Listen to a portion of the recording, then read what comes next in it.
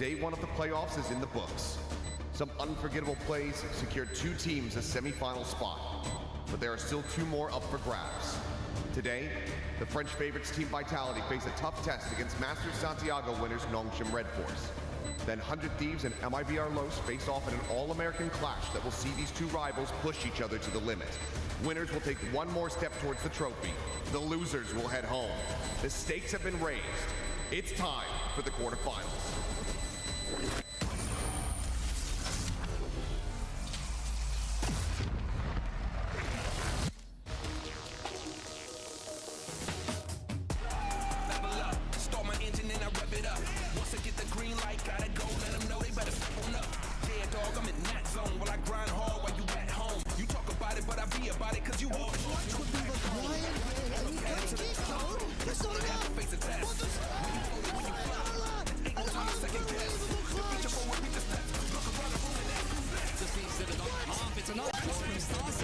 I don't know if he has time for this one though, Kev.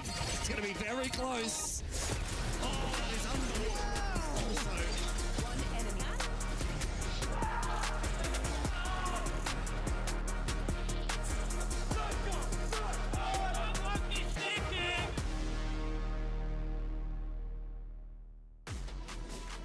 ladies and gentlemen, one and all, welcome back to the City of Love. We are live in downtown Paris. It's EWC 2026, and we are here on the main stage in the STC Arena for Valorant. I'm your host, Chris Puckett, alongside 2 of my favorite humans. I have a casting crush on this duo.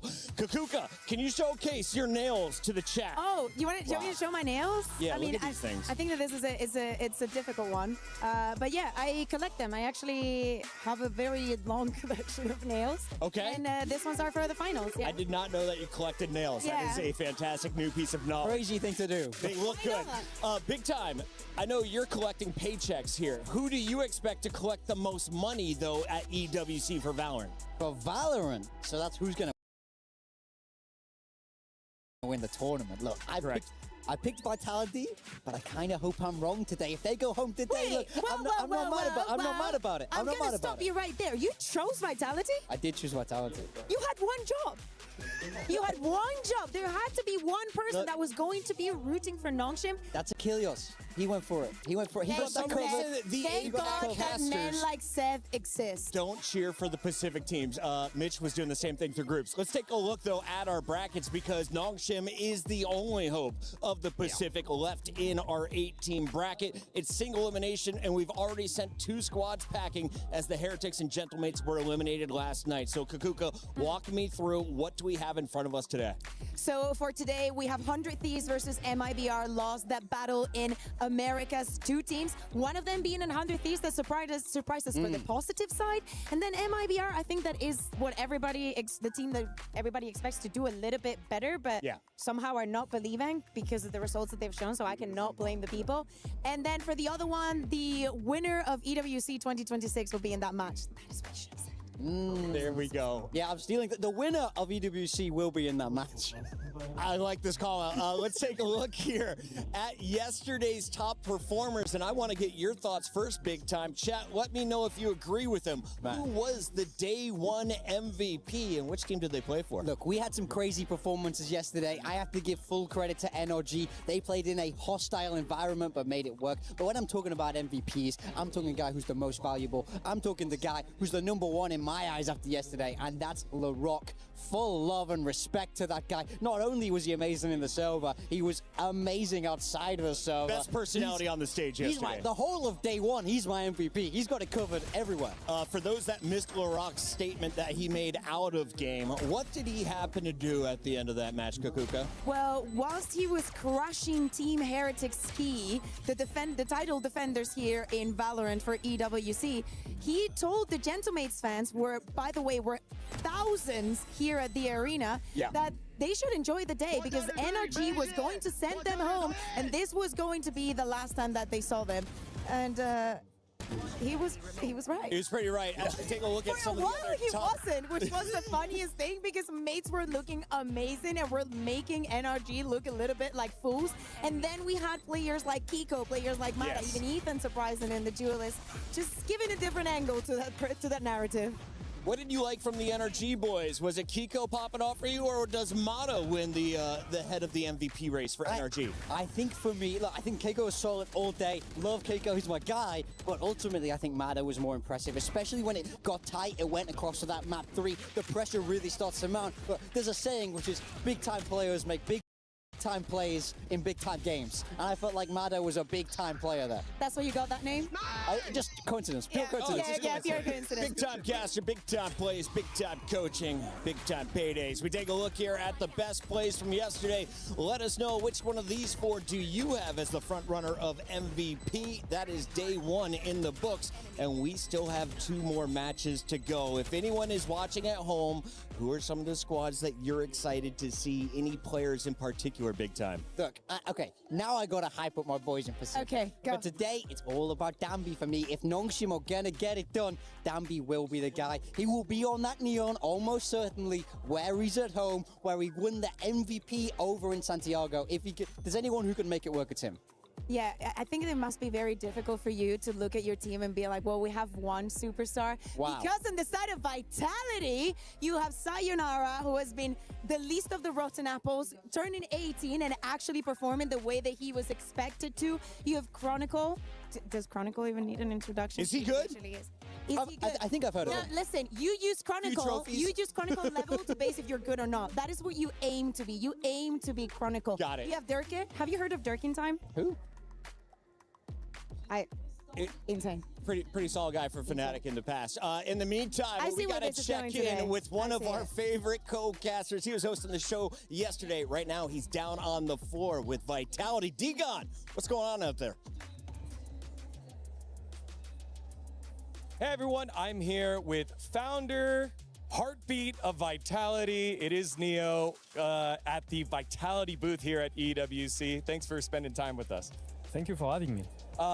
It has been such a great journey here in terms of esports. You have a bunch of different titles across the club championship. Last year, you came very close to winning the top there. What are the goals? What have you learned from last year into this year for the club championship? Definitely, I think we want to give a fair and nice battle to the other contenders, and of course, you know, like there is a big name Falcons, you know, that's won back-to-back. Might have heard of them. Of course, they are the biggest favorite of this tournament, and we want to challenge them, especially that we are at home, you know, like, and it feels special to play in front of our home crowd in our city.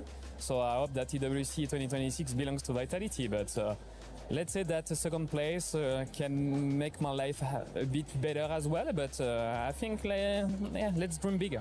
What do you hope that all of the Vitalities, the bees that are here, can provide to the players, given the fact that a lot of the time they're playing at the studio? What's the big difference here with the fans? Oh, I think this is something that we discuss a lot, you know, like most of our players, they are big stage guys, you know, they like to step in, they like to prove themselves in front of this kind of audience, and this is where champions are born and made. And I think it's really important to play in front of this audience, and I'm grateful that we managed to a really short amount of time to construct and build something that's as big as it looks like right now. And yeah, I think it will be definitely one of the key markers for us, because we need overperformance to beat Falcons, and when overperformance, you need probably a 6-man, and 6-man is definitely the audience. Absolutely. Now, here in Valorant, it was a big overhaul of the roster. You've gone with Pal at the head coach and kind of running this kind of project here. Then you added Sayonara recently. Kind of talk me through these changes here with your Valorant squad, and what are you most excited about for them? Definitely last year we had big ups because we managed to win the kickoff and we figured out super well at Bangkok. I think it was a bit heartbreaking fashion to lose over there. 1T1 frankly was an amazing winner, and then after this it was more complicated. We know we have some inner fights that created like some tension, and ultimately I had the feeling that the foundation was not sustainable anymore. So we had to get from the really beginning, and I think Pal is probably one of the brilliant minds that we have in the Valorant ecosystem. I think it's probably one of the best coach that Europe have been nourished, and yeah, I think I was starting with this piece, and ultimately, you know, when you have this kind of guy, you want to assemble like a team that is full of ambition. And I had Derke, that was a nice starting And then I had my eyes set on a Wonder Kids named Sayonara, and you know, like Wonder Kids and Vitality, it means something. We had Zen in Rocket League, Zaiwu in Counter-Strike, and I hope that Sayonara can be this type of beast. Yeah, very stacked with talent across the board. You heard Neo's thoughts on the club championship. Now time to take a listen to the players.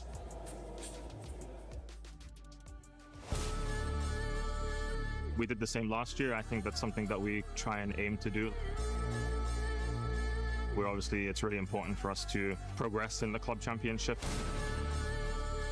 서로 자랑스럽게 생각해도 된다고 생각을 하고요. 일단은 많은 팀들도 이제 저희랑 같이 It's as important as any team to place in the club championship. Getting those points is huge for that nice little bonus. The club championship points are pretty important for 100 Thieves. I know especially last year we tried our best to get as many as we could, and this year we're doing the same. We already did some part of our job. Our bosses are happy, if I can say, so there is nothing else to say.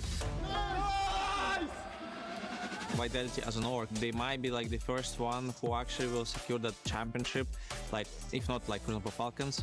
It will be super fun to see. If every team does good in their tournament, it's gonna be good for MyBR. We're gonna do our best to get the club championship. Honestly, I don't know how the rest of the clubs are doing in championship points, but I wish Falcons was, here so then we could deny them. That would be the funniest thing. Yeah, let's get these Falcons guys off the throne. Let's not have them sitting there for another year in a row. We want to be the team that makes the difference for the rest of the club. That's a privilege. That's something that management have done a fantastic job of really supporting us with and putting us in a position to do. That's the challenge that we're here for. It's time for Vitality. We want to see the fans enjoying that as well. We want to see them coming to get to celebrate this tournament and celebrate our participation in it. It was a huge thing for Heretics that we just won Valorant. Yeah, it put them really high in the club championship. No pressure coming from the organization. They believe in us, and we're kind of just believing in ourselves to do well and kind of move forward, progress, and kind of take the same kind of result as what we did last year. We're here to win the club championship.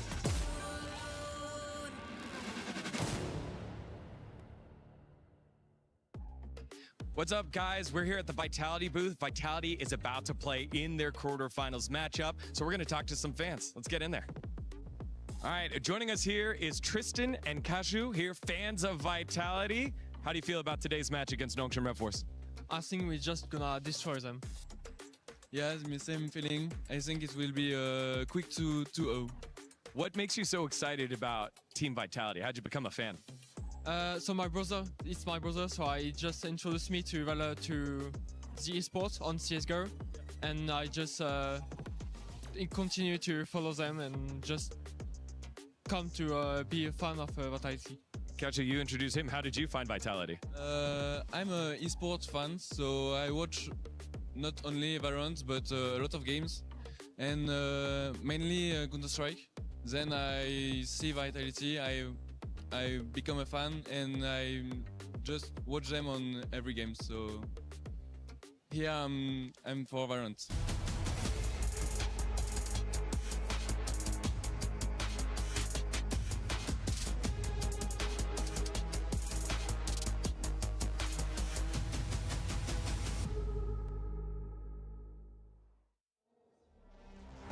It's awesome to hear from the players and the fans, and as you can see, Vitality ready to take the stage as Chronicle and crew are rolling through.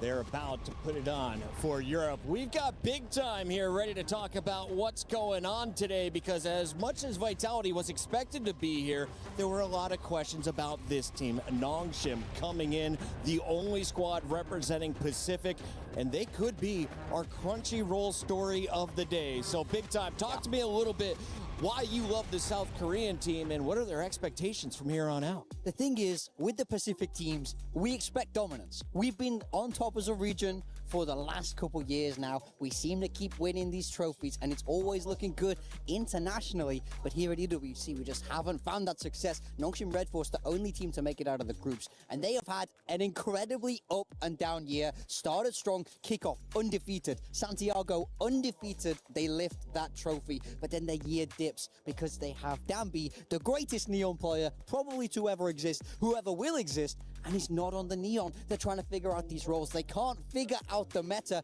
Then EWC qualifiers come around. Guess what they do? They put Dambi on Neon? Exactly. They put Dambi back on the so Neon. Smart. And what a surprise. They start winning games again. 7th to 8th place with him not on Neon.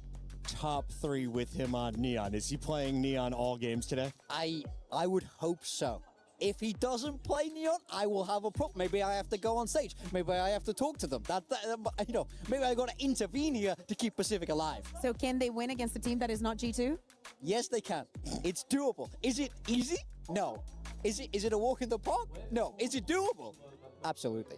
Absolutely.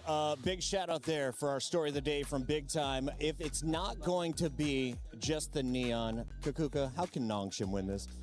I think that there's some other stars. I think that Ivy really had very good groups, keeping them alive in the hardest of moments and in the most difficult parts of the match. I think that Extras as well stepping up. I think that I like the way that Nongshim breathes more when Dambi's on the Neon. We were speaking about the reasons why they moved him away. And it's the fact that if you have a player that is that good, you do not want to put him in a situation where it's so easy for him to die at the beginning of the round. Yeah. But the thing is, like, no one can create the pressure in this space that Dambi can create whilst playing on the Neon. So it is the most worthy of the sacrifices. I mean, that's exactly it. He was often the self-described tank of this team. His job is go in and die, soak that utility. Soak up all that utility, let your teammates frag out. Well, a guy who is also looking to soak and frag out today goes by the name of Yampy. He's been doing it his whole career, and he's right beside Degon. Take it away. Hello, everyone. I'm here with Yampy of Team Vitality before his match against Nongshim Red Force. Now, RB was the one that you were up against, and RB was like, it's great to see some of the old heads there. Isn't it crazy the fact that you're considered now one of the more veteran players in Valorant? Yeah, it went super fast, you know, like when I joined the scene, I was probably one of the youngest ones, and now I saw that one of the oldest players was like Boo in this tournament. He was like, and he's like 28 or something, so yeah, it shifted very fast. Since you pulled Nongshim Red Force as your opponent, did your prep change over the last couple of days, or have you stayed the same?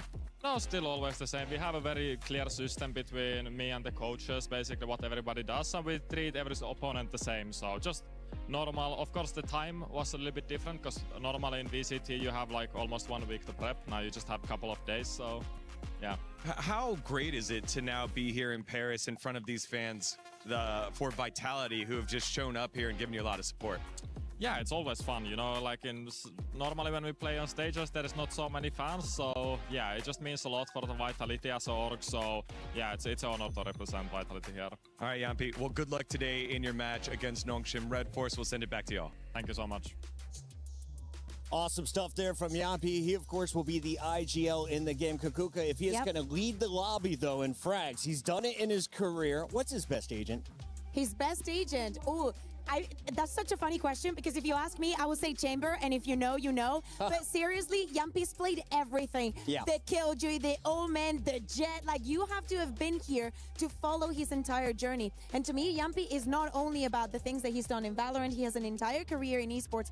And for him coming into this tournament, he's one of the players to look at, because, yes, in Vitality, there's very heavy shooters. They shoot so heavily that you forget that Yampy's also there, and he's one of the most cerebral and the smartest players that we have in EMEA. Where does the big brain choose to play? That is the question as we have our map vetoes up and running, and it looks like our first ban will be Fracture removed by Vitality. Lotus is going to be removed by Nongshim. Ascent and Split will be our first 2 maps confirmed. Thoughts coming in here, Big Time? So we saw Ascent from Nongshim over in the group stages against Gentlemates, and I think it was a 13-3 against them.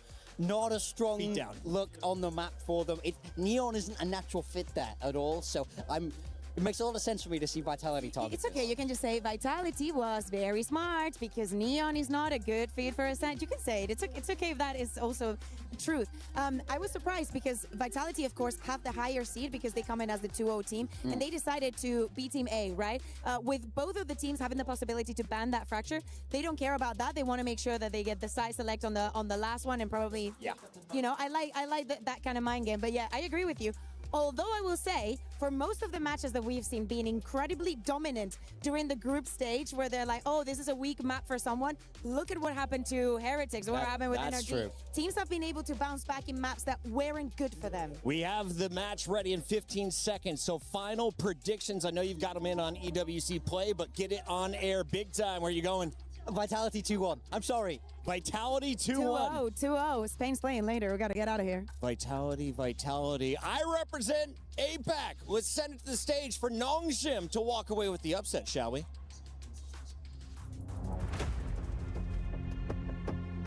Super interesting to play in front of French fans, especially the ones that will be on our side 100%, and also specific to our club as well. Golden Hornets will be probably here, and it will be really funny to see.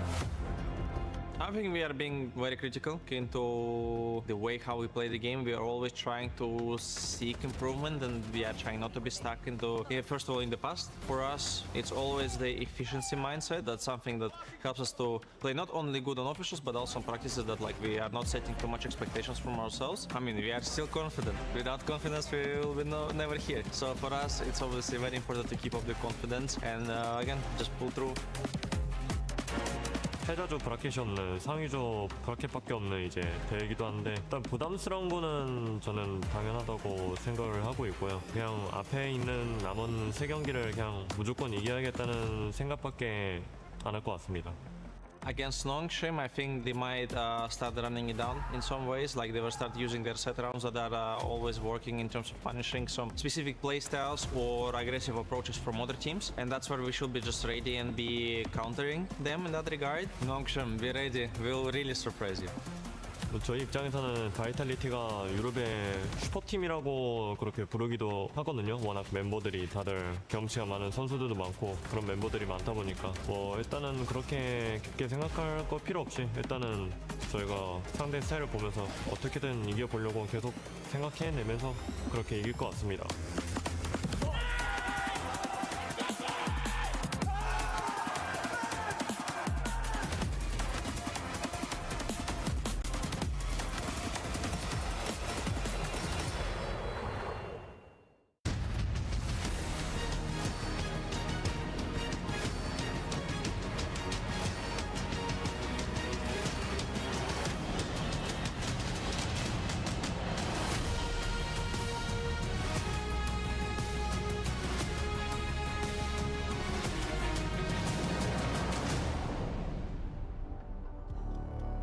Mesdames et messieurs, bonjour à tous, bienvenue à la STC Arena. Quel plaisir de se retrouver pour la deuxième journée de l'Esports World Cup VALORANT.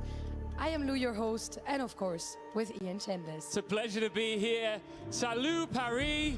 What a time it is to be alive in Paris. We've got the Esports World Cup going on, of course. This is day 2 of VALORANT at the STC Arena. And I was out and about on the streets of Paris last night, and it was a good time to be here, that's for sure. I am very glad that you got a little taste of what it is to be in France, maybe to be French during the World Cup.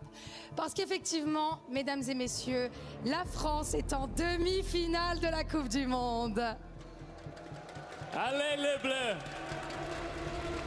Of course, there was lots of celebrations here in Paris last night when it came to the football, but here there was heartbreak. There was turmoil. We saw last year's reigning champions, Team Heretics, get crushed out of the tournament. And of course, the hometown favourites, Gentlemates, are out. I'm sorry. You don't need to make it worse like this, you know, but it is true that we only have one French representative left here in Paris, which is Vitality. Donc effectivement, on a perdu Team Heretics. Il y aura dans tous les cas un nouveau champion de l'EWC cette année et également les Gentlemates. Malgré une ambiance de dingue, ils nous ont quittés. So yeah, last hopes on Team Vitality, I guess. I mean, the cool and exciting thing about what we've got ahead of us here is that we are guaranteed to have a brand new winner here in Paris, and we are about to welcome our next contender onto the stage. Un club de FPS de légende, leur équipe VALORANT ne fait pas exception, vous le savez, eux aussi sont là à la maison. C'est Team Vitality!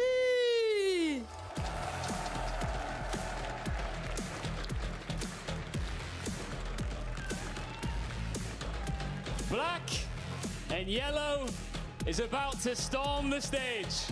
Here they are, a roster packed with winners, clutch players, and names that we know have what it takes to win. Top of their group, looking confident, looking crazy. Let's see what the Vitality boys can do today. And their opponents, Nongshim Red Force.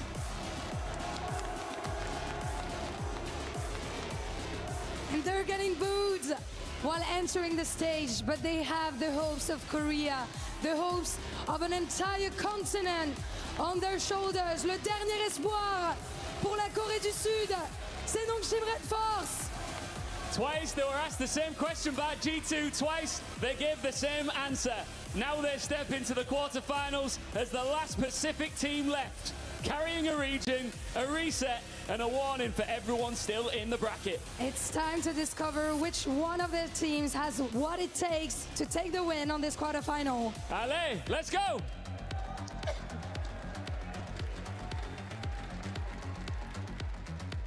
I am loving what we are seeing here on this stage. Excellent camera work from our directors behind the scene, and we are about to see an Emmy nominee-worthy performance by these teams. Nongshim getting booed by the fans, and Kukuka, we were saying, it's so unfair. You boo America, we understand it, but you boo the nicest humans on the planet, the most kind, most well-behaved esports players. Listen, I think that what Lou was saying on the stage is very important. At the end of the day, Vitality is the only French org left here in Valorant. So, of course, the crowd needs to be by their side. I am sorry, Morgan. I understand. Even you changed your mind and went for Vitality in the end. Look, that's a prediction. That's what's in my heart. That's not what I want to happen. I'd love to be wrong today. Your brain, not your heart. Exactly. These Nongshim Red Force kids, they have a lot of weight on their shoulders here, carrying not only a region, a whole hemisphere here in the Valorant competition. Doesn't get bigger than this in terms of pressure, but we know that they know how to deliver. We know they know how to lift trophies. One of the coolest things I've seen from Nongshim is their ability to bounce back. They can get destroyed in the first map and all of a sudden turn the game on its head in map number 2. They don't go down without a fight despite being down huge in rounds. Let's take a look at what they decide to bring out as we get into our agent selection. Vitality about to make their way to their stations. All smiles on the stage for now, Kukuka. They're excited. Also, having the coach behind the players is such a cool setup that we do not have in EMEA. Between that and being able to bring papers onto the table, like, my heart is definitely here. But as you're saying, let's talk a little bit about Ascent, because we were speaking about the results for Nongshim. Let's talk a little bit about Vitality as well. We saw them play against NRG, but it was just a 16-14 overtime. Yeah. Testing the waters might have been enough for them, and probably thinking of what you're saying, and then just making Nongshim go to somewhere there where they will be uncomfortable no matter what might be the key for today. Is that a normal thing in coaching in Valorant? Because in Call of Duty, you normally see people just try and play their best maps. Are you counter-picking more often in Valorant? Yeah, I mean, it definitely comes up. These coaches are smart. If you see a weakness from a team, it's very easy to go, okay, especially if you feel like you can play it to a decent degree. Right. You see weakness, you smell blood in the water, you go for it. Do you remember yesterday with NRG? I wouldn't blame Gentimates for wanting to go to the maps where Ethan is playing Neon. No shade to Ethan. Absolutely, we're not going there. We're not going there Small because amount of shade. I would no. If I actually wanted to shade him, I would. But that is not the case. But yeah, I can understand where it's like, oh, we see the weakness, something that we can exploit, and it happens quite often. I think that another one of the duels that we need to highlight when we talk about the history of this game is Derke and RB.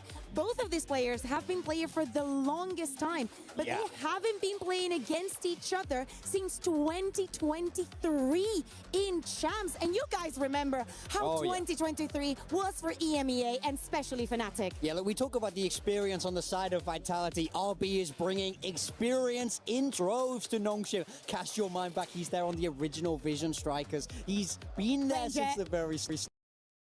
Playing Killjoy, playing Yoru. It really feels like RB has been everywhere. Here we go. We've got our agent selection in, and I was asking young Sayonara, the 18-year-old stud, what is his favorite? He can play 3 different roles. He said, I love to play the Sova, the Fade. He has more control over the games. Do you expect him to be showcasing that throughout this best of 3? Well, he's going to have to do it on a Phoenix here today. Much more aggressive from him. To be fair, I like him in this secondary duelist role. I think it lets him really get stuck in the mixer there. On the side of Nongshim, this is what we expect from them. It's classic double duelist. Dambi on his signature Neon, but look out for Exros. He has to go toe-to-toe with Sayonara there. Seeing Derke on the jet, it just brings back memory. We were talking also about Ivy when you see him now playing on the Sentinel. A lot of duelism and a lot of brawling, but control is going to come down to him. Yeah, for me, I want to put a lot of weight on Chronicle's shoulders here. Okay. On the Vice, he has everything he needs to slow down that double duelist in the second half. No verticality there for the side of Nongshim, so he has to really lock down those sides. I hear you're doubting RB on that verticality. I was going to say on the other side, if you are looking at Nongshim, are we liking this composition? It seems pretty old school familiar with the Neon in the mix, though. Yeah, look, it's very them. They love to do this. For me, I would rather them embrace their own style, understand what works for them. This is not a team that I want to see get too countered, get too in the weeds about the anti-strats, run what won you a trophy. Game is ready. Our casters are ready to rock for this first one. We've got the beautiful duo. You know them. You love them. It's Mitch and Tom Biz. Gentlemen, take it away.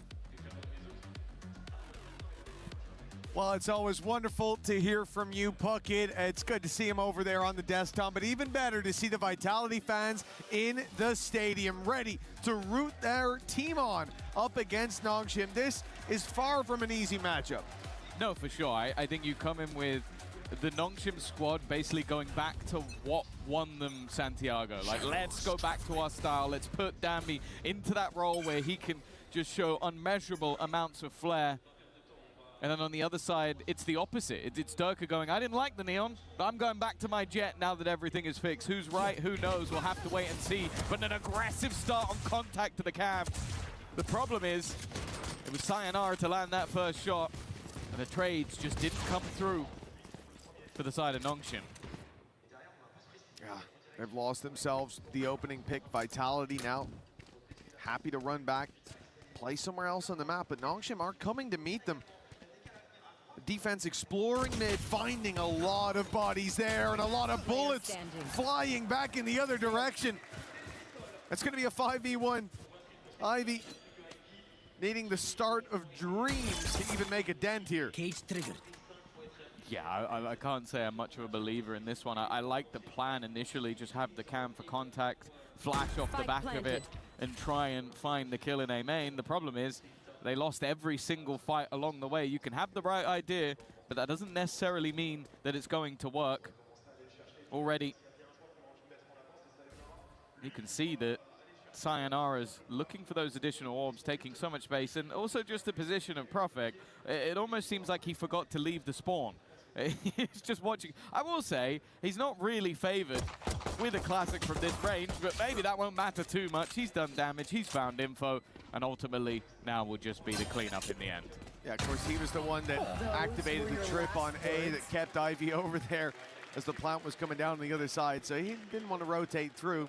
Now when there was likely to be a fight, got his scrap in the end, and, well, all things considered, I think Vitality are going to be pretty happy with how this round went. First fight goes their way, they group up on mid, they catch the counter push. And from there, only lose the one. Easy as can be. Good job, boys. Yeah, I mean, I think a very comfortable win. And obviously, we have to look back at what we've seen on this map so far. It was a dominant win for Mates versus Nongshim when they played this map. Really struggled over on the attack side. So I think we're definitely looking to see if maybe the defensive side half will work out better for them. Already, though, looking for an aggressive contact play. Again, it seems like the goal is have these little set pop flashes ready and then fighting off the back of them. It can be difficult at times to get value from the Phoenix on the defense if you don't have these sort of setups. But that's something that I feel like Vitality are going to have to figure out along the way. And already an opening pick in what is a round with very little to play with. We'll see how much damage Nongshim can do. And also when you're going into a stack, you're often going to want to have your Phoenix for exactly the reason that Nongshim used him. That counter flash going through the window after Vitality tried to take B main. Now when you push out to a site, you're gonna have to rely on perhaps that Vice flash. Make your way through. They're gonna group up towards the B side. They've avoided the big danger, at least for now, the stack from Nongshim, the numbers from the pistols, where they really become deadly, but they're on the other side of the map. It's gonna have to be Ivy just getting out, playing the retake with the squad. He's on 27 HP with a classic. He's not gonna get much done if he stood his ground, so I like the adaptation.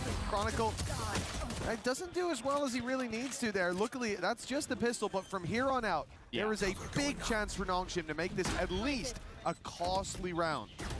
Yeah, especially when you're looking at 3 rifles. Any of them dropped will mean they're not able to be rebought. This is aggressive from Durka, surprisingly aggressive, but has a teammate covering off the angle. Make sure he can get out scot-free. Of course, they also don't want to get locked in. That's the other thing that must be going through the Vitality players' minds. If we sit back, they're going to use the spike against us. So we need to get aggressive. We need to take the space back away. And they actually do an excellent job. That could have been very, very costly for them. Instead, they kill all 4 remaining players. They lose no more of their own. And all the rifles, as you said, they'll be kept through to the next round. Yeah, this is it. Like you said, it was an aggressive stance that they were going for, Tom, but it was necessary in that moment because, yeah, if you sit back in a 4v3, sure, they're probably not going to get to the site.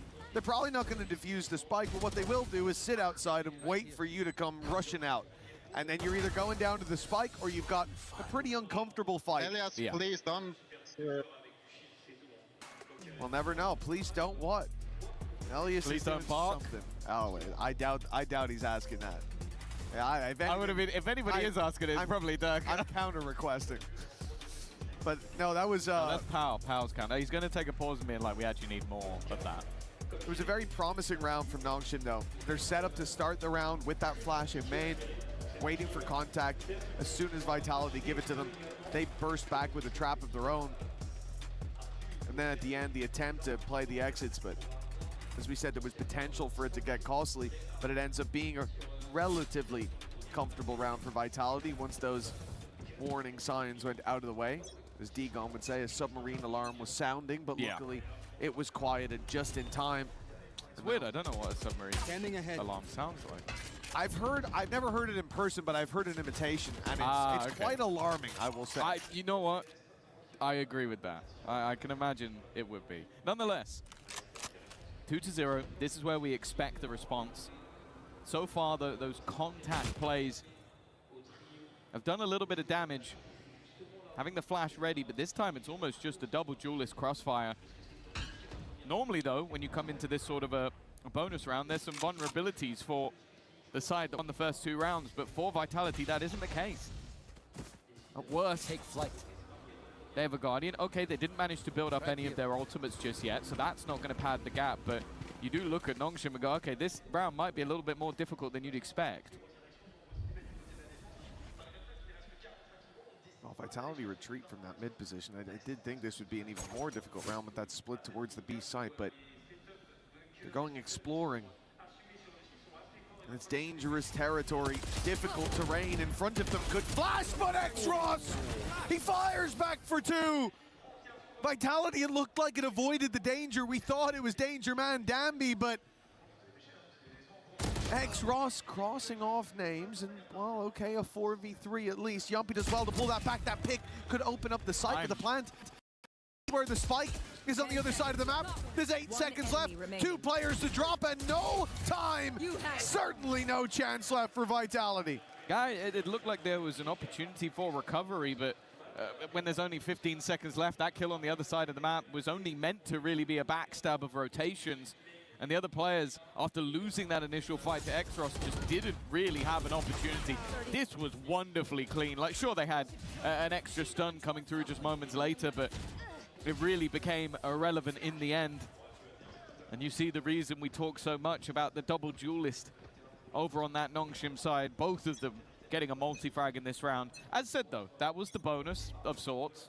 And now Vitality are going to come in with another purchase, but a victory here will leave them in a bit more of an awkward scenario. Yeah, Nongshim looking for a mid fight of their own.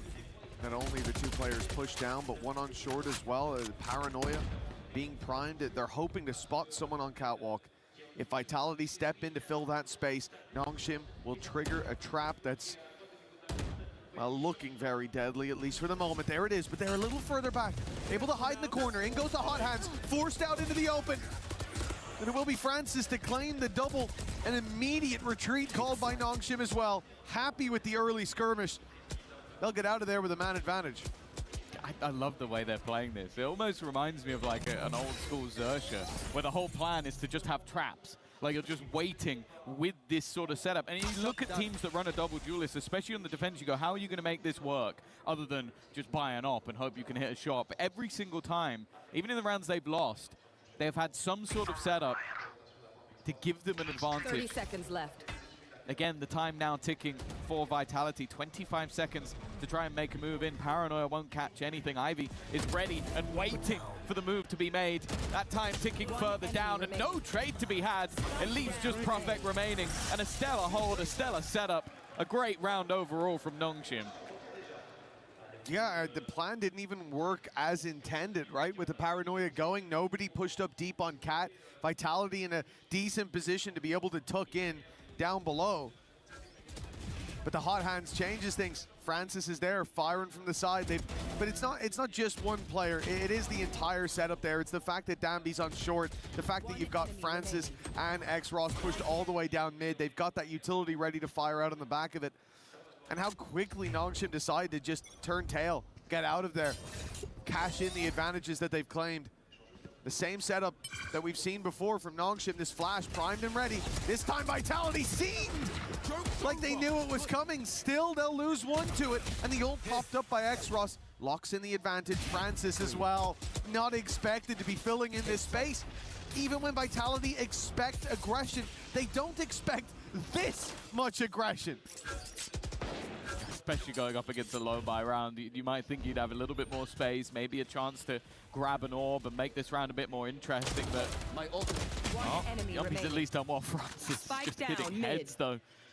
The individual capabilities of this Nongshim roster on show, and there's no real chance for Prophet to come out of this round. 3-2. It was a pistol and follow-up for Vitality, but other than that, it has been all Nongshim on this defensive side. And I said, like when they played against Mates, it was a 3-9 attack that they didn't really get to come back from after they lost the pistol round. But it definitely seems like they have some solid ideas on this defense. Well, so far it's been nothing but ideas, nothing but setups, nothing but traps that Vitality have to walk into. Good time for every pause. step of the way. The pause here. Interested to see who called that one. Well, I'm guessing Vitality. I think normally our camera angle settles, that was the thing last year, settles on the team that called the pause, and right there it was Nongshim. I would be very surprised if they were the ones to take it. Quite possibly. I have no other way to tell, Tom, so that's what I'm going with for now, unless someone wants to let me know. Yeah, I think that obviously in this case, especially the way the last few rounds have gone, it would make sense for Vitality to take a moment, listening to the coaching staff. I think even the fact that they've been playing these sort of more slow, defaulty rounds, and it's kind of played into the hands of their opponents, allowing them to have these sort of setups. And while for Nongshim, now looking at an opportunity, but Vitality come into this one with pretty much everything they need. They're one off having all 5 ultimates online. I wouldn't be surprised to see Sayonara try and use that running back earlier in the round, but the defenders are not just going to sit pretty. They've got an aggressive attempt of their own. It's a bloodbath outside B, primed and ready for it. Dambi stuck in the corner as the Hunter's Fury rings out and some damage off of it. Chronicle ends up falling as a result, but Vitality, they've weathered that storm excellently. Still 3 players left alive, the spike under their control, and Nongshim with no idea where the hit will come in. That looked like it was going to be a lot more dangerous.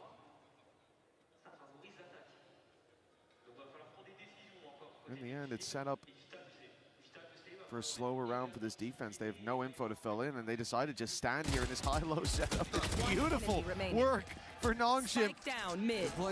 Vitality probably assumed there that they would have put the majority of their force towards A site. not necessarily the A side, but one of them. And instead, just standing in mid, standing on business. The spike has been found. Yumpy's alone in the round. Pretty much a sealed deal at this point. A big clutch needed from the IGL of Vitality.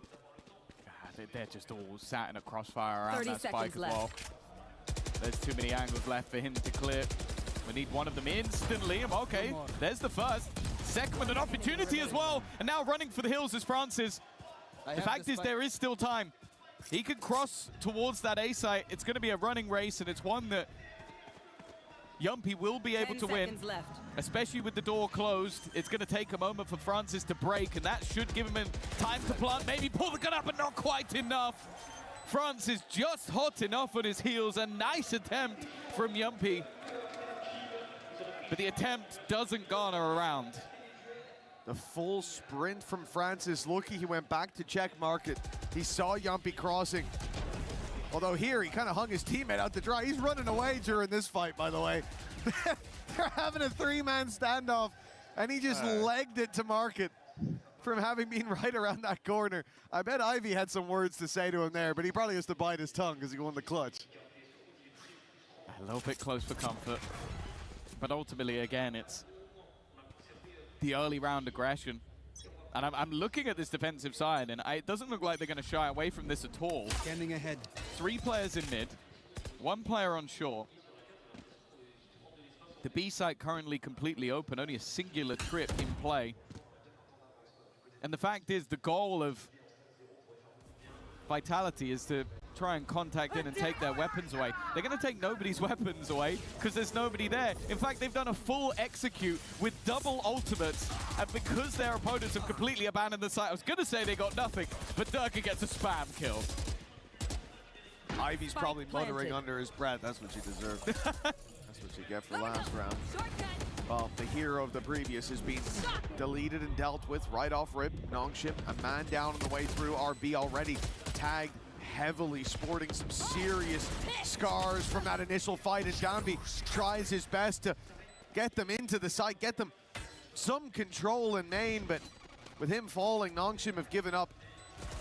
It's time to fall back and give that third round to Vitality. Yeah, those double ults committed for the site for nothing, but that shot through the smoke changed the game. Yeah, realistically, it probably would have been the exact same result if there was somebody on the site. Like, you're probably getting a kill, or there's going to be a player with no gun. So I don't think Nongshim could... It must be annoying from them, but for Vitality, it is probably exactly where they expect it to be, with some form of advantage. Even still, though, that opener definitely helped them out. With a little bit of luck going a long way. For Nongshim now,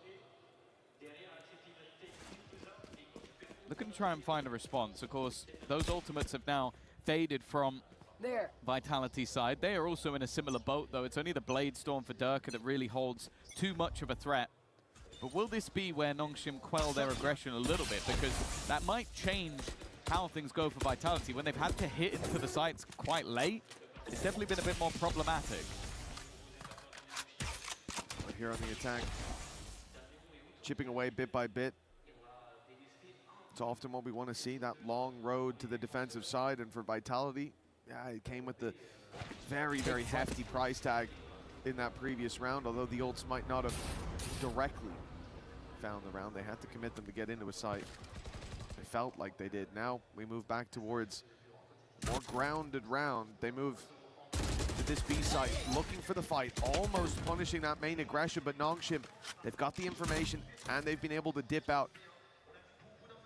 That trap could be a real problem here for Durka if he decides to go for that updraft dash out, but it looks like re-aggression is the name of the game for Nongshim, and they found one. Yeah, and they've done so much damage as well. They'd hit Chronicle earlier, but I think Yumpy gets connected on by the spams, and Francis is going back for more. What? He just has no fear. Around the wall he goes, and see you later, Chronicle. You might be a player with 3 trophies to your belt, but Francis doesn't give a damn. And that leaves just 2 remaining once again. 20 seconds. They've had to deal with so much of this aggression. They're getting out of this seems impossible. There's even a paranoia left at 13 seconds on the clock. 10 seconds There is left. nothing that Vitality can do about this one. And it seems like their pause may have caused a flash in the pan, but we are right back to winning ways for Nongshim. Yeah, even saving seems to be something that they'll be denied, at least for the first.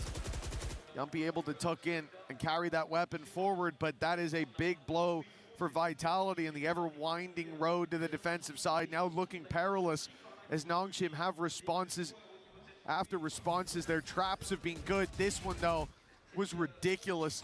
The reveal and a cloud burst, the re-aggression from Francis, the walk through the wall to shut down Kron. This has been about as clean of a start to the defense as you want. And even though it's 5-3, it feels like Nongshim have a chance to lock away a lot more rounds than this if they keep up this kind of pace. Well, it's worth mentioning as well that when they were swapping things up and not having Danby on the Neon, the guy they had on the Neon was Francis. He was the guy that played these more aggressive roles, and you can kind of see why. He's still doing it on Sova. Bro just swinging into Chronicle like it's absolutely nothing. Well, now right back into a more standard execute. Durka trying to lead the way, but it's an immediate shutdown. Good trade from Sayonara, but again, it seems like the defenders have come out on top. Danby even going back through the smoke alone. And he's wiped out too as he does it. It leaves Chronicle. He has a 1v1 on the site. The door has actually been closed behind Ivy, leaving him completely isolated, but now he's bought time for his teammates to rotate in. Nice shot from Chronicle on the first, but Francis not giving him anything. Danby's flank. It's just time being bought. That's all France is doing. He's just baiting. He's just baiting for the freest kill of Danby's career, and eventually, even on 5 HP, he'll be there to close out the round. An absolute menace going back and forth through that smoke. Yeah, Danby started to feel it in the middle of that round. You could see it. The fact that he hits the stun, and I think when he throws that stun, he knows that probably hasn't hit. He knows that player is probably more than capable of taking the fight. I just don't think he cares. And that's the scary thing for Nongshim. The traps have been working.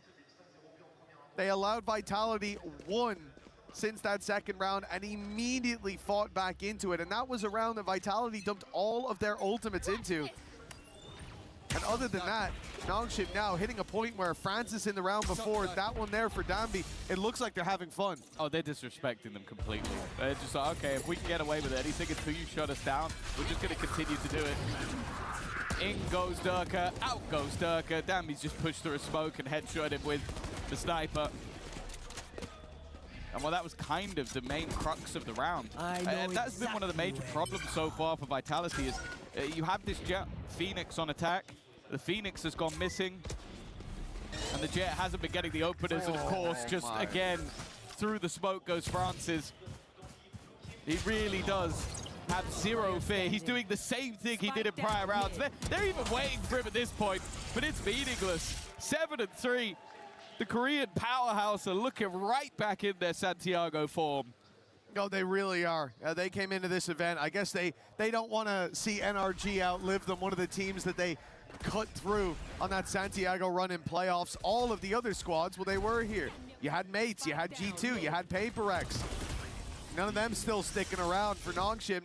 That's telling them we've got a chance to actually take this trophy. And we might even end up facing NRG for it, which will be just fine for them. A record that they're happy to repeat.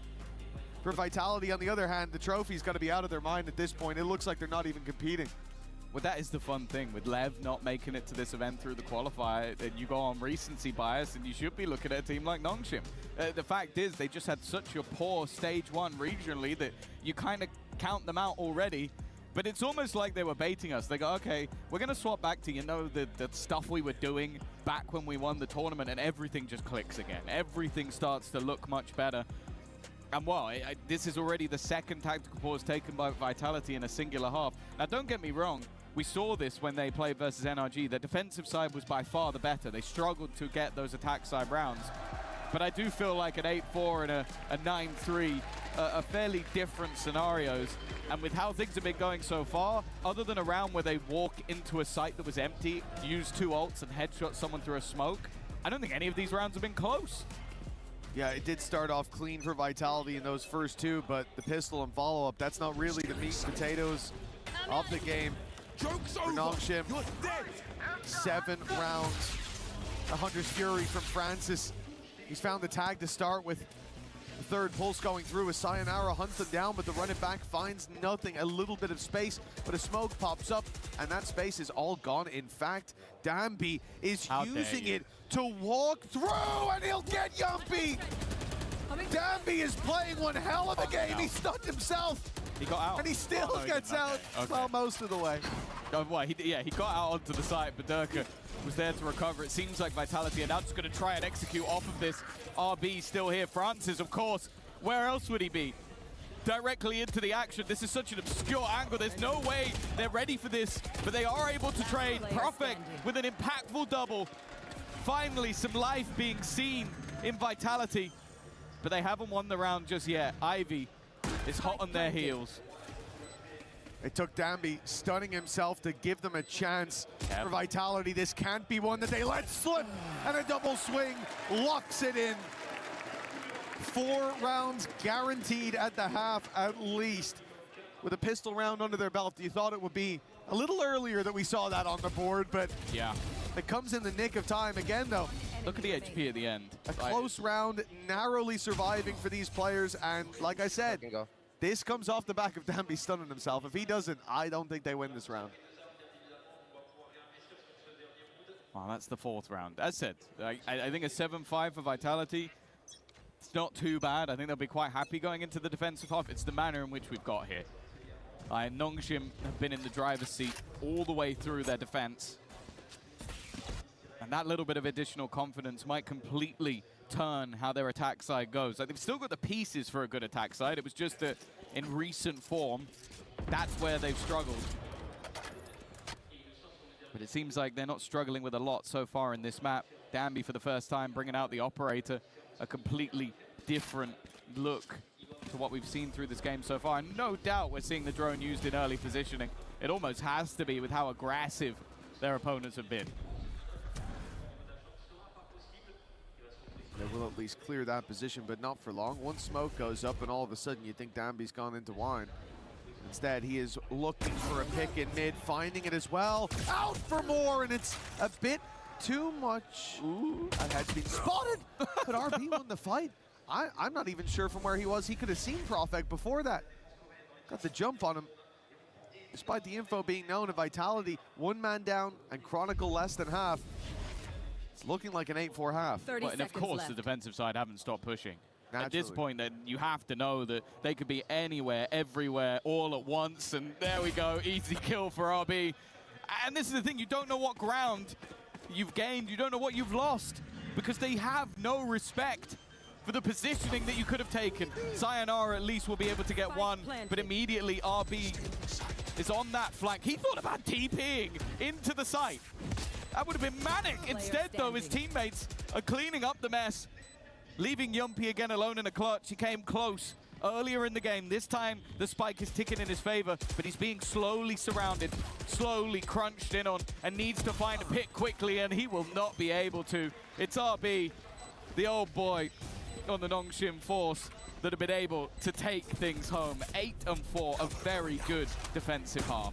Well, considering they lost the pistol, yeah, this could easily be double digits on the board for Nongshim. And the way that the rifle rounds went, could be 12-0. Yeah, exactly. Like, it could be so much more. This, honestly, Vitality feel lucky to get out of there with 4 rounds, and this isn't the face that I expected to see from this team here today. Again, we talked about this squad.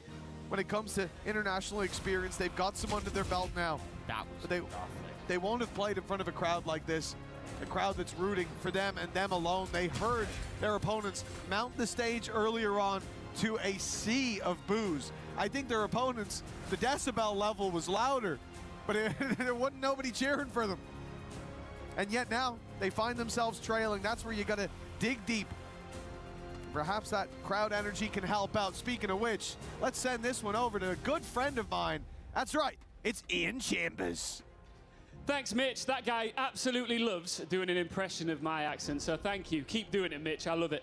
I'm standing by with a Vitality fan here.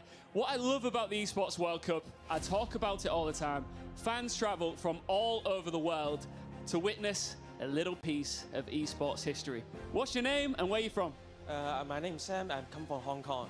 Hong Kong. So you've come a long way to come and see this. How big of a fan of Valorant are you? I think here is a great place for esport, and it's great for Valorant. I think here is I can enjoy very enjoy it. Yeah. So you're wearing a Vitality shirt. That did not start too well. How are you feeling about your chances in this matchup? I trust Chronicle, and I trust Sayonara is the best of the player in the world, I think. So they can win this game. That's good to hear. I'm sure that they'll be loving to hear that support. When you arrived here, what was your impression? What did you think of the size of the Esports World Cup, the stage here? What do you make of it all? I think the stage is great, and we have a lot of the players loving Valorant, so I like here very much. Were you here yesterday in the arena? No, I'm come from 6th of junior. Okay, amazing. You think your boys can bring it back? Yes. All right, Sam, take a seat. Lovely to meet you. Enjoy the Esports World Cup. Let's get back into the game.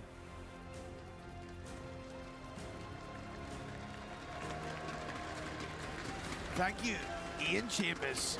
Now, as we get back into the game, Tom, this is where things start to heat up. For Vitality, they've looked a little bit cold, but now this is their map pick. This is the defensive side that we have so much hope for. And if things don't get off to a good start, even a pistol, I'm going to get worried. Yeah, I think the fact that both Durka and Sayonara have been having a rough game, especially Sayonara in their last game, ended up with 30 kills for them to come back versus NRG.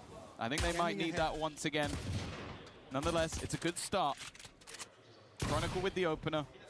Durka definitely not shying. Well, actually, I was going to say Durka. Yeah, there's a few players not shying away from a fight. There's more defenders in middle than there are attackers. And that's something that gives an opportunity for a fight, but every fight is going just one direction. Maybe the game's not been going great for Vitality, but the Pistols certainly have.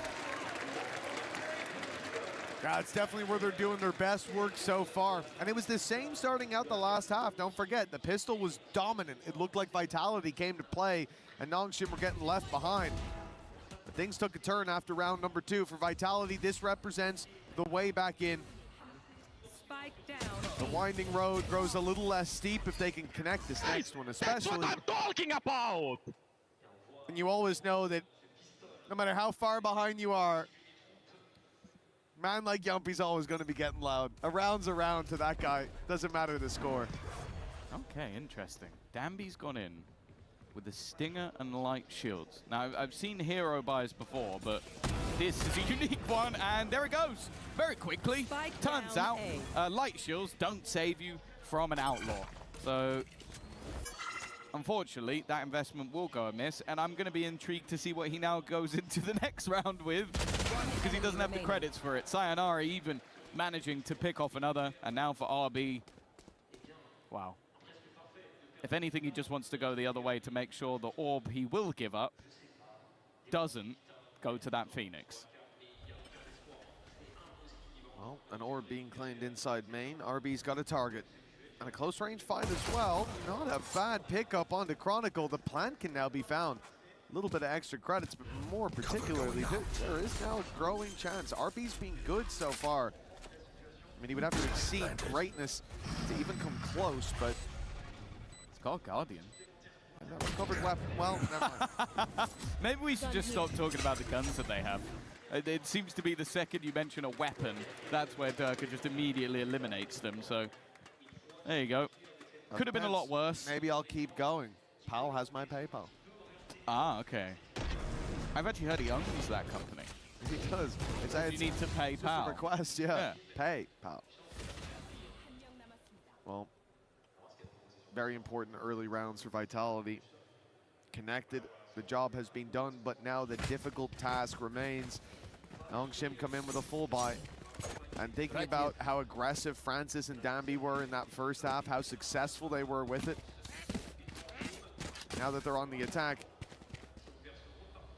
I'm even more scared of what they could put out. Vitality seem to want to scrap towards B main. It's just going to be utility off. No, yeah, Chronicle's thinking about it. They've seen presence now. They won't push in. He's only got a stinger. I feel like his utility holds a little bit more value than the gun he has, but it also does mean he needs to get aggressive. And you can see how fast they're expecting their opponents to be. Speaking of fast, one from below, one from above. Ivy's reactions are in another league to anyone else. Waits for the aggression, but this time he's punished by Prophet. Chronicle is going to hear the steps running through. Space taken by Danby, a good opportunity. Nice shot connected by Prophet, but he can't do too much more. He's left a couple very low, but even still, an inherent advantage now picked up by Nongshim. And yeah, it's safe to say they know exactly where their opponents are. You know, an attempt to spam back, I think that's about all we can amount it to. Oh, Yampi. Decent chance to pick off a couple of players here. One shot on any of three. Anyone but Francis. But no shots landing for Vitality. That is a big round for Nongshim.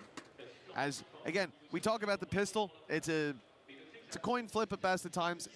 If you lose the second round, we've got bigger problems, although we've seen that here, especially in the first couple of days.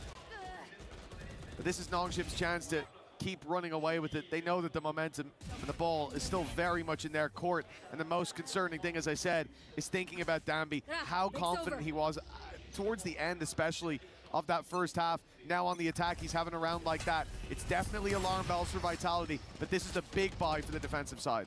Yeah, Operator in for Durka. Sayonara, one away from having his ultimate, although saying that, Exos just got his online. Looks to set them up nicely. Now they need to clear Ivy, because although he didn't have the greatest of first halves, that last round was disgusting. Able to quell the aggression of Vitality. Spike drop. Completely solo. But for now at least, a little bit more tempered by Nongshim. It does really seem like they're building up into that Phoenix ult B-site press.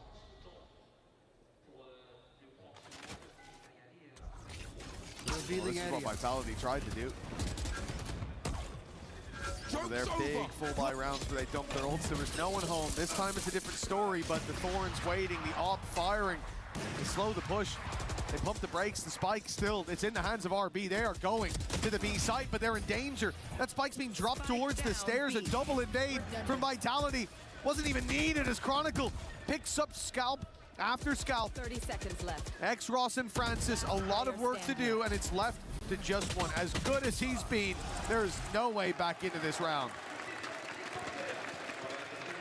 Really solid defensive hold from Chronicle there.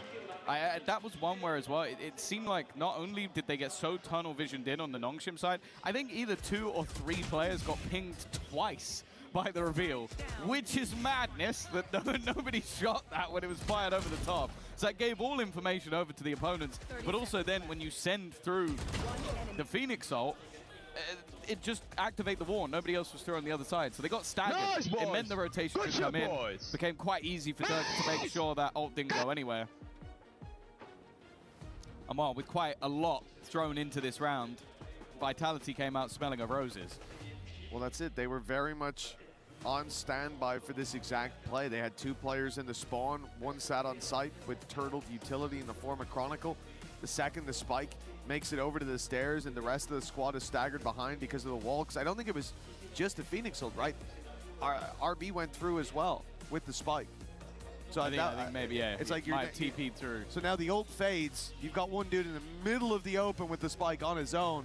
And as soon as that falls on stairs, as soon as he walked towards stairs, it's like, this is over. Because Vitality had the rotates in time. They had boots on the ground, right position. And already, you can see the timeout was called immediately. The second that one slipped, because there were a lot of mistakes there. The initial execute, the reveal not being shot, the spike being deep on its own, isolated. That can't happen. I think it's also the context of the last 2 times they played this map. Because it feels like a bit of an early pause, but when you go 3-9, 3-9 on attack sides in back-to-back games, I think the coaching staff very quickly realized that if we're going to get ahead of this, we need to do it early. We don't want to allow this map to slip away after having such a solid half. Dear Lord. Wow, Exros has got a little bit unlucky with that one. A wallbang that has ripped his head off in the first seconds of the round. Well, losing your Phoenix like that, not going to help out the problems. No, I mean, that's not that bold of a statement, I think. Fantastic work by Vitality early. They found 2 spams, 1 for a kill, 1 for damage, but Dambi quick to try and recover. They're taking out the Vice utility, but still on site. Yumpy remains 53 HP, and they know that he's here, but not exactly where. The snake in the grass strikes for at least 1. Can he get another bite into a pound of flesh? He will! RB's caught on the retreat. Yumpy dancing with death, but every step is perfectly placed. Francis, the last man standing, 4 to take down. Yumpy's there from the beginning until the very end for Vitality. They are 1 behind. That was just good positioning from him throughout the round. Takes a lot of early spam damage, but then there's a lot of spam damage done back in response. The remaining 3 players end up low, but it's more so the molly utilized by Sayonara to give him the freebie. The second he clears RB, the other 2 players are back towards the site, and he's able to isolate some more favorable duels. At that point, if RB turns around, he's trapped on the stairs and there's nowhere to go. So that molly helps him out this one immeasurably, because it gives him a place to hold onto that ground. And then, hey, even cleaning things up towards the end. Yeah, I saw. We spoke about how this defense from Vitality has been stellar, and the opposite for the opposing side on the attack. But after what we saw in the first half, I was sort of fully on the cards that, okay, this is going to be Nongshim almost running away with this game. But they've stumbled early in this one, and it seems like the momentum now is firmly with Vitality once again. I've heard this is now Nongshim with another timeout. That's concerning. That's surprising. That's back-to-back, no? Is there 2 rounds? Yeah, that's back-to-back rounds. As a player, that's one of the worst things that you can hear. You know that there's mistakes being made. You see it. You just lost 2 rounds, and the first one started with a revealed double ping in 3 players. This one, it really feels like the teacher's taking you down to the principal's office at this point. Like, it's time to behave. But for Nongshim, well, they're still in the lead. A lead that was, yeah, but that's the thing. Even though you've got that lead, with the context of their previous attack sides and double pauses like that, I think the morale is going to need picking up now. Like, that is going to do a number on your mental. I guess. But it also then, I don't know, maybe I would have waited another one to see how the eco goes, but I guess it must have been a scenario that was worrying enough. Something's wrong, man. They must have called something in the timeout, and they're not hearing the lessons being applied. They're hearing the same communication issues or whatever it is, the same reactions. Maybe it was RB going towards the smoke there, being caught out by the molly. This attempt to get ahead of Vitality, to catch them off guard, even though they've been ahead of the rotates. Whatever it is, it's not a good feeling to have those pauses called back-to-back. You don't... on one side of the stage, for Vitality, they're sat there going, we're not even in the lead and they're panicking. Let's go. This is our game now. Oh, back to the B site. Eventually, there is going to be the spot, but the fact is there hasn't been any need to move this Vice wall just yet, because it has had value every single round. The TP, I think, has been heard, and then the spike's been dropped on the other side of the wall. RB is the only man standing anywhere near and just stopped going towards Chronicle site. I think that might be the answer. Every time that Vice wall has been there, they haven't even got close. Yeah, the Vice wall in the way, and Dambi's wall very short. It was hey, that's the average size. The fast line did not cover very much distance. That wall there. looks massive to me. Fast lane. Yeah, no, it was huge. Huge.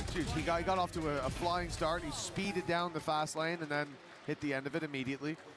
You know, I would say that's at least, what, like 5'7"? A little bit. A little bit more, maybe? 5 or... That's your 8? height, right? Wow. See, I actually thought you were making a 6'7" joke. I thought that's what that was. 5'7" or maybe a little more. I thought I didn't think you were referencing the fact that I'm 5'7" and 3/4. 3/4 is important. That does put it above average.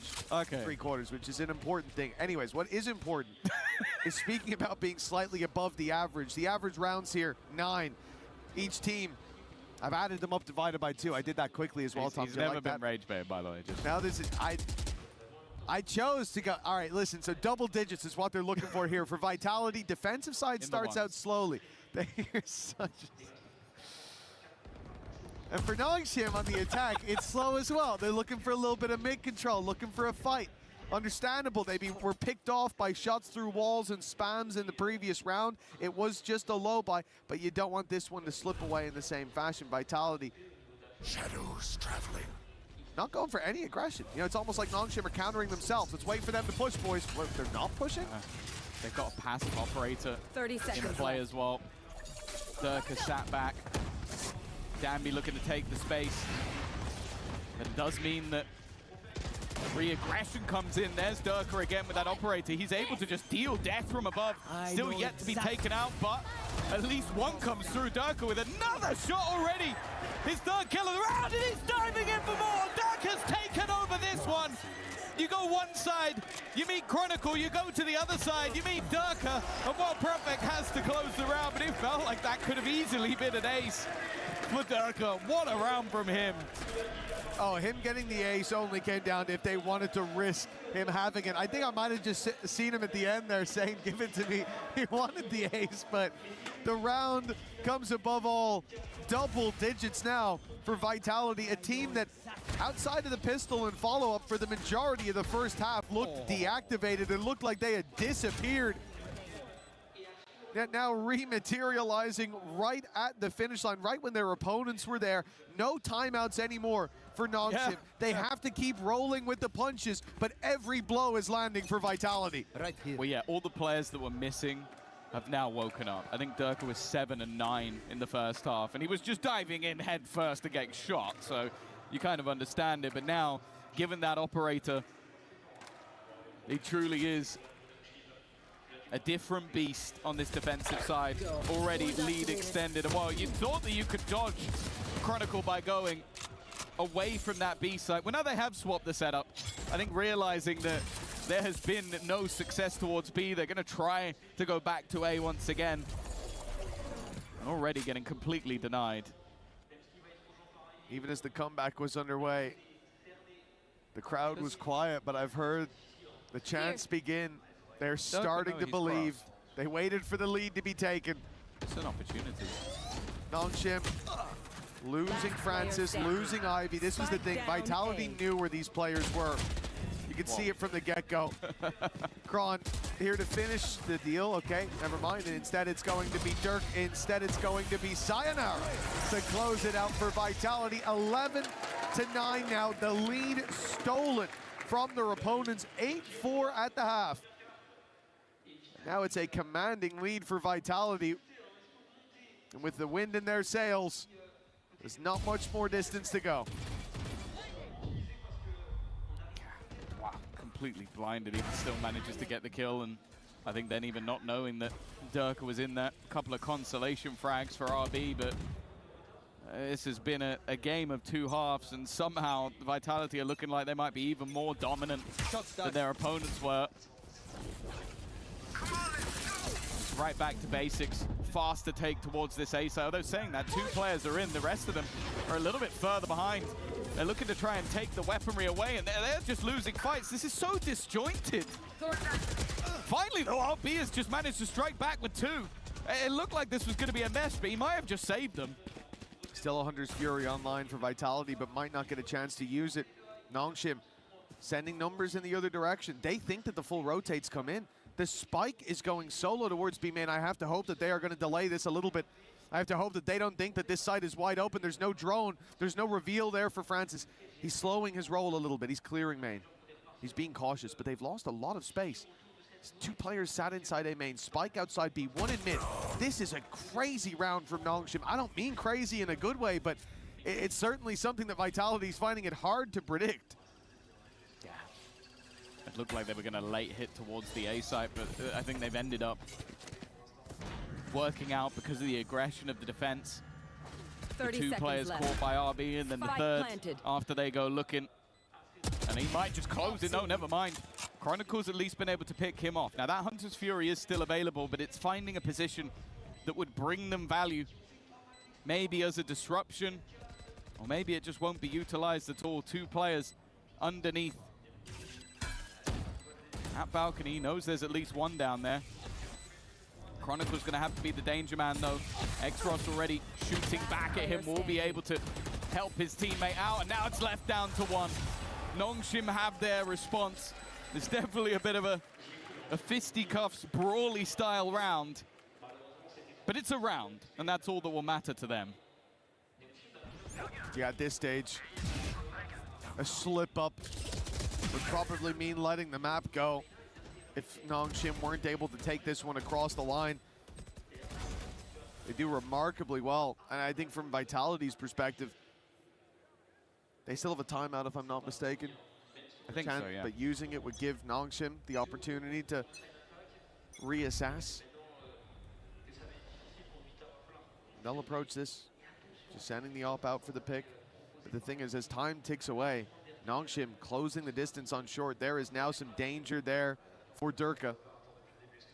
They should be ready for it, and indeed, baiting out the first shot, they'll send him back. Shadows traveling. Francis got hit on that. Already a little bit of additional damage. Drone looking to just re-clear any of the ground that they lost, and Prophet has spotted out a player towards long. It might sell a bit of a ruse that they're still going in this direction. Instead, Hunter's Fury, and that was the already tagged up Francis. That's going to be one gone. Timing actually works out for X-Ross, though. He's able to clear the line, but then Yuppie just swings in and pops two heads in an instant. I don't even think he should have expected anyone to be there. Okay. A little bit thicker than expected, maybe, for Chronicle. No, that was all part of the plan. He's rubbing show it the junk in the trunk. Exactly. To bait the opponents. Blind them with the full moon. It's a brave strategy. New ability? 30 seconds left. Radianite malfunction. Well, it looks like 12 on the board for Vitality. 20 seconds, Spike miles away. An ult for RB, and he's moving towards the site. I mean, I think they might get a plan out of this. I don't even... Clearing it, he might try it. 10 seconds, he'd have to go now. Left. Okay, that's one at least. That's the thing, the rest of the players look like they were just going to be holding for the retake. Because that spike was dropped by the Hunter's Fury. I don't even think that they know that they don't have it at this point. He's probably kicking himself now, clearing that back boathouse with 5 seconds going, I could have just planted, what are they doing? Yeah, but I like it from the Vitality side, because they just went, they probably assumed they did have the spike. Yeah. So they don't expect him to TP. They assumed he either has it or he's going to use his ult to take it, so. And then rather than leaving Chronicle half HP alone on the site, they're gonna just retake it as a team. And when you have that much of an advantage, playing it safe makes a lot of sense. And why it does seem like that one chaotic round with RB able to be in the center of a victory might be one of the only rounds they end up with, unless Nongshim can get their first streak of rounds. And while you can see what Profek's doing, he had himself a rifle. Now he's going to hide with a judge in the smoke. The entirety of the opposition waiting on the other side. Well, there's some tickle damage from Profek, letting his presence be known. Picks up the rifle. Shot landed by Durka, clean onto RB. Paranoia couldn't be better from Profek.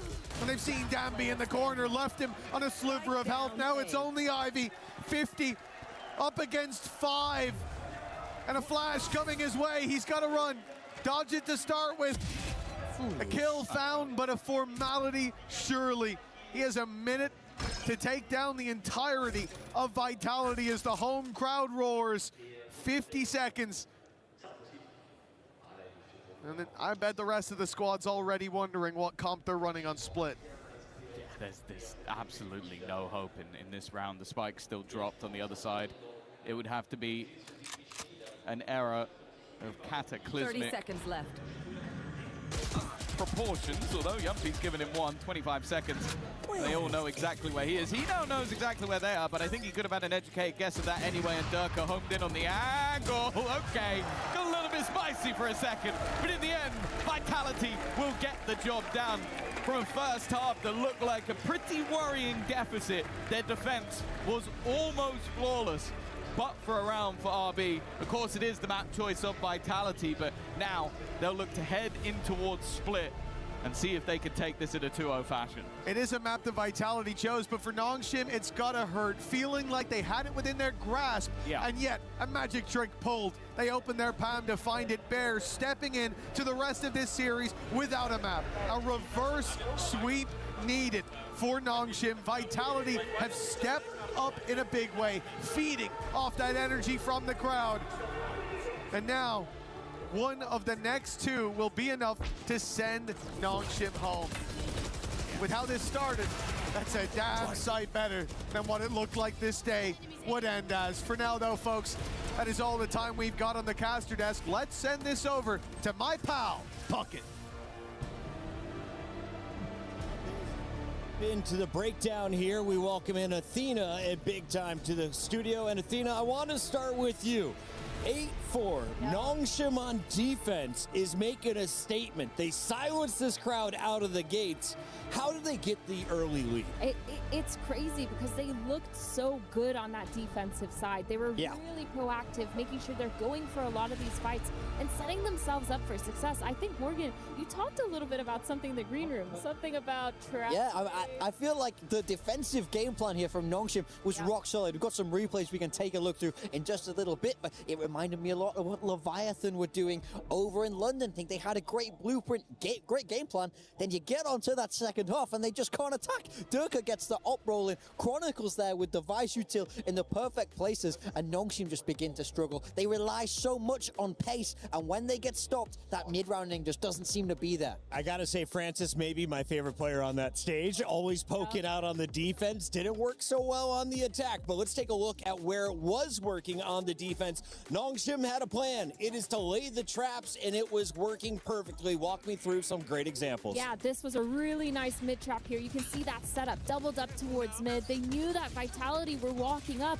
That flash and the paranoia combo trapping them in that corner. They also threw that molly for them. Yeah, I love this because I feel like they fight Vitality ahead of the game. They don't let Vitality attack into them. They take the game upon themselves. I feel like they did an amazing job of this throughout the defender half. This is another fantastic example of a little B main refight with that recon double swing. It's so perfect because it just disrupts the tempo. It stops Vitality from getting their own double duelist rolling. So I was very impressed there. I was feeling very happy. I was feeling very optimistic. Very happy. And then the side swap happened, and now I'm angry. Now I'm sat here annoyed. Let's talk a little bit about where Vitality flipped the script. Was it purely Durka? Was it a team effort? What did you see? Because the attack was a total different story. 9-2 in the second half, Athena. I think it was definitely a team effort, but Durka was one of the main reasons because once he picked that operator, it was almost over.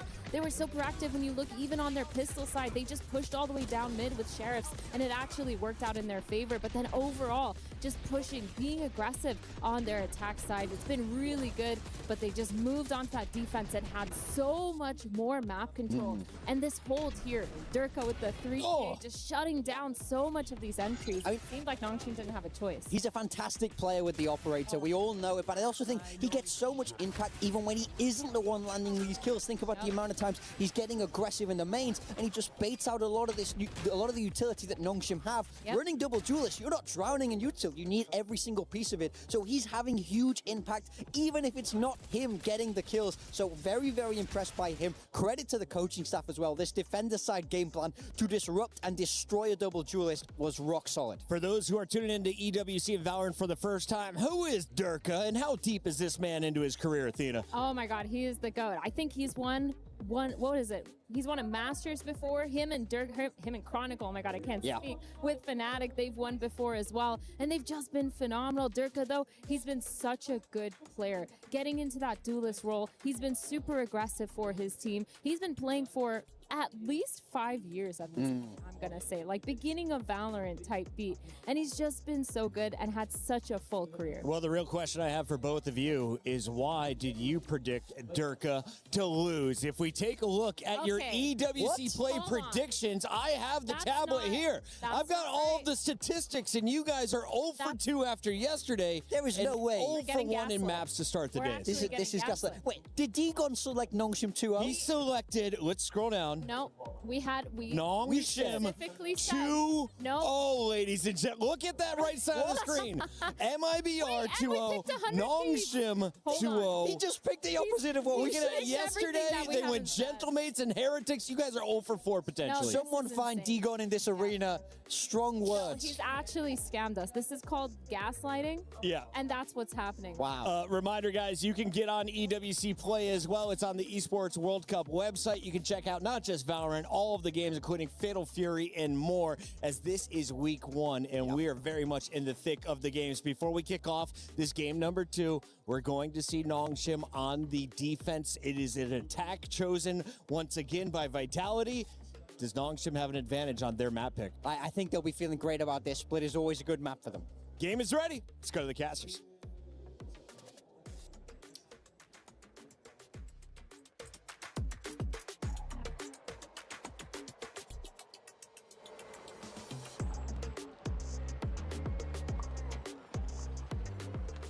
Valorant has exploded into a global phenomenon. Spike planted. 16 teams vied for the crown, but now only one will take it. Watch their dreams shatter before them.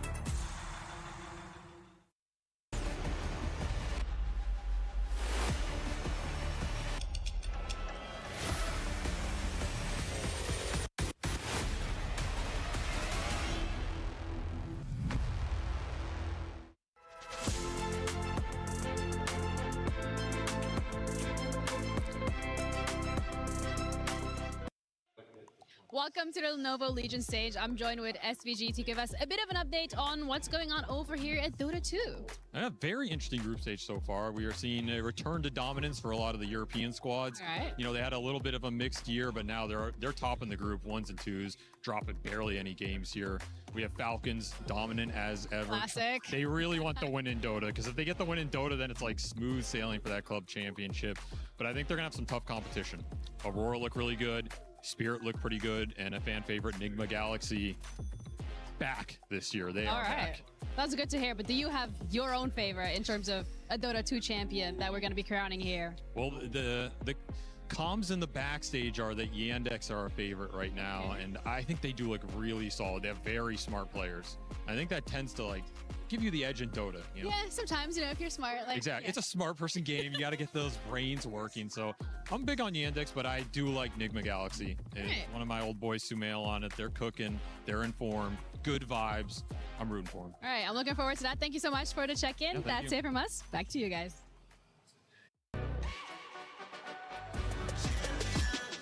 This ain't no regular thing. Came for the ring, you know what I mean. You see my name in the lights. Better get right, I'm champion.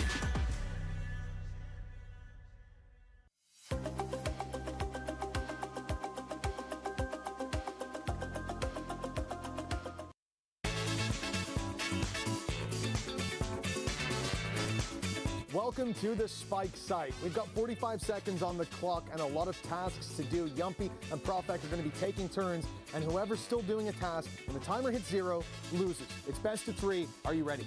No. Yes. I'll take your answer. Okay. I'm going to ask you a question to decide who goes first. Okay. Gentlemen, how tall is the Eiffel Tower in EWC Club Championship trophies? I would say like 450. 1,500. Yumpy is still closer. The answer is 550. Stack 10 coins in the single pile. Where are the coins?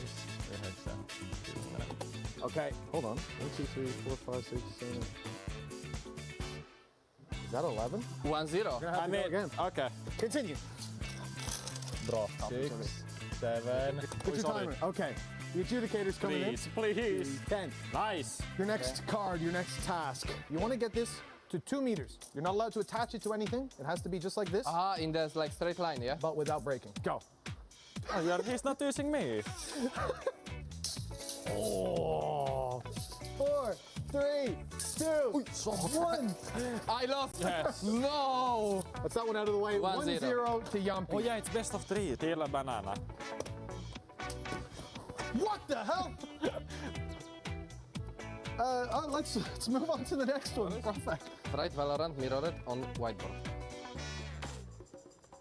Nice, David. Good job. I think we have to give it to him. Yeah, I give it that. That's a good job. I thought. Yeah. Thinking outside the box, bro. I love it. Okay. I did Insta. So if you're gonna waste time, I'm gonna leave the room. Of course I did Insta. Yeah, but like I'm saying distance, right? Of course I did Insta. There is no. Okay, let's go. Next. Fold a piece of paper into paper and send it across the room. 3, 2, 1, go. This is a good technique. This is not bad. I mean, it is bad, but it's not. Is that across the room? No chance. I mean, there could have been a gust of wind. So exactly. For safety, one more throw. If you make it off the white, then it counts. Come on. No. Hey! Yes, I didn't make it still. I think you're gonna have to fold another one, my friend. Yeah. 7, 6, 5. Yes, there is no, I got point. There is no chance. Bro, 1-1. We just make the game exciting. Are you ready for your next question? How tall is the Eiffel Tower if measured in marshals? Yeah. 250 is a good guess. I would say 190. The answer is 214.21. 190 takes the cake. Okay, Yumpy, you're going first. Please draw your card. Win a tumbler against the opponent. This is good. Okay, I'll press the button here, gentlemen. I'll be the adjudicator. Please prepare for the thumb war. Are you ready? Yeah. Yes. Go. Yeah, win it then. Nice, he won. You gotta keep going until he wins. 22 seconds. Now I won. Okay, I'll give it to you. It's close enough. Do 10 laps around your opponent. You gotta run. Yumpy, could you stand here for me? Are you ready? Yeah. Go. 1, 2. No, 1, 2. No, that's 3. 4. Okay. 5, 6. 7 seconds. 6, 5, 4, 3. I did 10. 1. 2 seconds left on the clock. What, you on? I was in the bar, like the Irish bar. Flip a bottle. Hey. Yumpy, you have a chance here. You have it. You could have got search for something. Yes. Peel the garlic, but you got flip a bottle. 2 seconds. 1 chance, maybe 2. Are you ready? I'll hit the button for you. Okay. Are you ready? 3, 2, 1. Yes! Gentlemen, it was a good game. Oh, it was a fair game. But it wasn't a friendly game. Gentlemen, thank you so much for joining me here today. It has been a lot of fun. I hope we haven't caused too much strife in your team. You guys very happy to be our victor. Thanks very much for watching, folks. I'll let you guys go. The body was built to move. Not trapped at a desk in one singular posture for 12 hours a day. It's time your chair evolved. This is Secret Lab Titan Evo. Ergonomically engineered for you. Gamers, hybrid workers, artists. Backing your every move.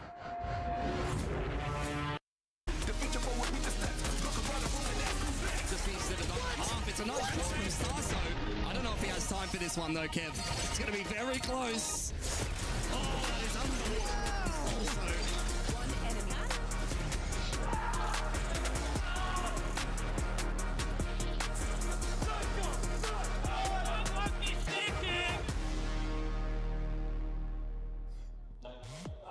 Welcome back. We are live from Paris, and we are in your quarterfinals of Valorant here at EWC 2026. You can see our players getting ready to rock as Vitality was able to steal our first map. It is now Nongship's map choice. Athena, as we get into the agent selection, where are we playing, and what kind of agents are good on this map? We're going to be playing into Split, and both these teams have had a history of playing that double duelist meta. It's worked well for both these teams. I'm really interested to see this map. If Nongshim, they've prepared a little bit more on those trap plays because it was working really well for them on Ascent.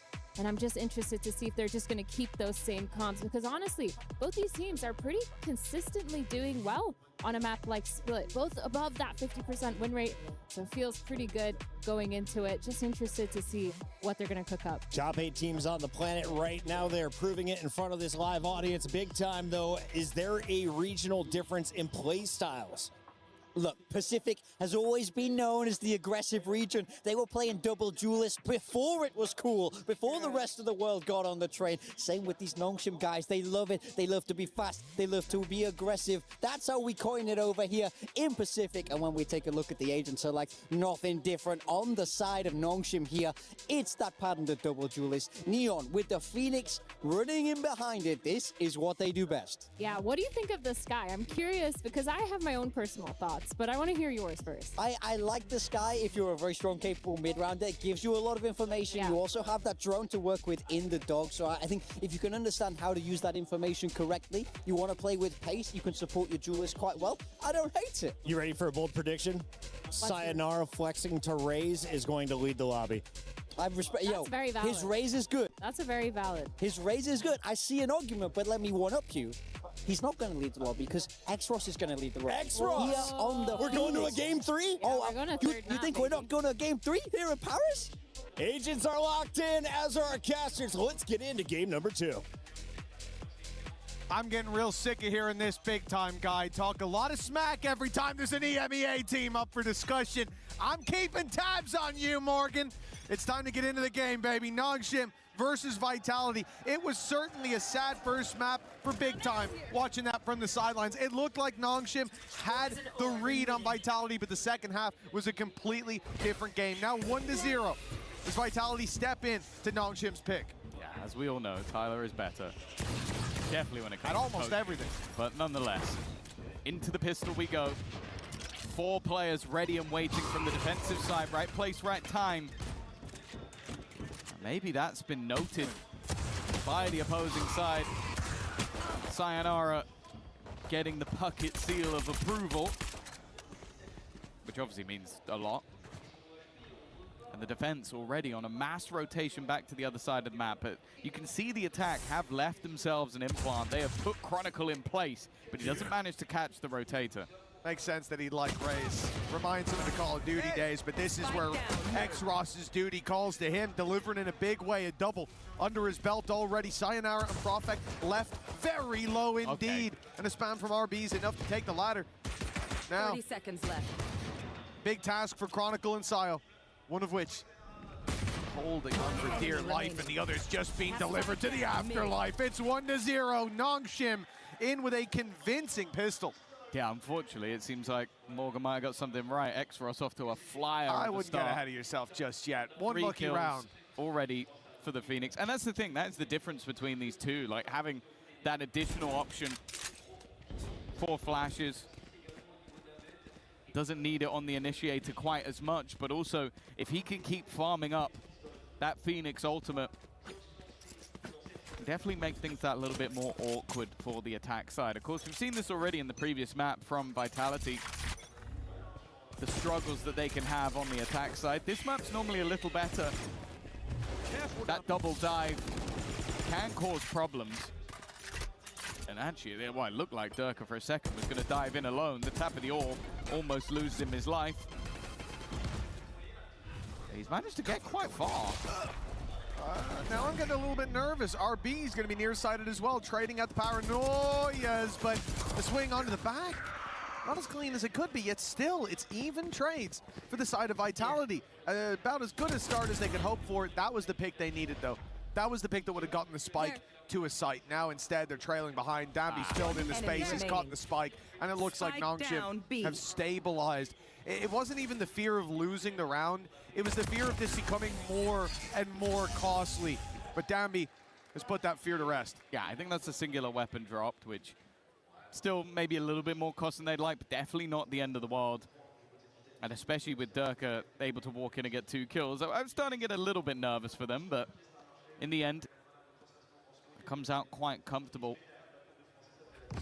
And while looking back to the last couple of games versus G2 and GE, it was 8-4 defensive sides for Nongshim that set them up for success.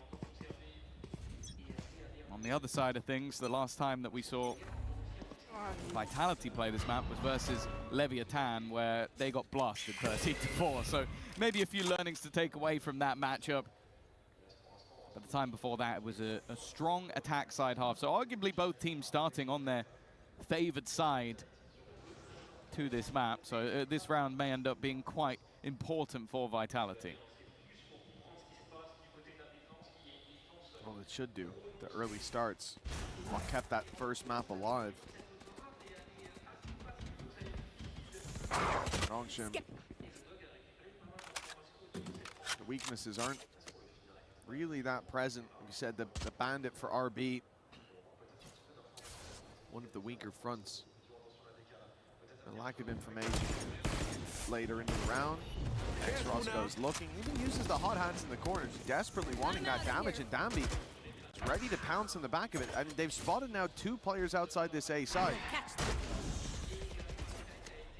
For a moment, I thought Nongshim were rotating. I saw X-Ross leave Heaven, move towards the spawn. 30 seconds I thought, oh, left. it looks like they've made the wrong read. They think that it's going back in the other direction, but no, they were just taking more passive positions. So these rifles can catch them on the way through the choke point with 20 seconds left. All they have to do is be an annoyance and run this clock down. They have the right players in the right spots, but that pick onto Dambi might just have reset it. X-Ross only good for the 1, but 8 seconds and a plant needing to be found. RB desperately trying to deny it, but they've kept it into a 3v2 at the very least. Until that pick. Makes it interesting, but still, Ivy already has retrieved the rifle. And again, he's going to find one off the back of it. Leaves it down to Yumpy. This has been far more than a bonus round. Ivy with the chance to give them a 3-0 start and steal it away. It seems like Yumpy started to clock on to where his opponent will be coming from. And the IGL will clutch out the round. But it's a little bit worrying that they even needed that clutch to begin with. Yeah, I heard a deep sigh from Big Time backstage, but there's no need to be deflated. That was a big round for Nongshim. Making it that close, giving that much of a chance for this to go across the line. Bloody impressive. Considering the Vitality squad break into that site and immediately deal with Dambi, it comes way too close in the end. But a plant found. With 1 man alive, Vitality find their first round of the board. Now, it gets a bit more difficult. This time, Nongshim are fully armed, and Profek is being blindsided by RB. Yeah, you almost have to be a bit frustrated if you're Profek in that moment. Look at the corner that he died in. You kind of hope that your teammates might have you covered from that sort of an aggressive swing coming out from the defensive side, but the flash was just good enough that they were all blinded on the other side. It's still a bit worrying, but hey, great work from the side of Nongshim early on. And if RB is going to have a similar performance to what we saw on the last map, we might be seeing a third one after all. You kind of hope that your teammates might have you covered from that sort of aggressive swing. It's those defensive setups as well, rearing their ugly head back from Ascent. That was the problem that Vitality ran into and really struggled to crack the code up. Big fight up in Heaven, at least the trade there. Now Vitality pick up the pace towards the site. They know they want to have a fight from above for at least a moment.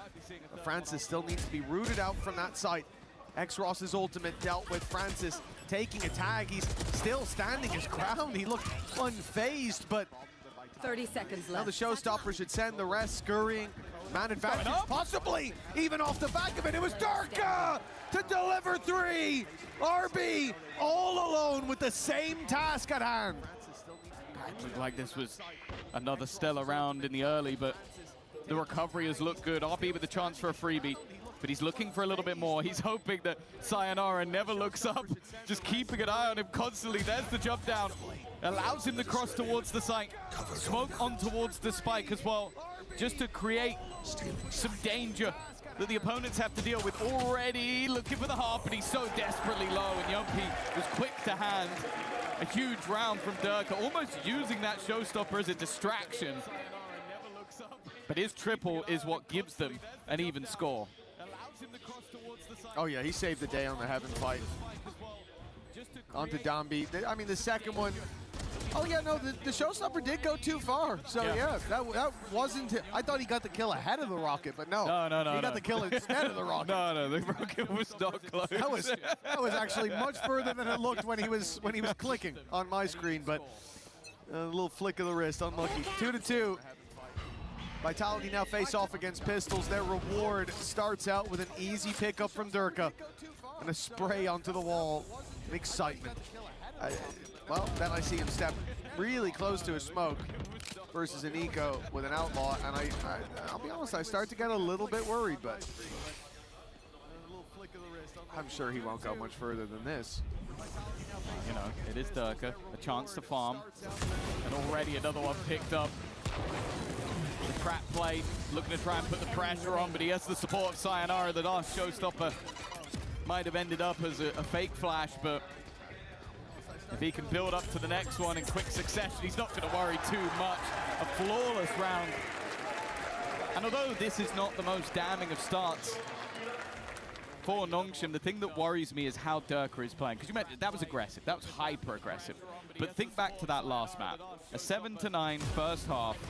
He starts popping off, ends the second half 12-3. Like, genuinely was just farming. Now we're seeing that on the attack side as well.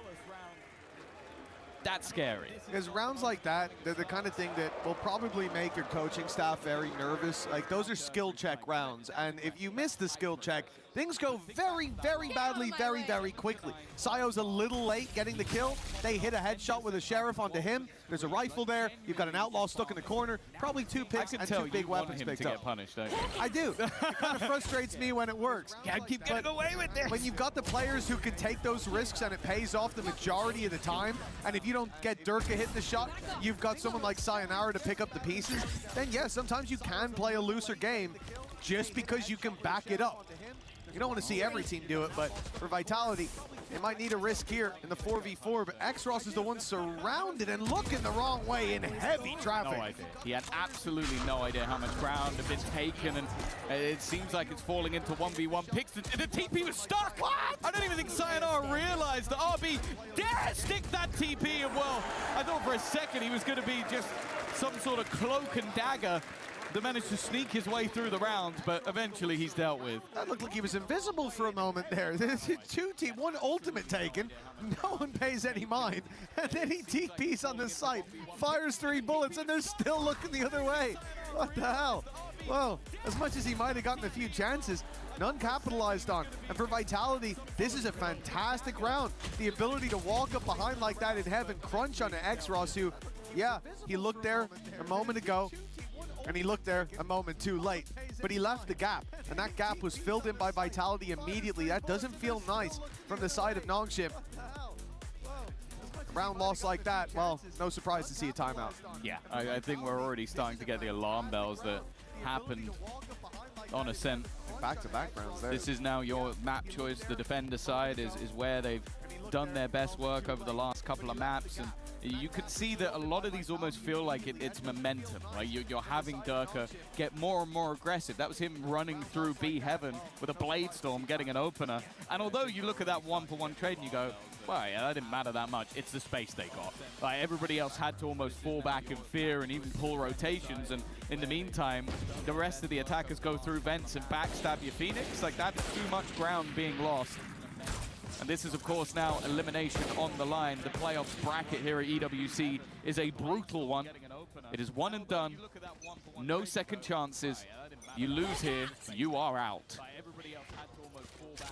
You mean you lose in the series, but it's very relevant for the map for Nongshim.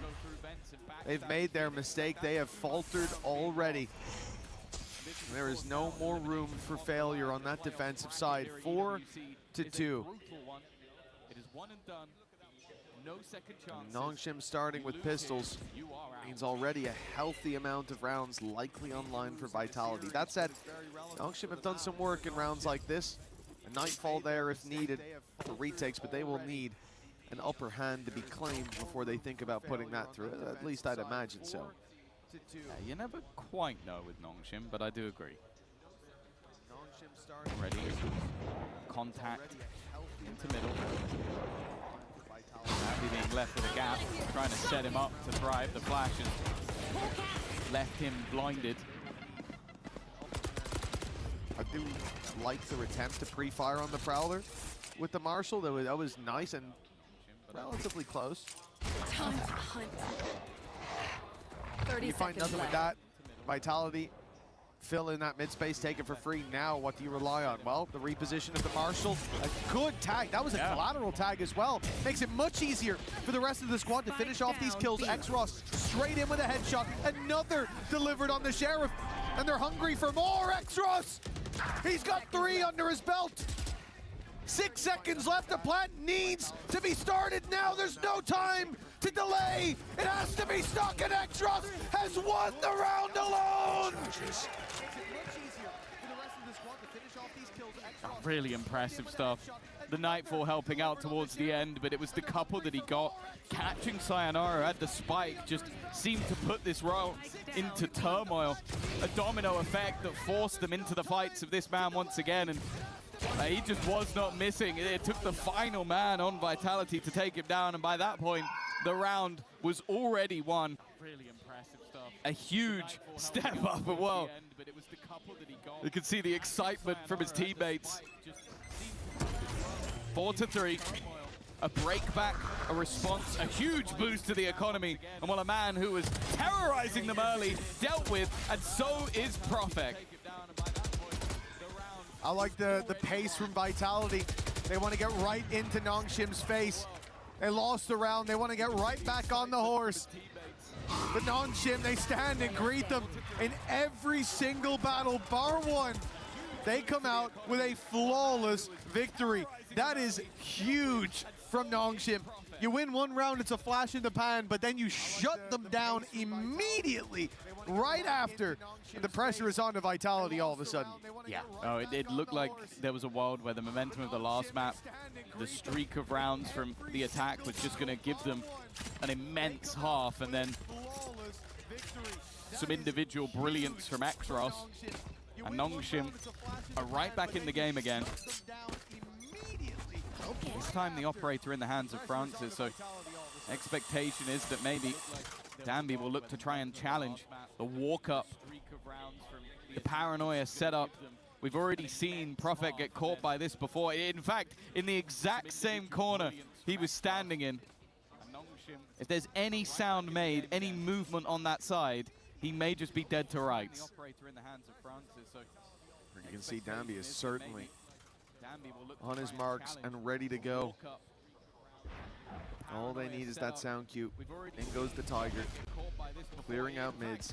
Nobody there. They're starting to wonder what the plan could be. Now, a player shot that reveal. I'm surprised to not see the paranoia go through. Profek moves to a safer position. He can get out now. He's no longer trapped. If Nongshim pulled the trigger on this execute, but it's all off of Francis's contact. They want these players to already be deep before the paranoia hits. But Profek, he's seen these games before, but he won't win them this time either. Vitality, they thought they dealt with the aggression after seeing one, but again, Nongshim double, triple down. And Vitality are caught off. I love the traps that they set, and I love the patience as well. Like we sort of set this team up that they are the aggressive team, and at times they are. At times it looks like they do just run it down into their opponents. But this was timed. We mentioned it. After someone shoots that reveal, you go, you could have done it then. But they were waiting for more than just a singular player. And although Profek deals with the initial aggression, it's the re-push that ends up catching Vitality off guard. A fantastic round from the defensive side of Nongshim. And while from 4 rounds lost in a row, they now find themselves in the lead. They're playing this game like it's Mousetrap. Every step that's taken by Vitality risks them being caught in a cage they couldn't even see moments ago. For Nongshim, the defensive side especially, it has something special to it. Looks like such an annoyance to play against. And that's in the structure of how they set up the buy rounds. Then you have what started this streak being Exros getting a 4K with the Sheriff and winning off of time. I think they might have won off of the kills in the end, but it literally didn't matter. It was already done from that man. The work off of his back as players brushed off him like water off of ducks. It was ridiculous to see them play like that. And then they leaned towards trap setups. Before that, it was Vitality running at them in the round right after they won it with the Sheriff. And they dealt with the full frontal aggression. You play slow, there's traps. You play fast, they're ready. You break against the cliffs like the waves. Nongshim stand tall now in the lead, 5-4. This has been a fantastic resurgence from the squad. Yeah, I think one of the most important things was just shutting down Durka. We said it looked like he was building into that attack side, and it might just be one of those maps where he absolutely dominates. We've seen him many a time. He's been doing it for years. For the last few rounds, he's managed to get absolutely nothing. They've walked into the traps. And now the question is, how do Vitality react? Because you've tried the fast-paced hit, and you've been met by a Danby operator. You've tried the slow round, the default, the push into mid and then fall back to B, and you've walked directly into a trap. Where do you believe that the gap can be found? And you could see the early patience, because especially go back to the last map, normally once they took a pause, Nongshim went for this crazy aggressive ultimate-based round that ended up just blasting them out of the server. So they're just sitting, waiting for now. But if anything, with this operator just honed in on the angle, they're almost playing into their opponent's hands. It depends on the push itself. Sky's on the rotate over. The Yumpy out of flashes for the time being. It means they go in blind. A cloudburst not providing enough cover. A deep showstopper not landing. And an ultimate pop by Xross. He keeps control of mid for a moment, then slides into the site, but there's nothing left to do. What? RB ran into the smoke. He's a madman. But Francis is there to carry them across the line. Another very successful round for Nongshim, and it looks like Vitality are out of ideas. Yeah, they are just, they've gone for basically the same play again, like having this early slow default, thinking, okay, they're not going to have the same trap in back-to-back rounds. Instead, though, it's different. You have the contact set up. They then try to burst through with a showstopper, but you just have these players constantly re-aggressing. RB having no fear whatsoever, and then Francis doing exactly the same thing. The second you think you might have a respite with Nongshim, you are wrong. And what, 6-4? 4 rounds in a row now for the defensive side, directly after a pause was taken for Vitality. Again, we start to look towards the French organization, the EMEA squad that maybe has the most hopes of challenging for that title. It is the same again. Danby with a crispy opener and gets rid of Sayonara. It's got to be frustrating to run into him no matter where they go. Now he runs into them, but Dirk is there to meet him.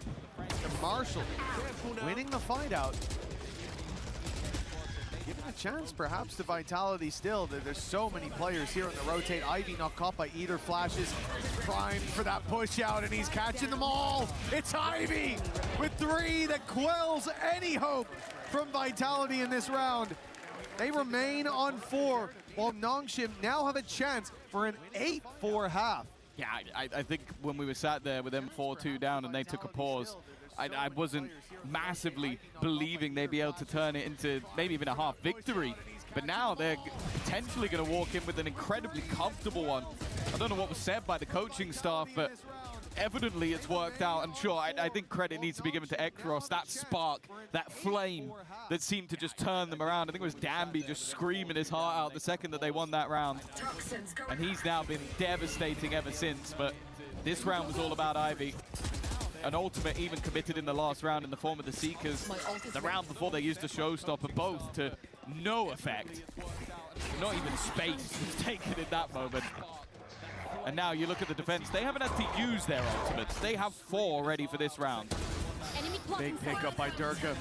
It was him the majority of the time being picked off right away by that operator. He thought about sticking that. He did. I thought he was going to stick it as well, and I thought no one was going to see it, but I think he's avoided death with that cancellation. Viper's Pit's going to cause issues. Getting in and planting, an impossibility without a serious fight. And before at least, those players had filled in the space. What? He's just spammed through the pit to take down RB. Now Durkas got Viper, but they don't know about Xross! He was in that pit, hiding, waiting, biding his time! He takes that burden from his team and carries them to 8-4 at the half. My God, that was an insane round from him once again. He's had most of his kills in 2 rounds, but those 2 rounds have been some of the best rounds I've ever seen in my life. I thought the moment that that pit dropped, he was in trouble. It turned out that was their safety net, not being able to know where he is. That was a kindness that he was giving them. And you can see it again. Absolute insanity from Exos in this round, and a well-deserved half lead for the side of Nongshim. Now that was absolutely fantastic, but you know what? I've heard that we've got a little bit of entertainment for you as we go to the halftime break. Yes, a little bit of entertaining here, because once again, you know there needs to be a team standing strong against the crowd's favorite. It was Energy yesterday. Today it's Nongshim, and I'm joined by Daphné and Jean, French Nongshim fans. Daphné et Jean m'ont rejoint, 2 fans de Nongshim. So my first question is going to be, I'm very happy to welcome some fans here on stage. Être sur scène, qu'est-ce que ça te fait? Vas-y, décris-nous un petit peu la vue. C'est un peu intimidant, honnêtement. Et moi, ça me fait plaisir d'être là pour Nongshim parce que je sais que dans la salle, on est moins pour eux. Et du coup, c'est pour montrer notre soutien, c'est cool. Et on est content de t'avoir aussi. It's a little bit intimidating here on stage, but we need to make noise because there's a lot of Vitality fans, of course, in the audience. And my second question is going to be, you know, you guys are French. So do you have any recommendations, you know, for the esports fans that are going to be coming all over the summer? Est-ce que vous avez des recommandations du coup? Peut-être quelque chose à faire, quelque chose à voir à Paris, quelque chose à manger? Pour voir, il y a la base, la Tour Eiffel, l'Arc de Triomphe, mais je pense que c'est bien aussi de faire le tour des quais de Seine et d'aller un petit peu sur les bateaux, etc. Wandering around, maybe un truc que t'aimes manger, toi, de ton côté? Pas un baguette classique, franchement, c'est très français, très cliché, mais ça reste très bon quand même tout le temps. We have the best bread in the world, of course. Who is your favorite player? Who is your MVP in this Nongshim team? C'est qui le MVP chez vous? Bah, chez nous, c'est X-Ross, le super clutch qui vient de mettre en plus pour terminer le half. Et pour toi? Moi, mon préféré, c'est Ivy quand même. Il est très très bon quand même. Il a un énorme aim, mais j'adore. Ivy and X-Ross fans, let's see if the boys can carry this game on the second map. Thank you very much, Lou. Well, it's time to see if this story's ending here or if there's another chapter yet to be written. Vitality trailing at the halftime, and it might be intimidating up there to cheer for Nongshim, but you know what? You had an easy half cheering along. I didn't hear a lot from the Vitality fans. No, I think they're a team that it's impossible not to like. They're probably the nicest of all the players, but then you get in the server and you see them do some of the nastiest things you're ever going to watch in your life. I think both Exos and Ivy, good choices. But is there going to be a response again? We saw this in the defensive half of the last map. It looked like Vitality were maybe going to go into this map with a deficit. Instead, they came out with an advantage. Is it going to be the same again? They might just need another pistol. And already, Dirk under serious pressure. I'll be honest, I don't know how he's alive. He was going out for a knife kill, but it's quickly spiraled into favor for Nongshim. It's a little bit messy. Yumpy barely survives. 22 HP, a stray bullet will take him down, and they can't hold the spike under those conditions. It's time to fall back. Still a paranoia to play with for Profek. He spotted them. The retake of ramp underway. Profek fleeing to spot them. Oh, it's a messy fight. Nongshim were both ready for that. Ivy and Francis trained in on the angle, and now it's only the low HP of Yumpy. I think they saw him. They've definitely seen him on that peak up. Ivy was tagged earlier, but he won't be looking for the scrap anytime soon. An immediate rotate from both parties. Yumpy a little bit late. He has to catch one on the fadeaway. No, he's been 30 spotted. seconds left. 22 HP, would need an instant shot. He's not going to get it.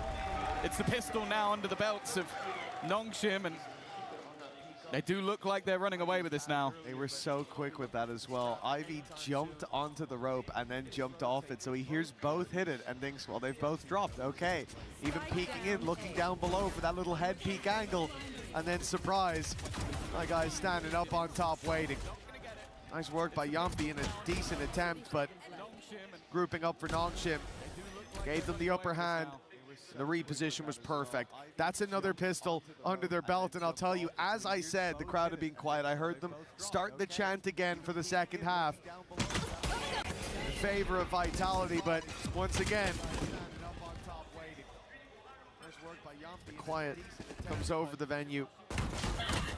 Nongshim should have an easy time in the first few fights. In fact, all of them look incredibly simple for the squad. It's an eco from Vitality, of course. They had the same trap, the flash initially and then the paranoia through the wall for the defender side, but they didn't get anything from it. Of course, the weaker weaponry made that quite a bit more difficult, but also the passiveness of Exros, meaning he wasn't caught by any of it. It now leaves Profek, who, I'll be honest, a couple of kills for him might be a bit of a saving grace. He's been having a pretty rough game so far. Does he check? Oh, nope. Oh, yeah, he does. Okay. That's at least one. It's only the pistol, so not anything too damaging lost. And all of the players are pushing, by the way. Every single one of the Nongshim players have just completely left the spike. They didn't care at that point. They wanted the orb. Well, you know he can't defuse, right? He's in front of you. So why not box him in, take him down. Grab your orbs along the way. This is definitely got a different flavor to it than the previous map where Vitality had already fought back. They found that streak of 4 rounds and nothing since. Definitely looks like a strong pick for Nongshim. And the question is, will there be a sign of life before the end? This is pretty much it. Box him in, take him down. The last expected heartbeat of Vitality.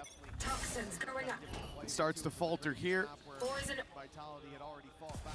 There will be breeze on the horizon, and Nongshim wasting no time. Dambi's already ran up through mid, but he's taken a lot of damage. For Nongshim, and the question is, will there be a sign of life before the end? This is pretty much it. A round that it's safe to say Vitality cannot afford to lose. Already backs against the wall in their opponent's map choice. It was 4-2 the last time they won a round. Since then, 8 in the other direction. Early trades back and forth, but it is Vitality that comes out on top. Of course, bonus round for Nongshim, so even keeping this one tight might be enough, but with Ivy and RB, plenty of credits in the bank. It's safe to say they're going to be going for this one.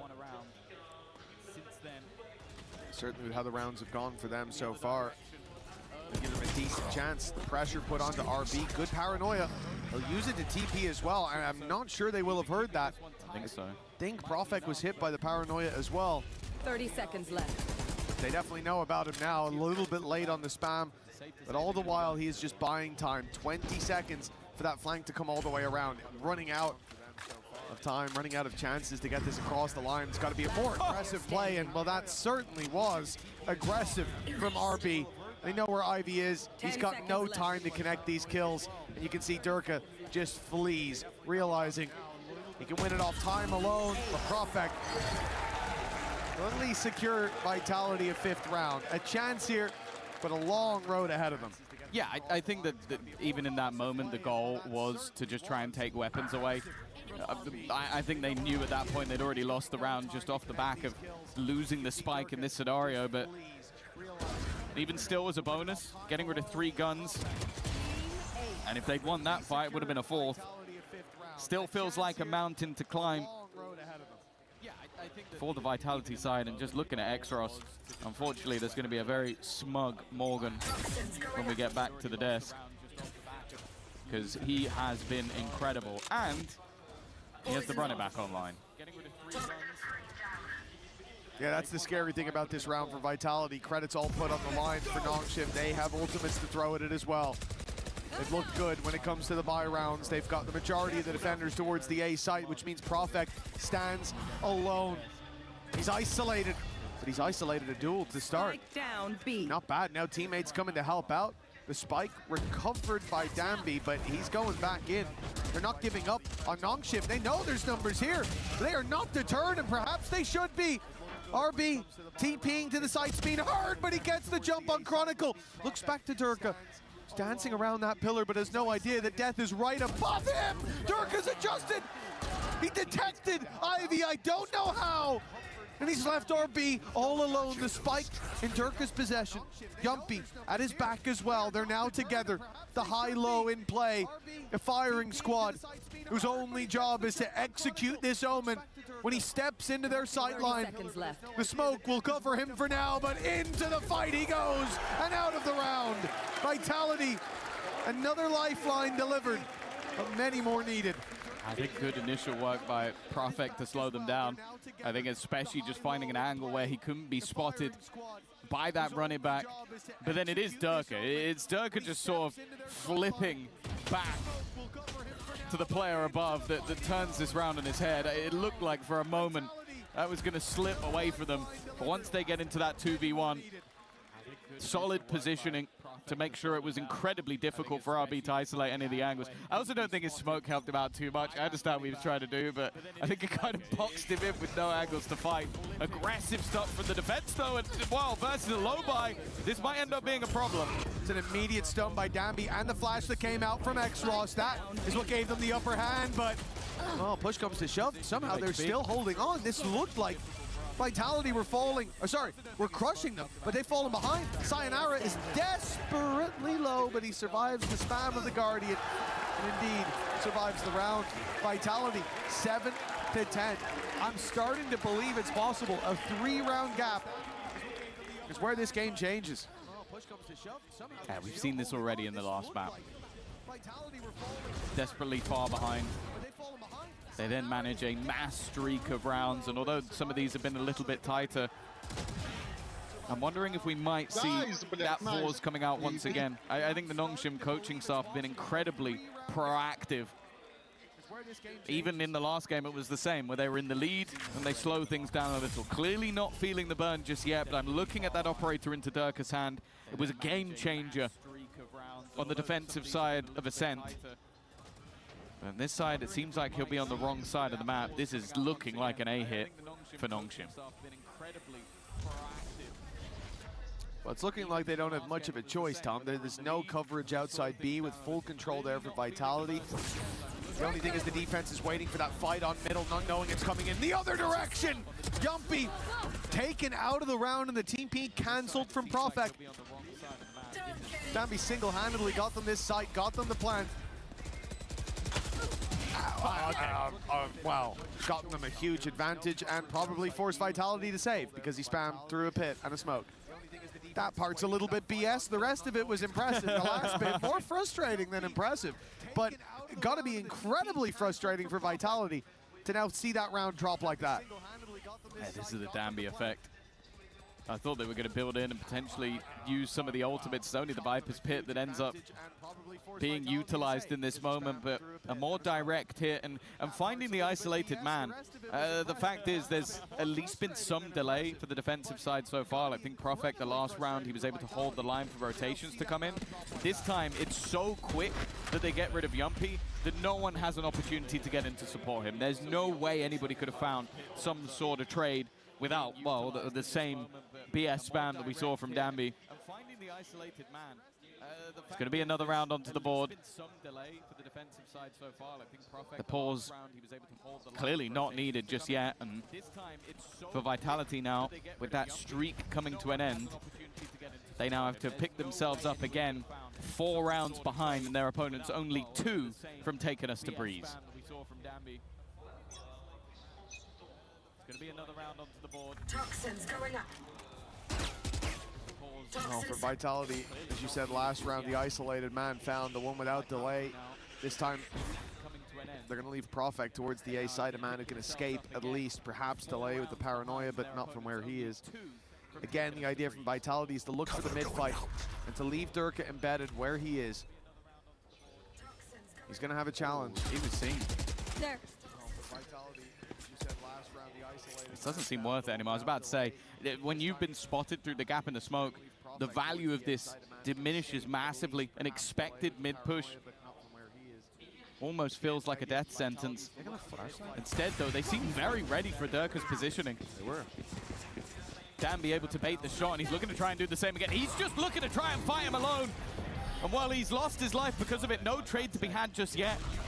And cover available to help out. RB, however, has just TP'd to the other side of the map, clearly realizing that Profek had abandoned it, given that information over by Ivy, and they'll find themselves a post plant with the defenders fairly far away. With the time and space lost by Vitality, it's almost a good trade for Nongshim. They're a man behind, but the clock plays as their 5th man here. dog sent through, cancelled immediately. That's so much info denied. Great spam. Ivy's done wonders here. Reading those rotations, calling for the spike to make it over here. And now stopping the information game. Vitality go in blind. They lose Profek right off rip. Sayonara's down and out as the flood in sees Vitality washed away. Durka try as he might. It looks like he has absolutely nothing to say. Nongshim 12-7. 5 chances to close this out and bring us to 3. And this is something I've really loved about watching Nongshim is it's just they get the piece of information they need and they will make the bold call. The bold call is to just TP into the back of that site. Go, I've spotted the rotations, I know what's going on, we can get a plant, and it's going to take them ages to have those rotations. And as you said, I feel like even the spam that he went for to deny that information, it's a bold play.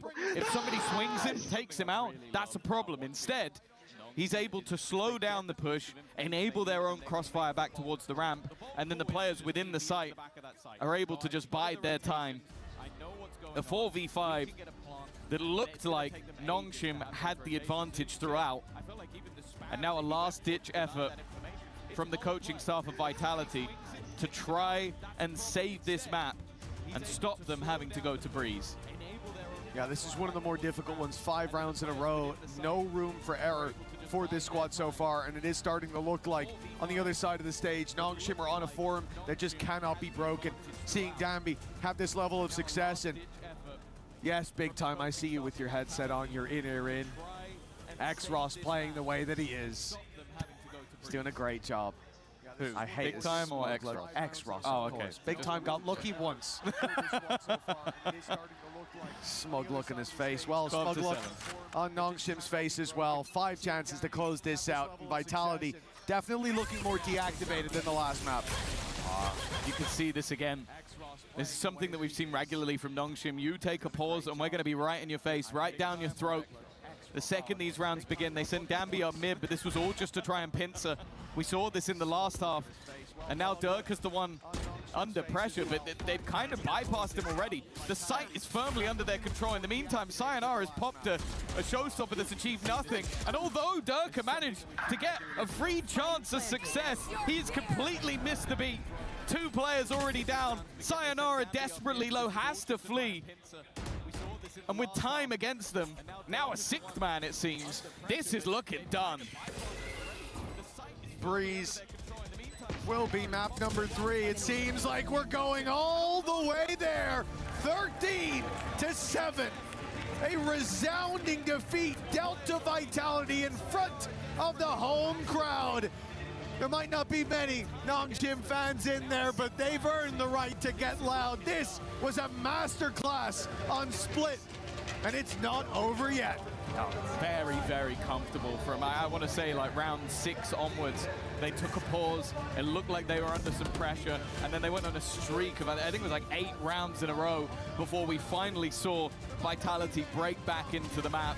That momentum that was on their side has quickly diminished, and with the likes of X-Ross, Danby, everybody showing up to the party, having their moments when they needed it most, that map 3 really feels like it's anyone's game.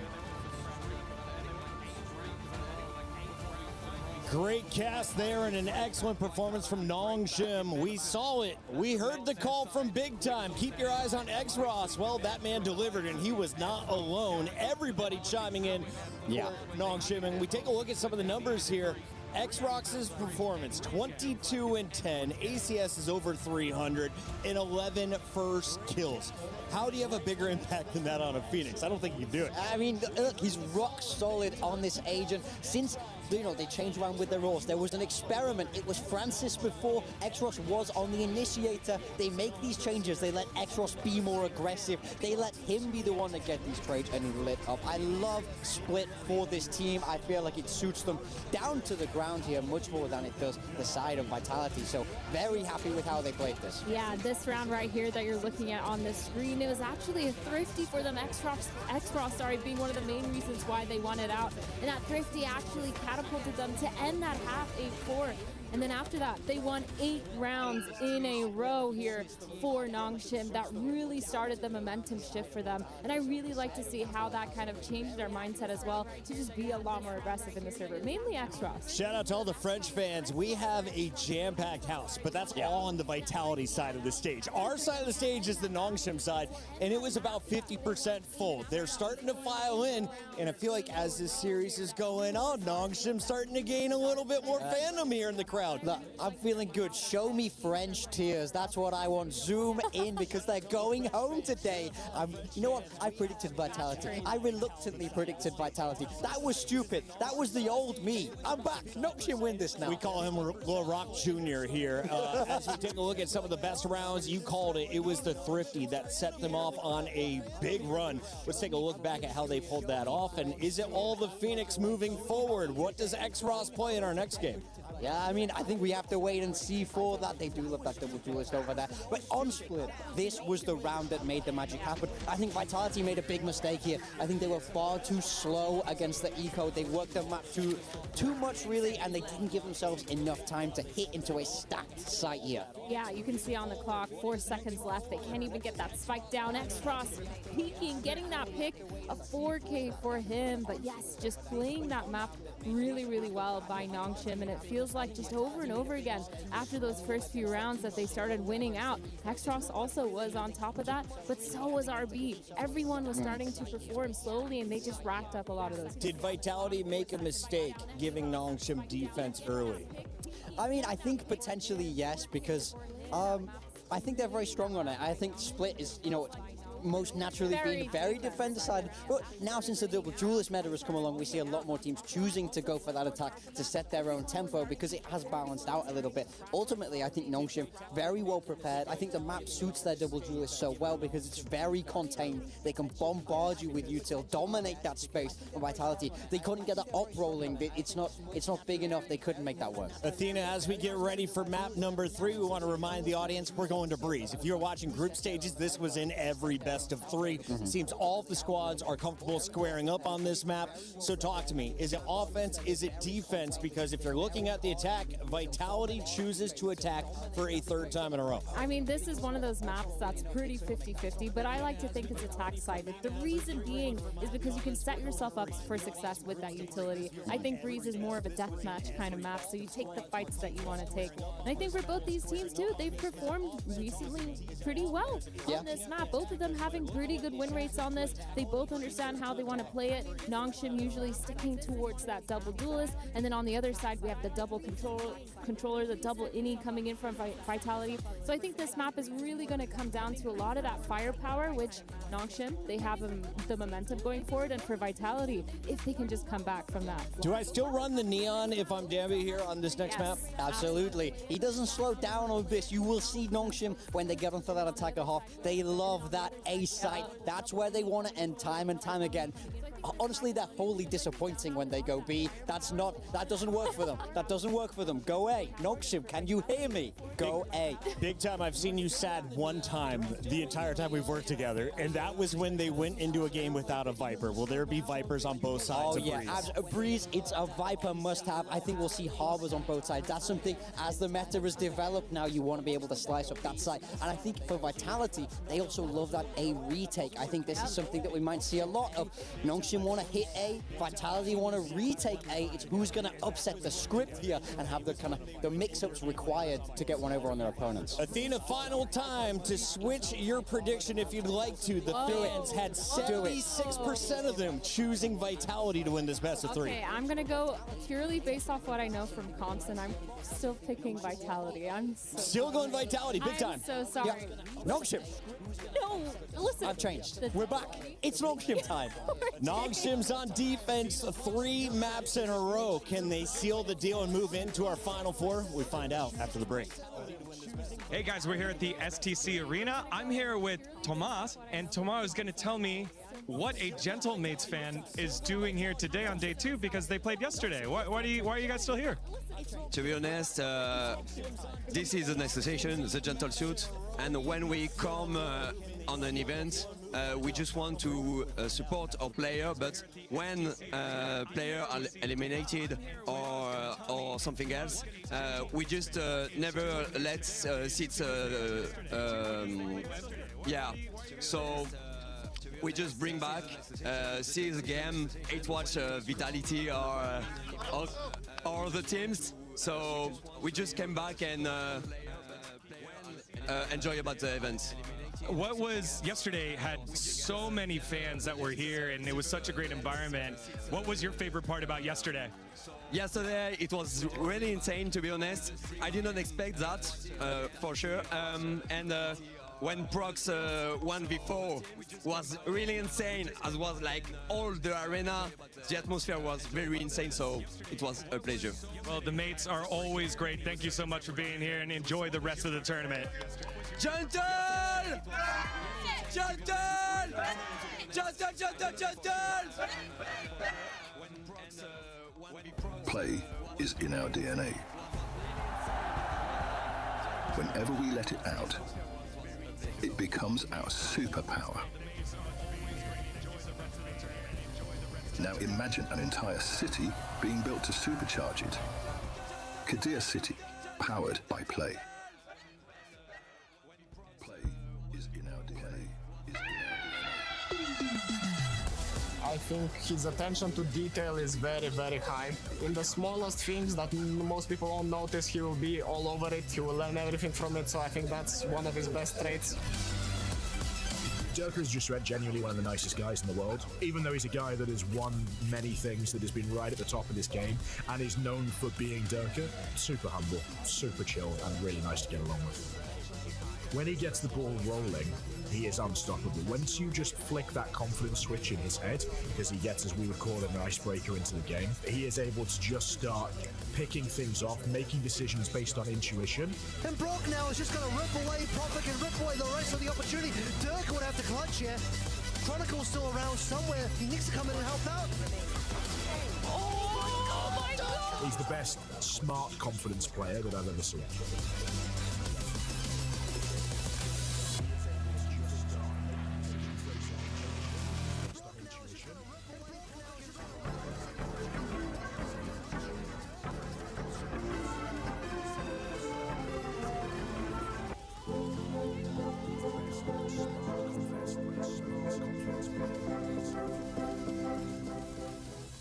This is the Totem area, and it is what the Club Championship is all about. Every single winner is etched into history, having their trophies included regardless of where the competition is being held. Whether it's Riyadh, whether it's Paris, it doesn't matter, because if you win a trophy, you get not only your name on the wall alongside a title that you've won, but your trophy included in the language of the team. And for the losers, this is what it's all about. Not only do you get your key crushed by your opponent, but it gets put in to the wall as well for everybody to see right on display as a memory of the shortcomings of the competition that teams have had here at EWC. The dream, the goal, the battle is to win and lift the Club Championship trophy. For 2 years in a row, since EWC's inception in 2024, Falcons have been able to do it. But we're in Paris now. It's a different location. There are different teams, and the competition is fiercer than ever. You lose, not only does your key stay on display on the wall, but at the end of EWC 2026, another totem will be lifted. The crushed keys put into resin at the bottom of it, and the winners putting their name down in history regardless of where EWC is being held. It's a different location, and the competition is fiercer than ever.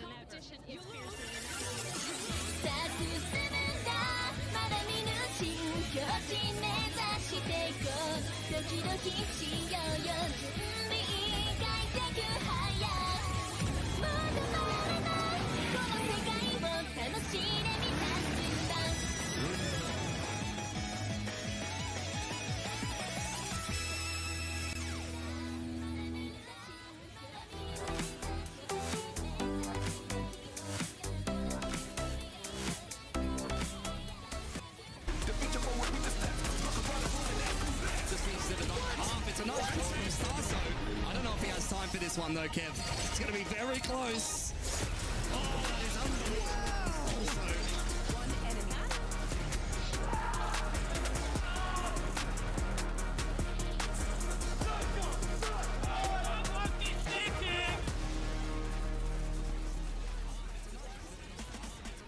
We are back live in the STC Arena for what will be the third and final match here in the quarterfinals between Vitality and this squad, Nongshim, who is representing APAC. They're doing it incredibly well and big time. You called it correctly. X-Ross, our player to watch on Split. Is he still your man to watch going into our final battle on Breeze? Look, I think he'll be good, but I think this is a bigger map. It's much more open. I'm looking for those supportive players to really make the difference here. I want to see Ivy have those pop-off games. He's done it before. I'm feeling another one coming. He's fantastic here on Breeze. And on the other side, Athena, we've got Vitality. Who you got eyes on? Oh, that's a good question. I think Chronicle, he's been having some standout moments, but I think on a map like Breeze, I'm really expecting him to play really well on that fight for being that Senti. But honestly, I think the story here is this defense side for Nongshim. They've been so defense side in this whole 8-4 this whole series, and they're starting once again on defense on Breeze. I'm really looking at them to be really proactive, and I think they're probably going to stick to the double duelist. I'd be shocked if they didn't. We do have the Agent Select coming in now. Yeah, this is what they love to run. Double duelist with that Harbor. They're 6-2 on this composition. Their last loss was it to G2 there in that group stage. So did they figure out a blueprint? Do Vitality have an answer here? I actually really like Vitality's comp. I really enjoy the double controller, the double initiator, just so much info across the map. Being able to delay for so long too, you're going to be able to punish a lot of those early aggressions that the double duelists will be able to do on that opposite side, as well as on their defense. When they do switch over, it's just a lot easier of a time to be more proactive on their rotation. Can I ask about the KO on the attack here? We see the IGL Yampy running it. Why do we see the KO on his home map, Breeze? Well, I think you get a lot of extra information, as well as there's some great cross-map knife lineups. He's going to look to disable that defensive stronghold that Nongshim will have there, especially that Viper, so might unlock that B site a little bit more. As Golden Boy would say, are you ready? On the mic, we got Mitch and the Ugly Boy, better known as Tom Biz. And as D-God would say, what the hell? I'm absolutely ready. I'm excited for this game. He always says that. Let's get into the matchup as we see Vitality and Nongshim clash on the third map, Breeze. For Nongshim, what a map they're coming off of. Split was complete control for them. Full confidence as well. Looking at players like X-Ross still playing that Phoenix to carry that same fire through they had on the previous map, and already you can see there's going to be a big battle here in mid. They found RB, but that man is not alone. X-Ross trying to bait them in so Danby can take that kill from the side, but there's the knife landing. Now, the desk was talking about a bit of extra information, and they know exactly where to crunch in on. Vitality dotting their I's, crossing their T's, but losing a couple of kills for free. It's very close when Francis gets a chance like that, but now Ivy's got a 1v3. It felt like the chance might have just faded away now that the spike can make its way to the other side. And that's going to be enough for Chronicle to close. The teammates for Vitality, everybody showing up in this pistol round. And I think an important breakback. That last map felt like they got choked out of it after what was a pretty deadly start. And then for them to come into this one and look fairly comfortable in this pistol round. Of course, you always know with Nongshim there's going to be some pressure put into the middle. Some aggression that might just disrupt a little bit. Yeah! Instead, though, it doesn't seem like Vitality have gone anywhere. 1-0, not going to be much invested into this one by the side of Nongshim. Their plan seems to be to put pressure into mid once again, and hey, Chronicle, he might have done damage to Danby, but other than that, they're all good. Ivy's flown under the radar for a moment, but being seen in the end.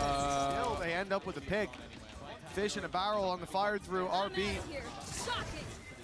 Putting us down to what is now a 5v2. And what in the world? Vitality have lost what should have been a simple and easy round. And after how this started, the confidence that was there in the pistol, how clean every fight was, they didn't leave a single corner unchecked. And this time, They are destroyed. Look at the kills that are coming through. It's like people are cheating. What? 2 just straight spams through smokes, and then 2 crazy shots from Danby. One of these teams had an eco going into this round, and it's quite hard to tell which one. What a shame that we have these observers. How could they not see those kills coming from Army? Disgraceful. That's ridiculous. Nongshim gift. Oh, Ivy! They've only got pistols, for God's sake, with the round that they just had. And then he's hitting clean ones like that. Okay, there will be some cost to this at least. Yumpy, nice flash, and even then, X-Ross ate that flash, full blinded even after the kill. That is a crazy start for Nongshim. Yeah, I don't know, like, I'm still recovering from round number 2. Like, just 2 blind fire shots through smoke, and then you got this to add up to. Sure, it's against low buys, but let's pretend like, even if it wasn't a low buy, he would have killed them anyway. It would have been exactly the same. He headshot everyone. Didn't even really need to in this round, but they are feeling it. Oh, I'm sure Vitality are feeling the pressure. The last hometown heroes, the French organization of Vitality, who will want to be getting as many of those club points as possible. It's not just about Valorant when it comes to them. And for Nongshim, the last representative of Pacific, they are fighting tooth and nail, and already Ivy again surviving on the site, but the trades have been there. Alert position from RB spotted, and the B site take looking stellar. They've made it in, and the plant's being found, but they've stepped into the operator. Danby and X-Ross wasting no time to put this back even. Something attempted, and at least for the start, it's something won. Profek, what is he under doing? pressure. I'm not sure I've ever seen anyone play this game like Danby does. And Nongshim, one man stands in their way. It's Profek to carry Vitality, kicking and screaming to 2. It really is an insane round. There's a moment where I should have said, oh, there's no way that Nongshim could win it. Then there was a moment, there's no way they could lose it. So I guess we kind of ended up balanced. I don't know if it feels that way. The 4v2 that turns into a 2v1 that turns into a guy with 2 HP hitting the last second headshot and getting rid of both Danby and X-Ross. And you can see 2 very different reactions from the coaching staff. One excited, the other very much relieved. Well, this is it.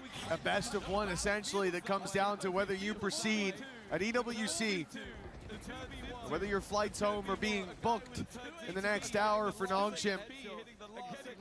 Making that last round incredibly close, winning out an eco. It's been a great start to this map, and now they've dropped Durka. Yes, he damaged RB, but Nongshim, it's not an eye for an eye. They take both.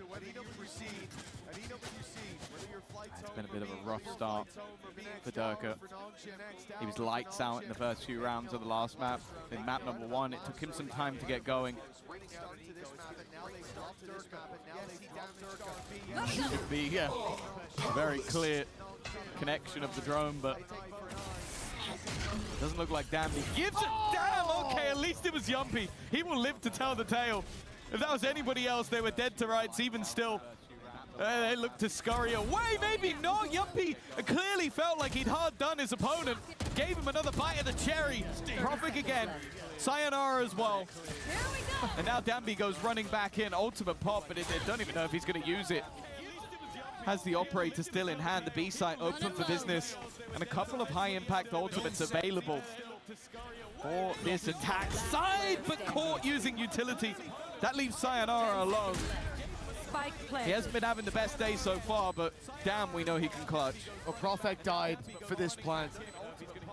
He put the cove up, the protection there to keep Sayonara alive, but now there's no more help for this man. He stands alone against Danby coming from main. Danby's seen him turn the other way. The timing could be there. The reveal gives it away. Sayonara's time ticking decently in his favor. The shock dart for now to do some damage, but the defuse being stuck, and yeah, it's not going to be enough this time. Hoping that they would give him respect, that they would pull off the defuse to go and take the fight, but no. Nongshim have one goal and one goal alone. It's rounds on the board, and it's mission success. Again, just the start from Danby.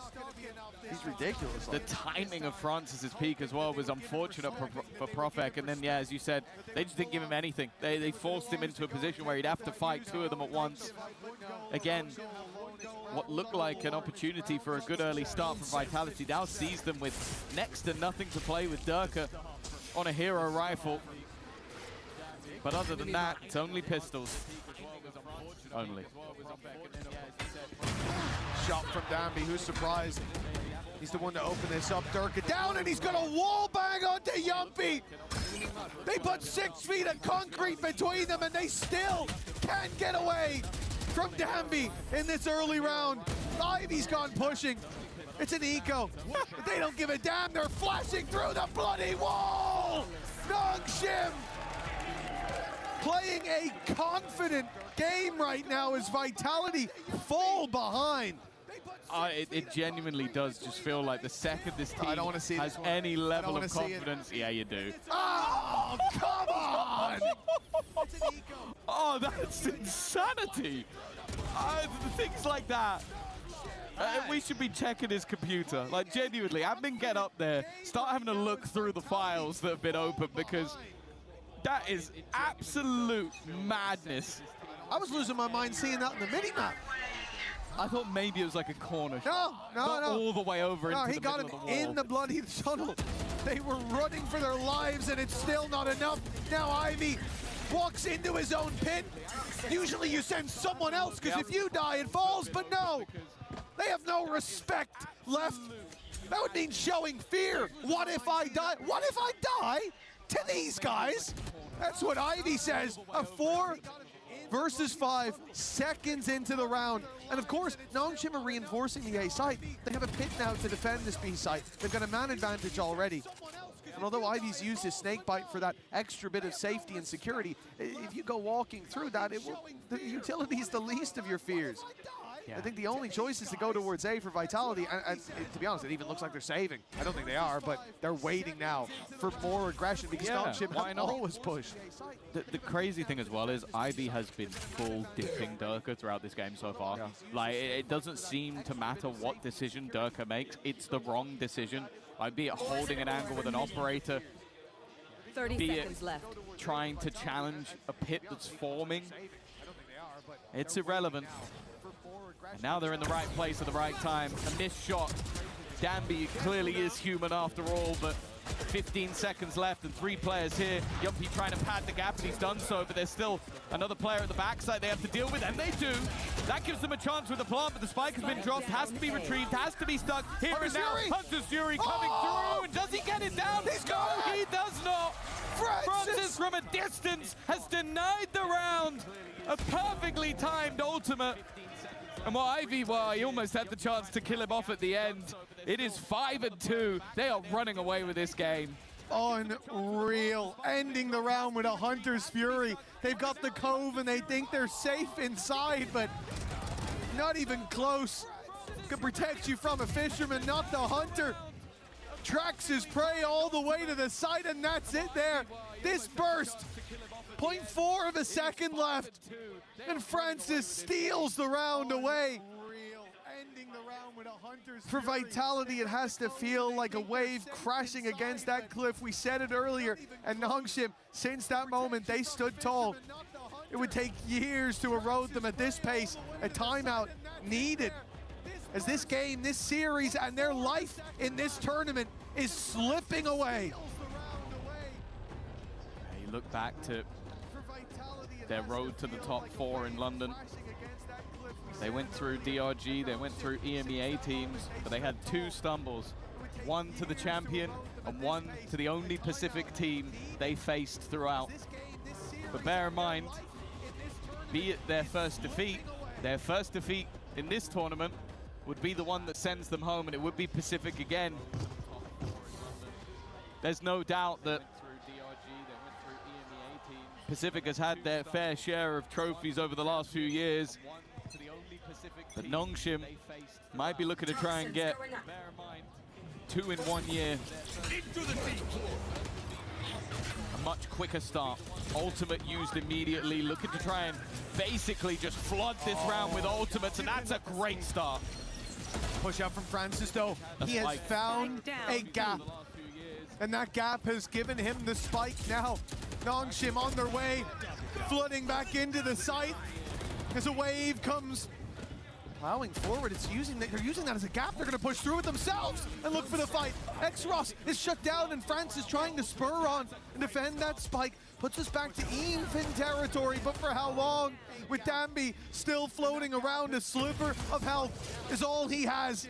A single shot, a wall bang, enough to take him out of this round, and he would have been the last man standing. He is! But he wasn't against two with a single point of health.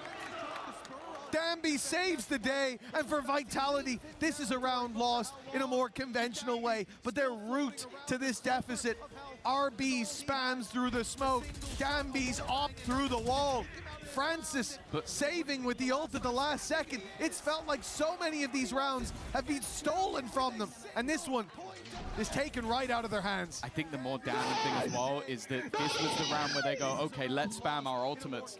Let's use that Reckoning. Let's use that Hunter's Fury to get us into the site. And they got Ivy, who's been the problem. He's top fragger right now, or was. But then they end up losing to a low HP Danby, who was almost wall banged out of the round.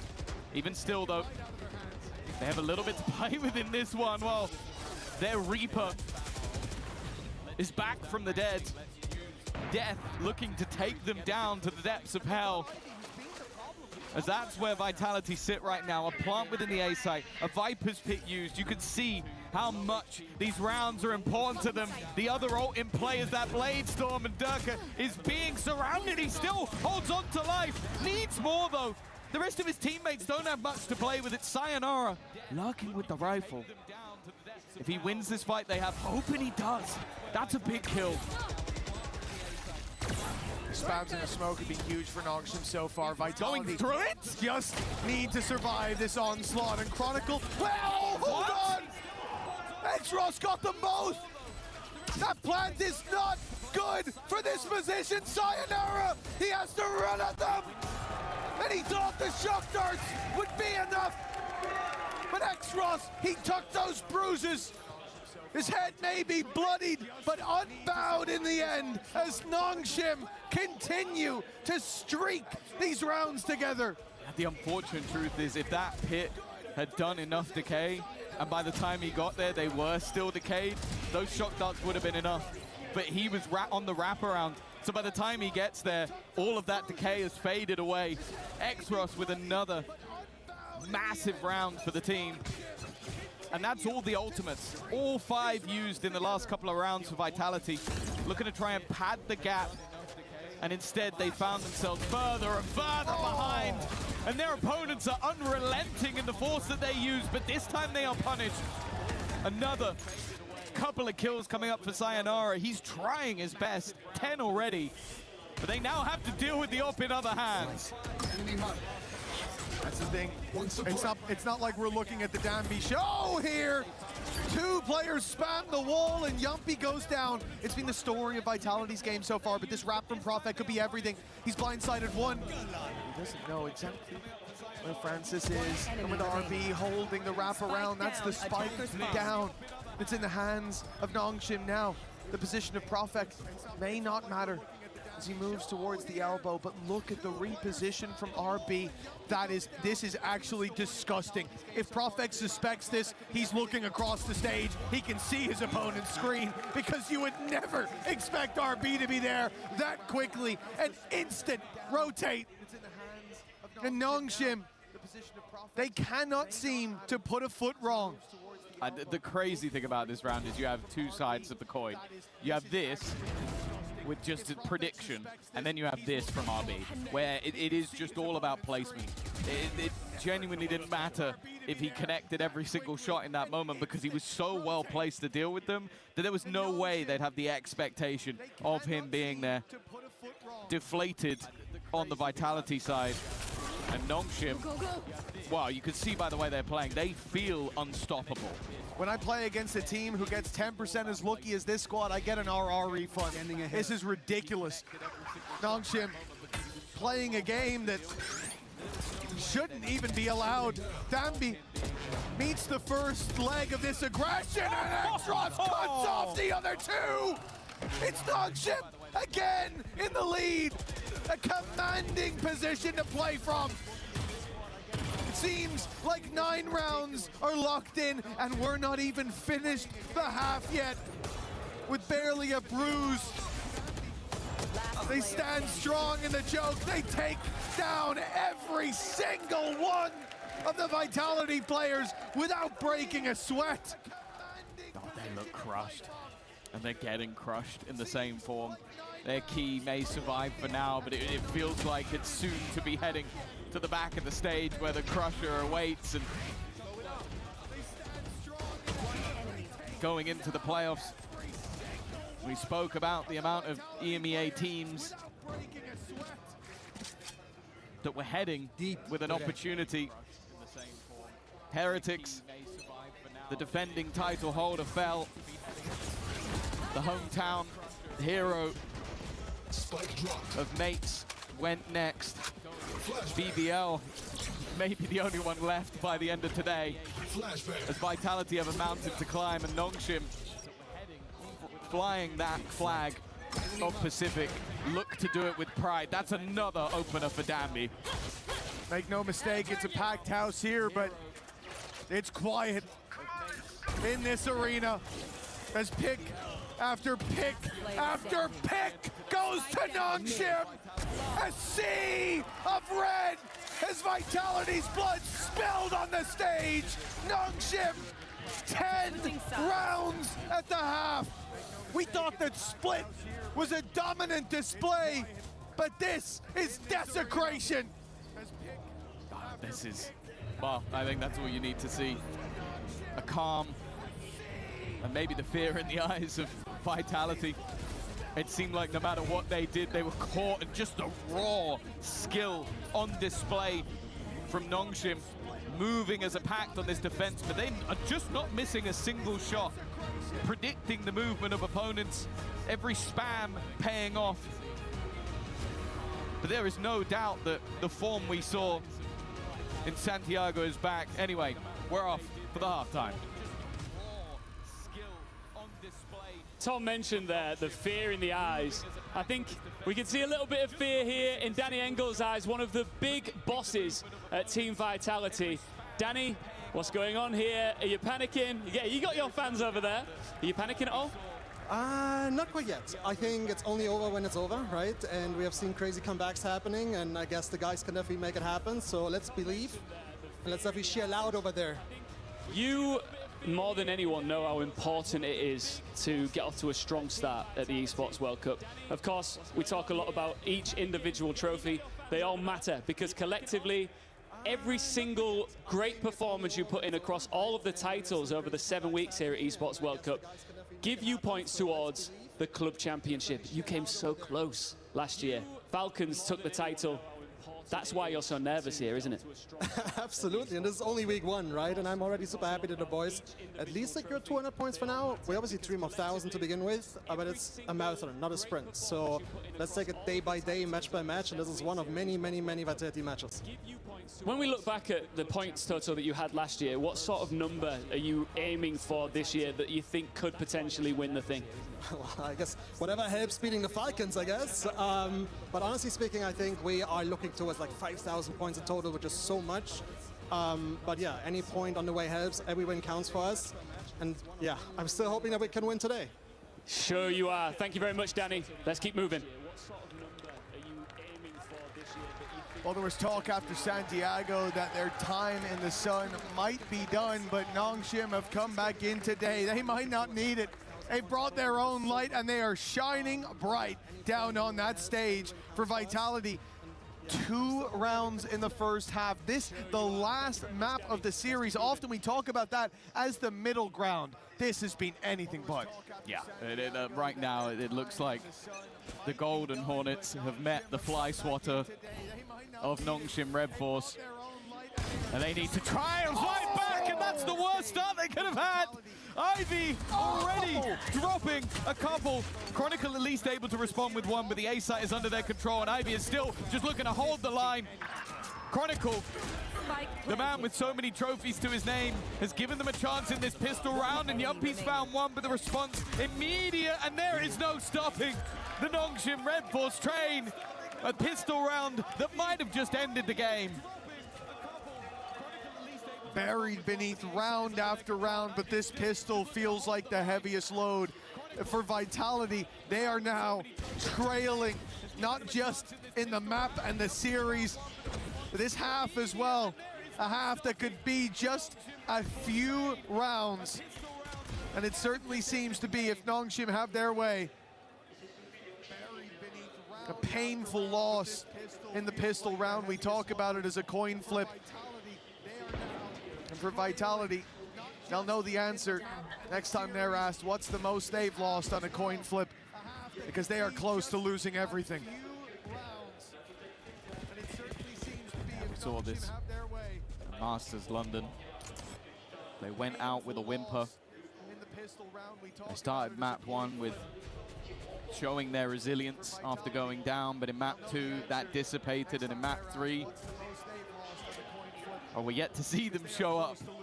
It was a clutch on 2 HP that got them one of their rounds, and unless they can make this force fire work, that's all they're going to have in this half. Exros patiently waiting. Him and Danby going to be in the Vitality dreams tonight, and not for good reasons. They haven't quite caught the timing to kill off these players just yet. Well, they might be a big fish in EMEA, but it looks like Vitality are swimming with the sharks now. Nongshim pulled this rotation to the A site. They wrap back to B, the flank underway from Ivy. He's got them boxed in. Ivy has this round in his hands. He's got them in his palm, and he's closing into a fist. A 3-piece for Ivy, and a death blow on a team that's already long gone. What could Prophet hope to achieve in this round? There's no point holding on to a stinger, but at the same time, at this rate, Ivy might have a Viper's Pit even in these last couple of rounds. 17-7, and France is there to put down Prophet. Nongshim have elevated to a different level. It turned out sometimes going back to what you know can be enough to relight that fire. And the Nongshim Red Force spice seems far too much for Vitality to handle. And this was the most impressive part of that first half, Tom. We talked about the BS rounds, and there were some of them. There's Achilles. Oh, look at him. Look at him. Stop looking so happy, Seth.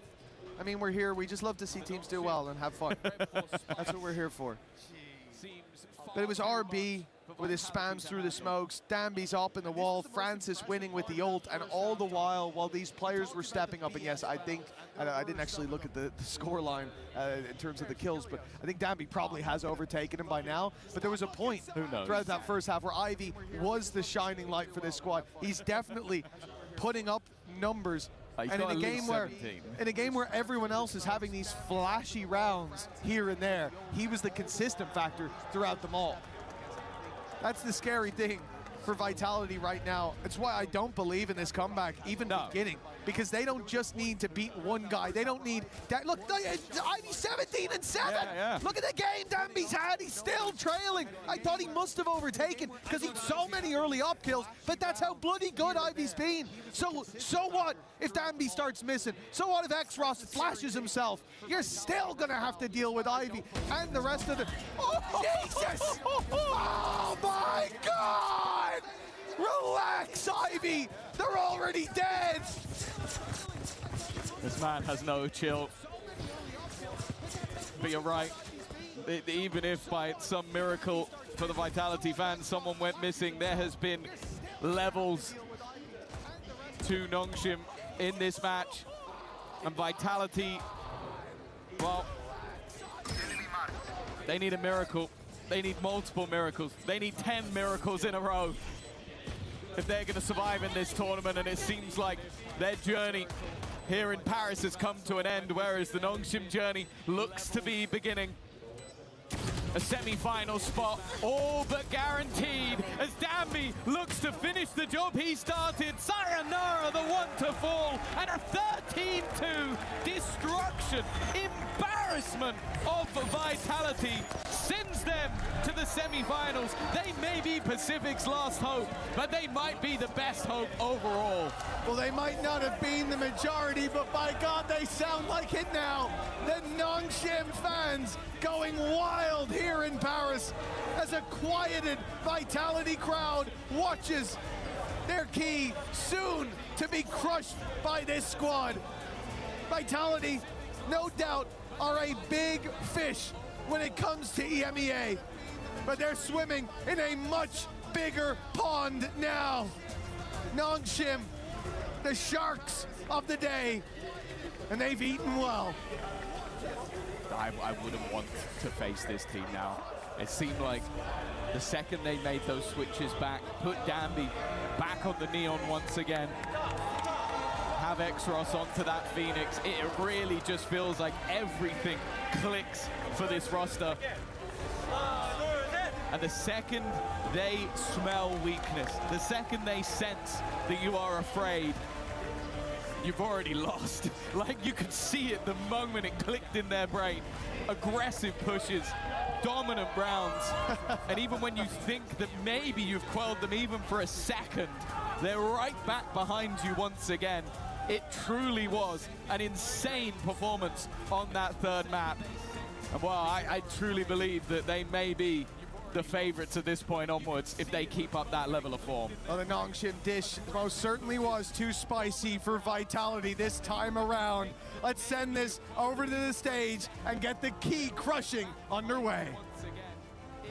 Indeed, the last hope of Korea is still standing strong. Exros to KO, congratulations for this victory, of course. And it seems like you guys are in phase. Nothing can get into your head.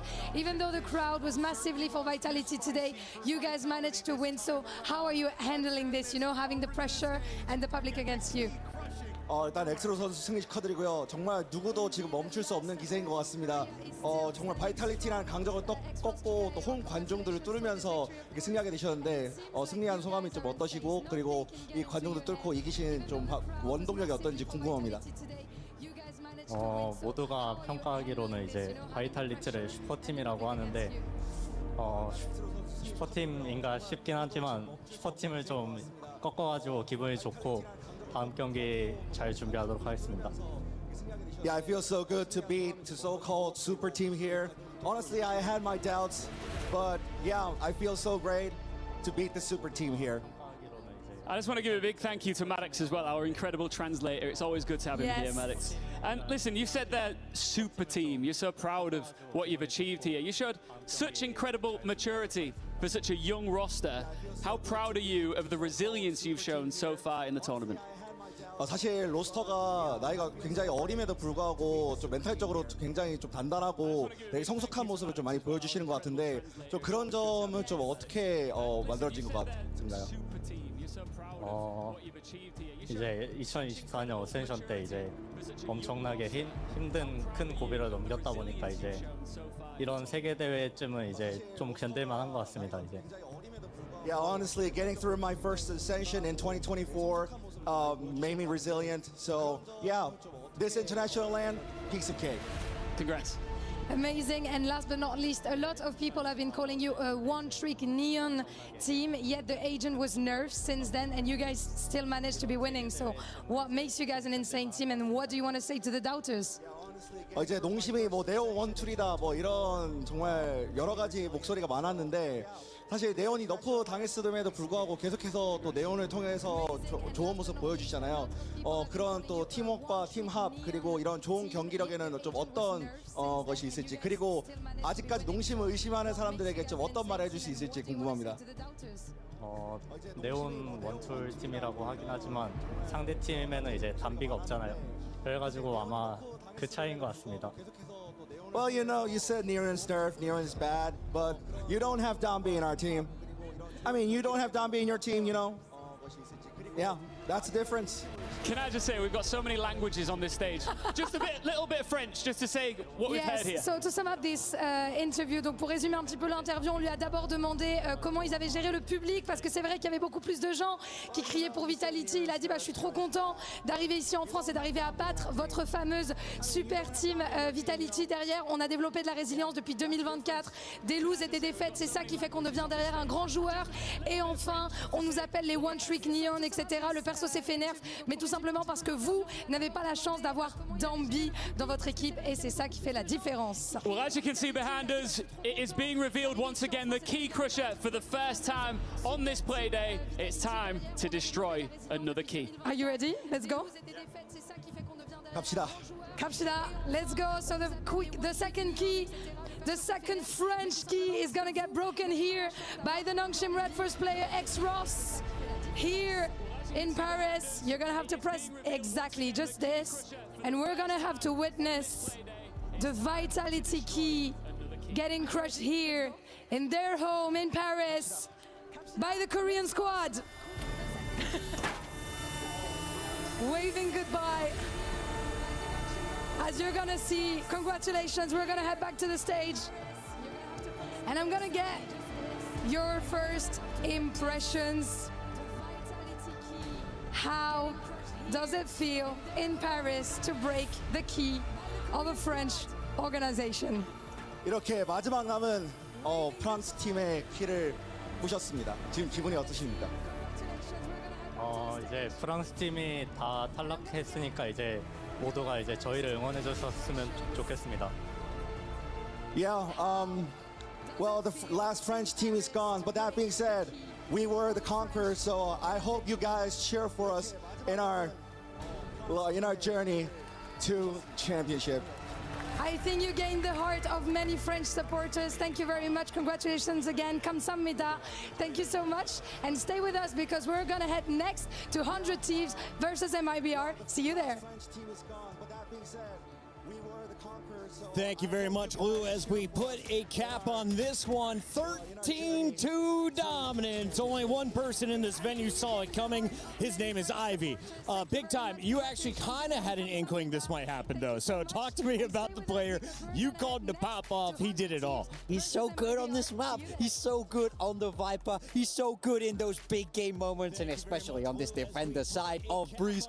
Ivy took over the game. This was pure domination from Nongshim Red Force. Athena, what's so impressive, too, is if you've been following this man on Twitter, as you should, he mentioned he's been to the hospital. He threw up after game 2 of the G2 match, and he is still playing on the stage now, moving on to the Final Four. Really insane to have that kind of fortitude, that mental perseverance, to be able to deal with that, be sick and be able to continue to play. Absolutely insane. I mean, we could not tell that he was sick. He just did such a good job. Pacific has a squad into the Final Four. They will be playing tomorrow. Big time. You and Seth have been all smiles all day. Yeah, no. Why are you so proud of this squad? Is this what you saw from them back in Santiago? Absolutely. It's looking like that form is returning. You know, they said this was an EMEA tournament. There was 4 of them through. Right. How many of them have left? 1 is all we need, baby. Nongshim. I think they're going to go the distance. I really think they have the legs. I'm loving the return to form that we're seeing. It's been a roller coaster year, but here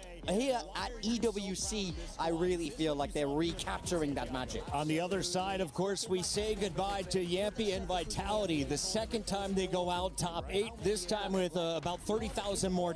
But Athena, you know Vitality's got to be a little bit bummed here that they didn't get further. Oh yeah, they've constantly been in that second place curse, second to Team Heretics, and now both of them are gone, which is insane. They're definitely going to be bummed, I think, especially because they're considered somewhat of an EMEA super team. But of course, I mean, you're looking at these stats here from Ivy, 378 ACS on Breeze. That's not How normal. do you deal with that? It's not normal. I hit 44% of my headshots as well. Big time as we look forward. Nongshim, in your power rankings, where are they at amongst the other 3 teams that have made it in? Like, I mean, they're skyrocketed. Don't get me wrong, there's good teams in that lower bracket. BBL, NRG, very, very good. They know how to play the game. But do they have that magic? Do they have that spark? Do they have Danby? Do they have Ivy? No, they don't. They're right up at the top for me now. Athena, 3 matches done. We've sent 3 teams packing. What do our fans have in store for them on the other side of this break? Oh boy, we got 100 Thieves versus MIBR, an All-Americas matchup, but don't let that fool you because both these teams, they're so explosive and they really have something to prove because again, this is their first global stage with both of these rosters, so a lot to prove, but also a lot to kind of make sure they can prove to these specific French fans. And a lot of games to keep track of. If you're just joining us here at EWC, we have an amazing club championship featuring all of your favorite clubs from around the world. And Ginny is live with an update from the Alliance Vault from Fatal Fury. Ginny, what's going on? Alliance Vault, where we have some Fatal Fury going on, and you're going to give us a bit of an update in terms of who's doing well, what's the club championship situation looking like right now? Yeah, so we've had a massive overperformance today. Nai Wang's come out swinging for Weibo. They've got their first points on the board in the club championship, so they've guaranteed themselves 200 already just from getting through to tomorrow and guaranteeing themselves that 5th to 8th spot. And the same thing's just happened for Reject as well. Lagia doing really well and beating some of the favorites to get to that position. I'm going to have to ask you about the heavy hitters from last year, 2025 EWC. We got Falcons, Vitality, Liquid. Any of those teams performing here and performing well at that? Well, I'm glad you did ask, because Falcons came with 5 people to Wow, Fatal Fury. okay. Obviously had to decide one person who wasn't going to contribute the points because 4's the max, but only 2 of them remain, and one of them's in the lower bracket now, and one of them's still got to play. The favourite was a Falcon as well. He was knocked out yesterday. And then we've just had the news as well that the reigning champion is leaving the competition. Oh. Decided against it. All right, that's it feels like the cards are stacked against Falcons for this stage at least. Vitality, however, are they performing well? Is that a question mark? Yeah, they brought 3 people, 2 people remain, but one of them kind of underperforming today, losing to someone he probably should have got some wins against, and yeah, they're just not having the best time. So the top dogs from the last 2 years, not having a good time in Fatal Fury. Oh, looks like it could potentially be shaking things up here for the club championship point. Thank you so much for that insight, and we're done over here. Back to you. We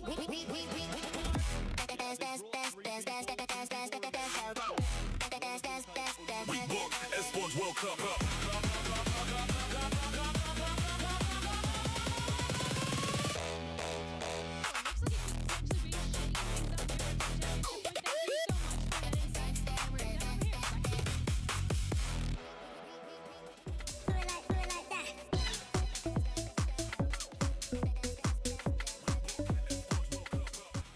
What's up, everyone? Great teams have great synergy, and so joining me today are Asuna and Cryo. They're going to show off their synergy with some sprays to different situations that we present. You ready? Ready. Yes, ready. All right, hopefully you get the most points at the end. When your teammate overslept and you have to wait for him to start scrimming. Lock in, P, lock in. Let me see. There's some funny ones. There's a couple options. Yeah, there's a couple options. All right, I'm ready. All right, show the camera. 3, 2, 1. Look. You know what's funny? I didn't even know I had that one until the end. That was good.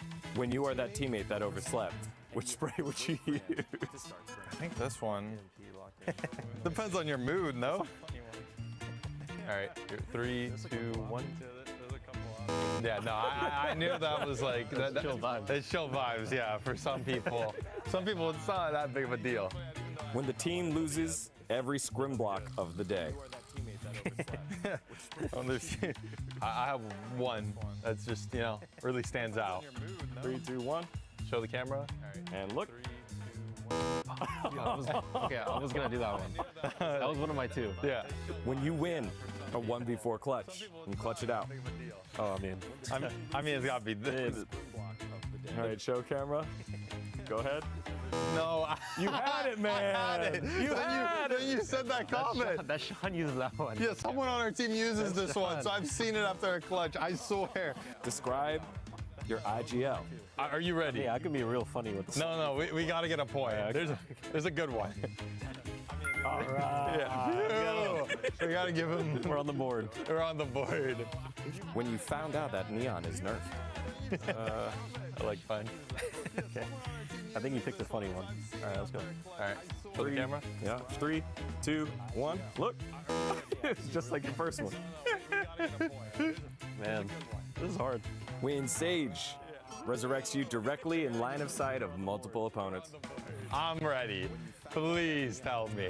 We can get this one. This is a gimme. There's only one option. There it is. Ooh. Thank the Lord. 2 points, hey, baby. Your coach calls a timeout after you get an ace. I think 3, 2, 1. You're not giving him the genius emoji for calling a timeout? It's like the chill. Yeah, but like he's a genius for calling it. When someone asks you how many hours you've played Valorant. It's a solid one. Yeah, solid one. All right. I'm showing. Bang. Bang! Yeah, I knew we were good. I knew we were good for that solid one. Not bad, not bad. Your teammate farts in the middle of the scrim in your practice room. All right, I'm gonna go with this one. Yeah, I'm ready. I'm ready. A teammate asks you to borrow money. Show camera. 3, 2. Nice, man. Not bad. I knew you'd pick that one. You win EWC. Which one would you use? I mean, there's only one realistic answer.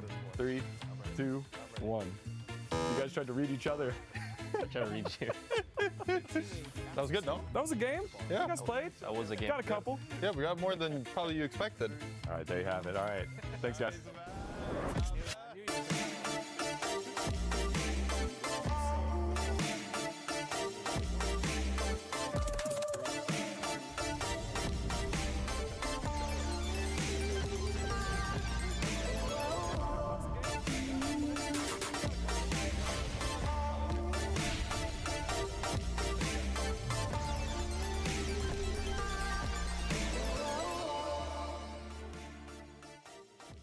We are here at the Alliance Courtyard. Obviously, there's a ton of action happening inside the server, but here at EWC, you have the opportunity to take the competition outside the server offline. Excuse me.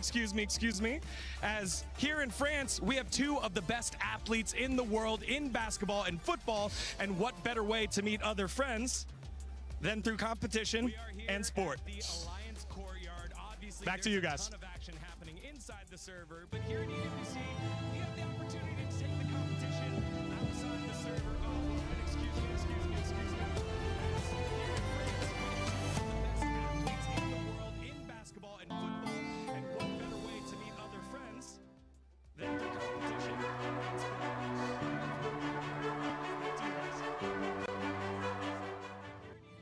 I remember watching Pokimane and trying to get a drop, and I was like super excited to get it, and I was just grinding the game with my brother.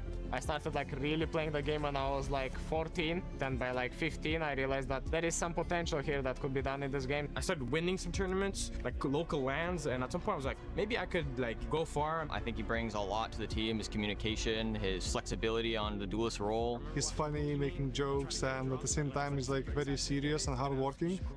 So Sayonara was someone that was really well known to basically everybody in the scene. He was playing in the Tier 2 leagues. He was looking fantastic statistically. When I started playing, it was quite exciting. I was happy that I could be making a career out of the game. There is no one that is able to bring all of those player skill sets along with the flexibility in his Asian pool and still be able to deliver at the same level he does when he's at his best. I said my family, I'm gonna be pro player, and they said ignore it, go school. But I said just trust me, and I trust myself too. And when I signed the contract, I proud myself too much. He gives us energy, he gives us his aim, he gives us his brain. Like, everyone thinks he can only shoot, but he can do everything. Like, he can play every character, he can play every role. Like, he's a joker in our team. It feels like people believe in me for a reason, because they know I'm good. So I take it as a compliment each time and try to prove to everyone that I am that guy and I can play as good as I can. He's kind of like playing a lot, learning a lot, and kind of like trying to share it too. He's not a player who wants absolutely to be micromanaged, for coaches to be involved in everything. He's very confident in what he has, in the things that he's done previously, and we just need to make sure that we're there and available to do everything we possibly can for him. You're looking at all these rookies that are coming to Tier 1, and they just look like the best players on the planet. The young generation can take a bit more strategic approach to the game while still having fun and running around. I'm so unbelievably excited to play on the biggest stage, especially here in Paris. I just can't wait.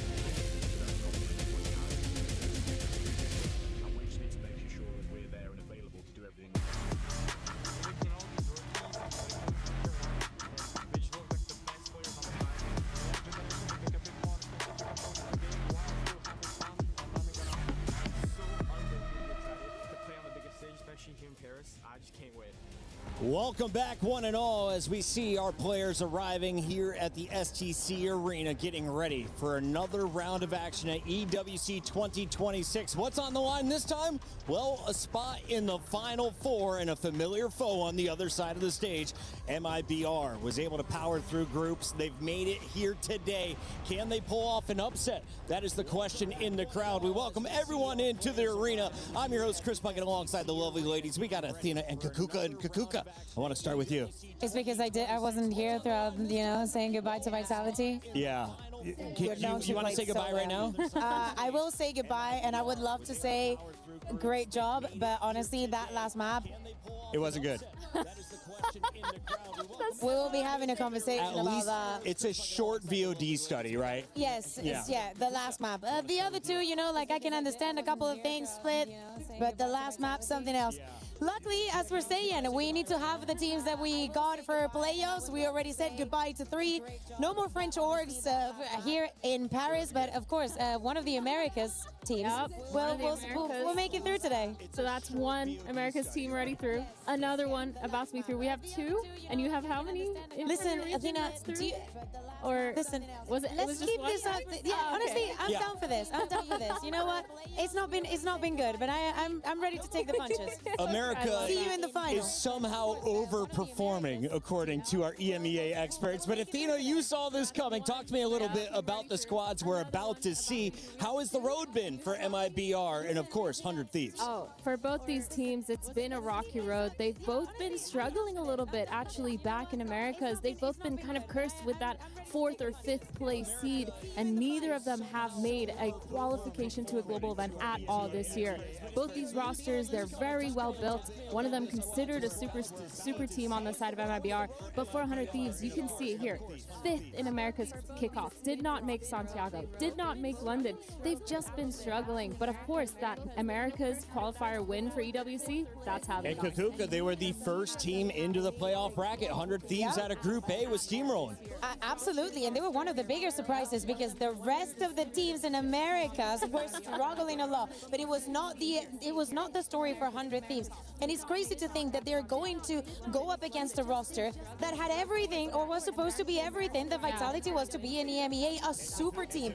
But if you think about the individuals here in 100 Thieves, there's a lot of progression, there's a lot of history, and there is a lot of hunger. We've been hearing from Timotino. I want to see more of Bora as the IGL. Of course, the coaching staff being from EMEA is always going to help you. But pound for pound, 2 great Titans coming up here today. I know that the past, we've talked about these names and kind of been a little bit of letdowns, but there's always time for redemption in Valorant, and it's something that we have to appreciate about this esports. On the other side of this Valorant battle, we have MIBR, and you were saying that they may have the highest paid player. Aspas has been dominant. He was a huge factor on Loud. I think they have the 2 highest. As soon as they got a chance, they signed this guy to a long-term deal, and as you mentioned, Zekin alongside him. So tell me about this roster. It looks like MIBR for 2026 is out for blood. They're also out for an EWC trophy. I mean, this is essentially a super team, right? You have Aspas, you have Zekin, 2 of the best duelists in Americas, period. That's overall throughout their globals,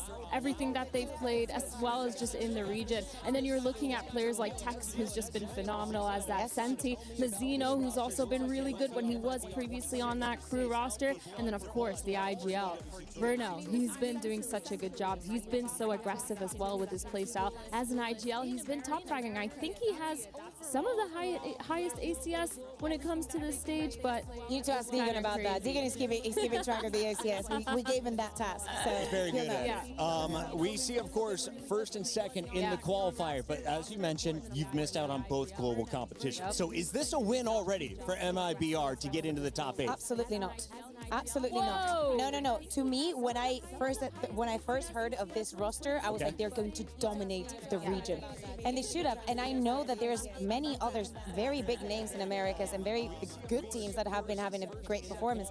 But you want to think that if the talent is that raw, you can just put it together and make it work. Especially when you're talking about some players that have already played together. This was a roster made to win.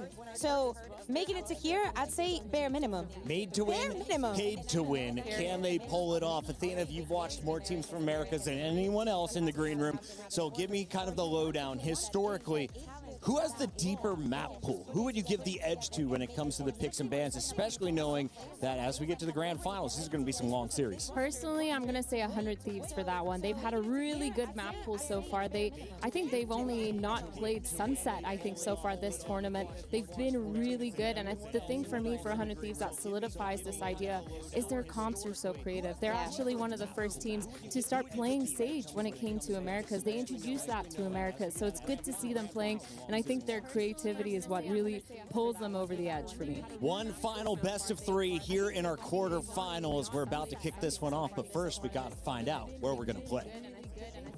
100 Thieves, higher seed. So you guys choose Team A or Team B? Team B. Team B. So 100 Thieves, Team B. Yeah. Team B. Iberlos, Team A. So you guys started Vito? We ban Sunset. Ban Sunset. Ban Lotus. Lotus banned by 100 Thieves. We pick Fracture.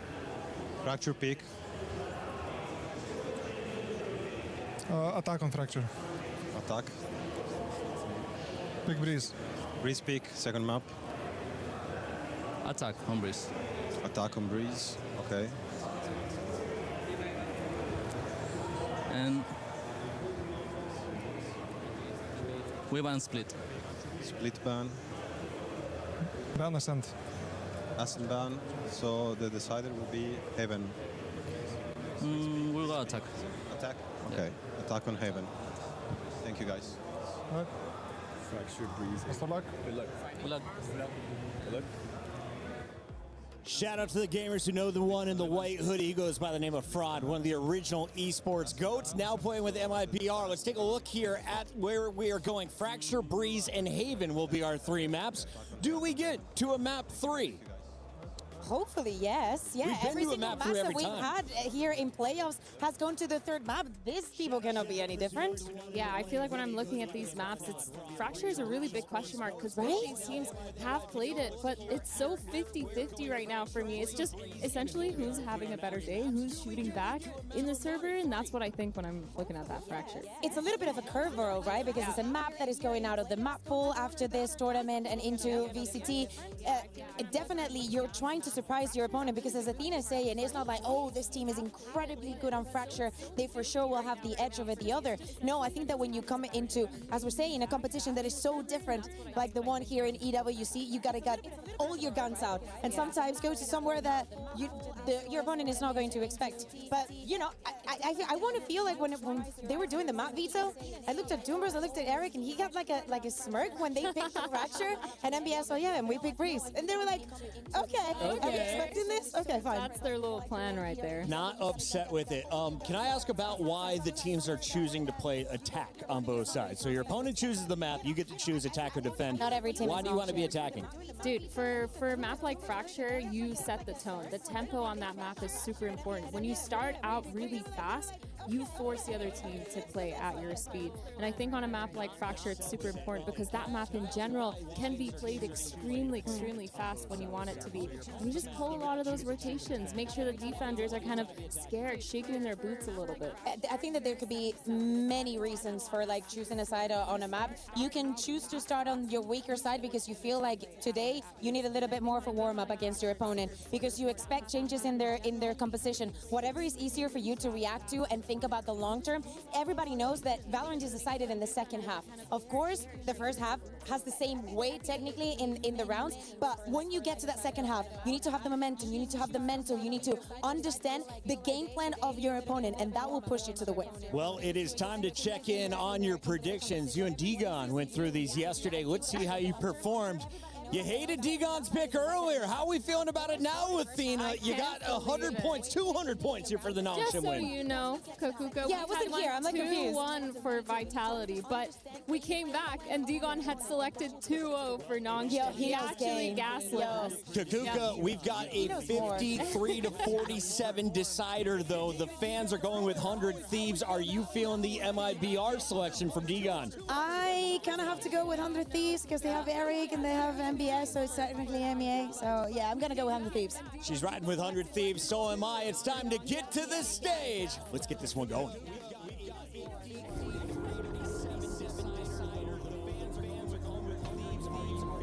They had an amazing French crowd, and we also had Champs Paris. And I know they're very active on Twitter. I see a lot of French fans, so I hope I get to see that kind of energy on stage. They were a really good crowd. Like, they were very animated, they were having fun, they were excited. I was having a lot of fun as well, and it was very cool.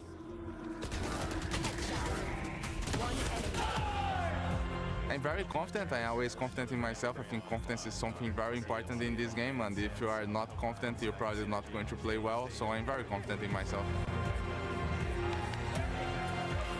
We've just been keeping things the same, practicing, making sure we're taking every day seriously. We were able to practice for a week before the event, and now we were not jet lagged, nothing, and we were feeling really good. I think there's no easy match in Valorant. How the games are played, and I think it's gonna be a tough game as always. I'm excited for it. I like tough games. Yeah, I think it'll be pretty hard to face MIBR.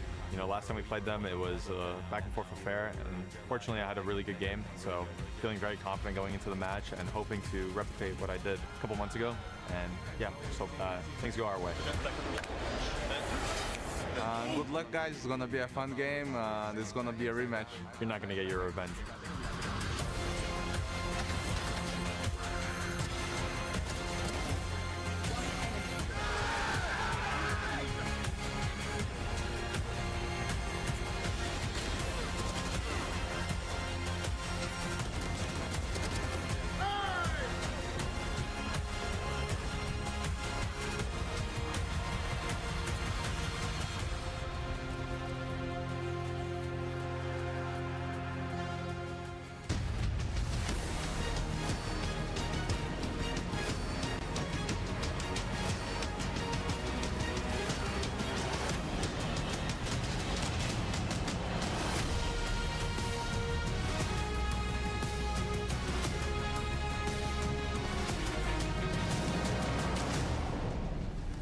For a neutral Valorant fan, this has been an incredible start here at the STC Arena at the Esports World Cup.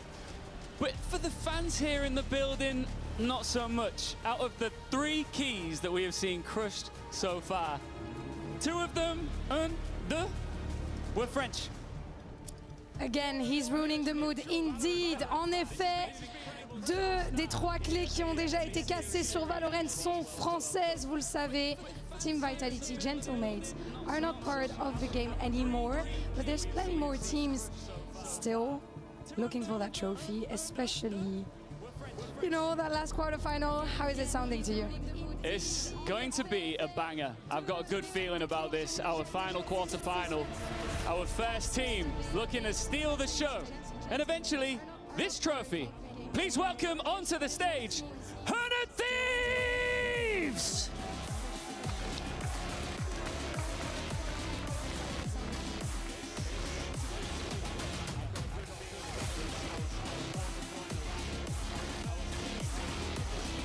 Ils arrivent fiers, les 100 brigands, les 100 voleurs, venus pour prendre les joyaux de la couronne, ou en tout cas casser toutes les clés. Ce sont les 100 Thieves. They've got the brand, they've got the names, and now they need a big statement win. Made in Brazil is in their DNA. MIBR.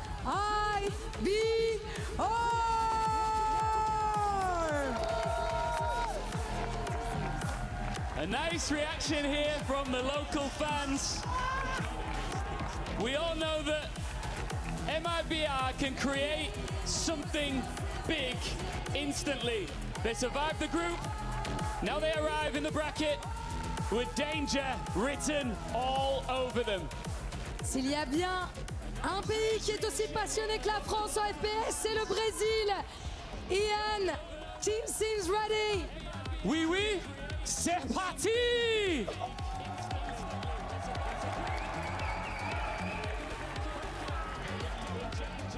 That was lovely. As our players get ready to take their seats, we got to discuss a little bit about what we expect to see them playing on. We welcome Athena and Kakuka back to our studio. Kakuka, this is another battle between 100 Thieves and MIBR. We've seen this in the past, but Fracture is our opening map. What agents could succeed on this level? I mean, a question I think goes around the controllers. What type of choices are we going to see? Are we going to see a repetition of the last time that these teams played this? Double duelists, we see Harbor, we see Neons, we see things that we're very used to see in many other maps. I will say that me coming from EMEA, seeing Harbor here would be an absolute crazy thing. But yeah, I'm really looking forward to it because I was just thinking, I was looking at Athena, the teams were coming out, and I was thinking every single team that has won on this stage was the second seed, weren't they?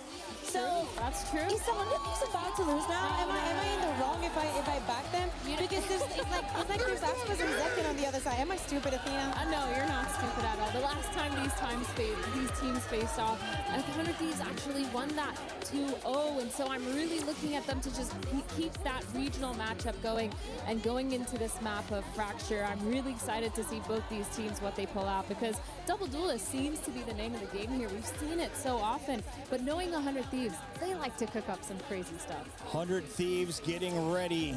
You can see the focus on their faces. On the other side, MIBR has been a threat. They have always been here since the start of the tournament. The top squads have been afraid.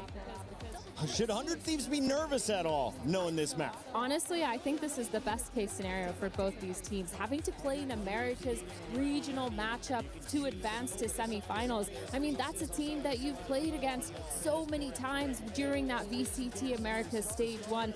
It's also someone that you know their tendencies, you know how they play. You've experienced it, so the nerves are definitely a lot lower. And I think also when the crowd is just cheering equally for both of them, it works out really well. Well, the MIBR crowd, I didn't want to say they got some kind of aura, you know? Like, I've met some of them. They're actually nice people. I will say that about them. Athena, I am also thinking about something that we've been seeing all throughout the tournament. I'm thinking about the duelists, the Neons more specifically, especially after we just saw Dambi and the masterclass. Timotino versus Zekin is something that we expect definitely for this first map. Who do you think has the slight edge just on the Neon? I think Zekin definitely does. Zekin, he's been absolutely phenomenal on that Neon. His ability to use that movement, use the utility, and get those opening frags has been really good. Timotino, he's known for his movement in Americas. When Waylay was still really up there, when Neon was first introduced, everything that he did looked really seamless. But for me, when I'm looking specifically at those opening frags and playmaking times, it's always Zekin that pulls my focus towards him. It's time to find out what they're going to be locking in. Our agent select moments away. Kakuka, yes. What do we see, and is there going to be an edge either way? And now you need to explain it to me. Is this a real brimstone? You need to explain this to me because I read Fracture, and then you could have Viper, but you like I see the value of the Harbor. You want to see something crazy? You want to hear something crazy? I was gonna be like, no, there's no way. We haven't played Harbor in such a long time on this map. You know, it was a phase that we went through. I see in the future.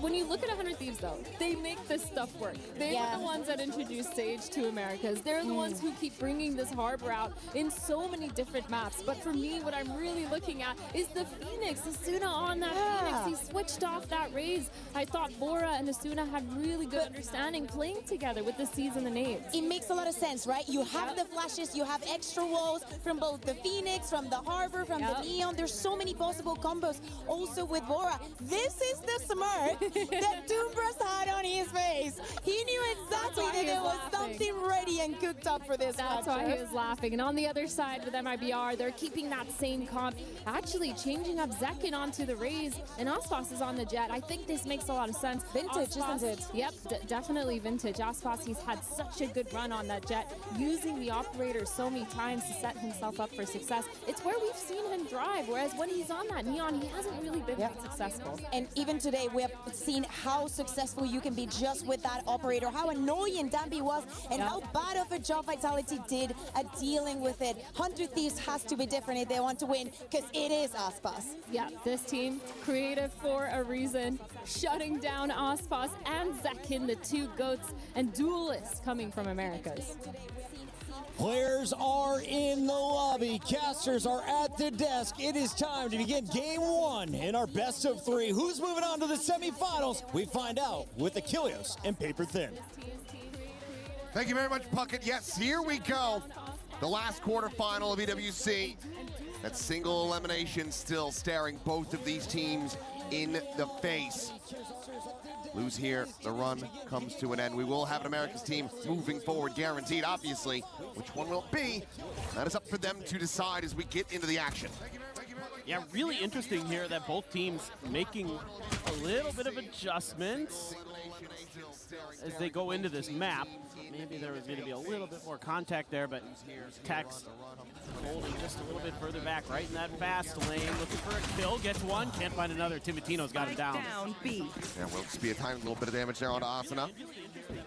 Could heal that up, and a footstep to be made. Aspas, however, on that swing, dealt with. Molly now, top of the rope, drifts across that one, looking for the timing here, spots out two players, curveball turned from, but Verno still dead as Asuna. Oh, he said in the video that he had a good game last time he played MIBR, and he is off to the races already. Well, he wasn't kidding. I mean, he was plus 13 on the Rays last time. Now he's on the Phoenix, and he's looking just as comfortable. This is really nice work. Heard those footsteps, gets him prepared, does a little peek over, uses the molly to heal himself, goes for the flash, isolates the players one by one. That is really well handled by Asuna. 100 Thieves here, looking to continue to shut MIBR out, as they did in their last series, 2-0, when they formally faced off. And it was the same two maps, but different looks here on Fracture. Do you realize what you just did? No. Look, we're not on camera. Yeah, but Athena and Kukuka started it. Yeah, you started it. You just no, they started it. Okay, they started it. You just did a 6-7, and now we have a tech pause. That's their fault. This is what happens when old men try to do young people things. The universe breaks. Oh, I've got a few bangers in the chamber if you want. No, I don't. I don't want them at all. I would like, unless they resume the game quickly. Oh, yeah. In which case, let's let hell break loose. But should hopefully be a quick one here.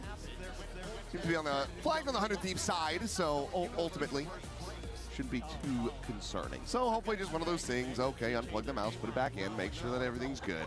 Yeah, man. The old IT specialist. You tried unplugging it and replugging it. It's got to get the power cycle going. Yeah, the easiest tricks in the book. But I mean, looking to today, I think this is really interesting, and I personally like the changes that 100 Thieves made more coming into today than I do the changes that MIBR made.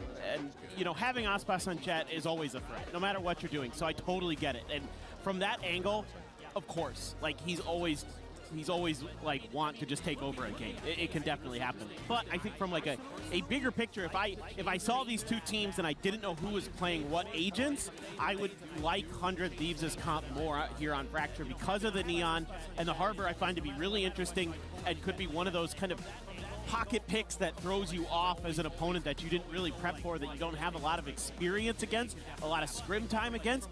So it could be one of those things where you're not used to where can you position yourself outside of those high tides to A, be safe, and B, you know, have quick re-clears, quick, you know, ability to retake, things like that that are going to be really important.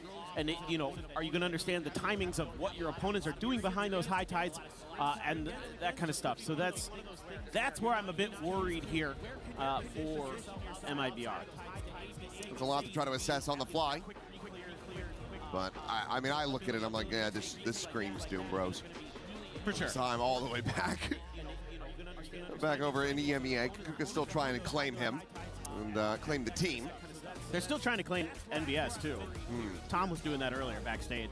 They're getting desperate at this point. They really are. Teams are starting to run thin from EMEA here at the tournament.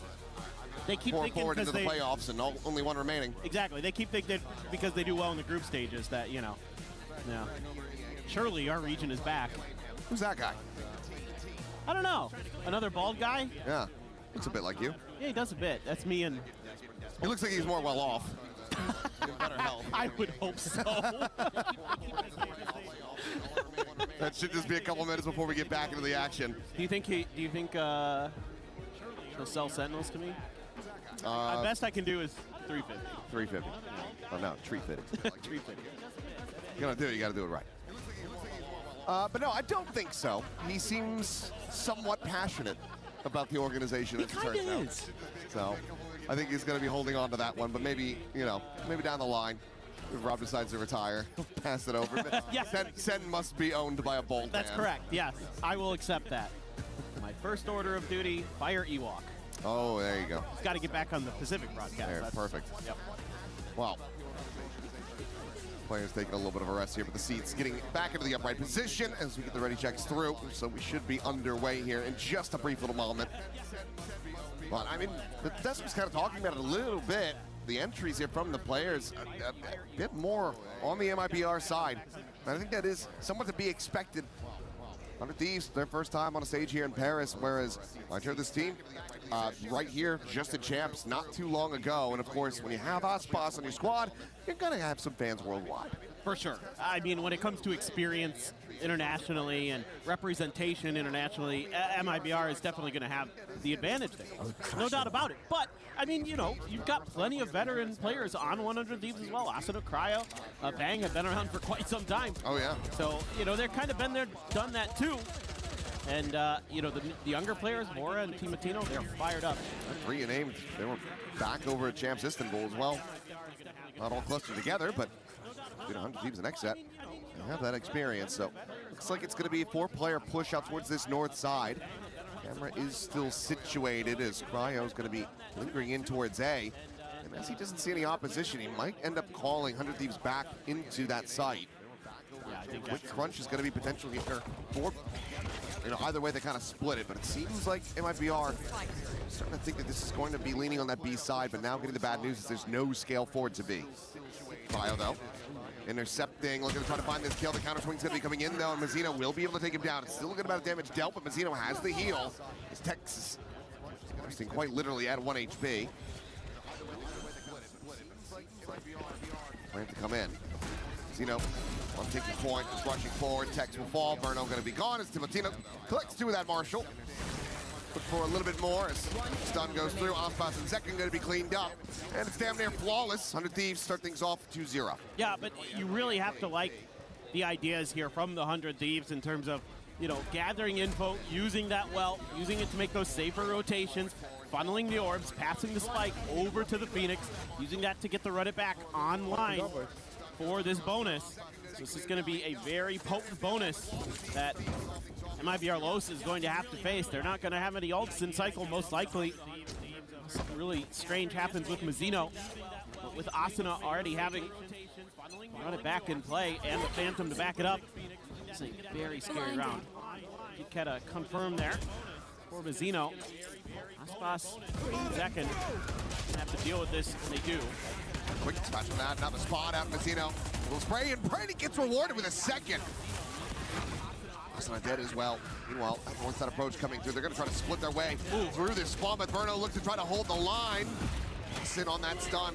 Cryo able to find that kill eventually, but Mazzino now just trying to push forward, lead them to these eliminations, and Mazzino was absolutely nuclear in the round. A 4K for him on the sky. They will deny a bonus conversion. Yeah, that's huge. Honestly, being able to prevent that bonus is a big deal for MIBR Lowe's, because this is, again, so much that they're bringing into this round is so scary, but Mizzino reads the play nicely, just expects that there's going to be extra layers behind that run it back. Let's go, boys. Let's go, boys. And just wants to spam through and does a world of damage in there. That's got Fraud applauding. Very happy with what he's seeing there. And I didn't do anything this time. No. Can't blame me. I didn't see your hands. That's right. I didn't see what you were doing. Just making sure. But, all Touching. right. Well, hopefully, another decently fast one. Go ahead and clean up and get back into this. Yeah, that's the face that I make every time we have a tech pause. Yep. Good to see the cross-faction support here. Still showing up to cheer for some of the other America's teams. Who are they rooting for today? You think MIBR? The Sun fans? The old Zekken? MIBR, yep, support there. It seems like it might just be a cable swap. And right back into it. And I mean, if it's Mizzino, I don't know, which peripheral it might be, but it seemed like everything was working fine. Yeah, I was going to say. If there was an issue and he still managed to get that 4K, I mean, maybe you just keep playing like that. Right? I'd be like, well, even though maybe the frame rate's a little off or something, it's working. Like God Dad playing with a tissue in his nose. It's one of those superstitions. It's like, no, just leave it. If it works, it works. That's all that matters. Sometimes the unorthodox methods are the best for the players. Like this guy, just think he started the meta of not paying attention to the monitor, when there was timeouts. He just immediately leaned back, and now everybody's doing it. That is true. Trendsetter. Yeah.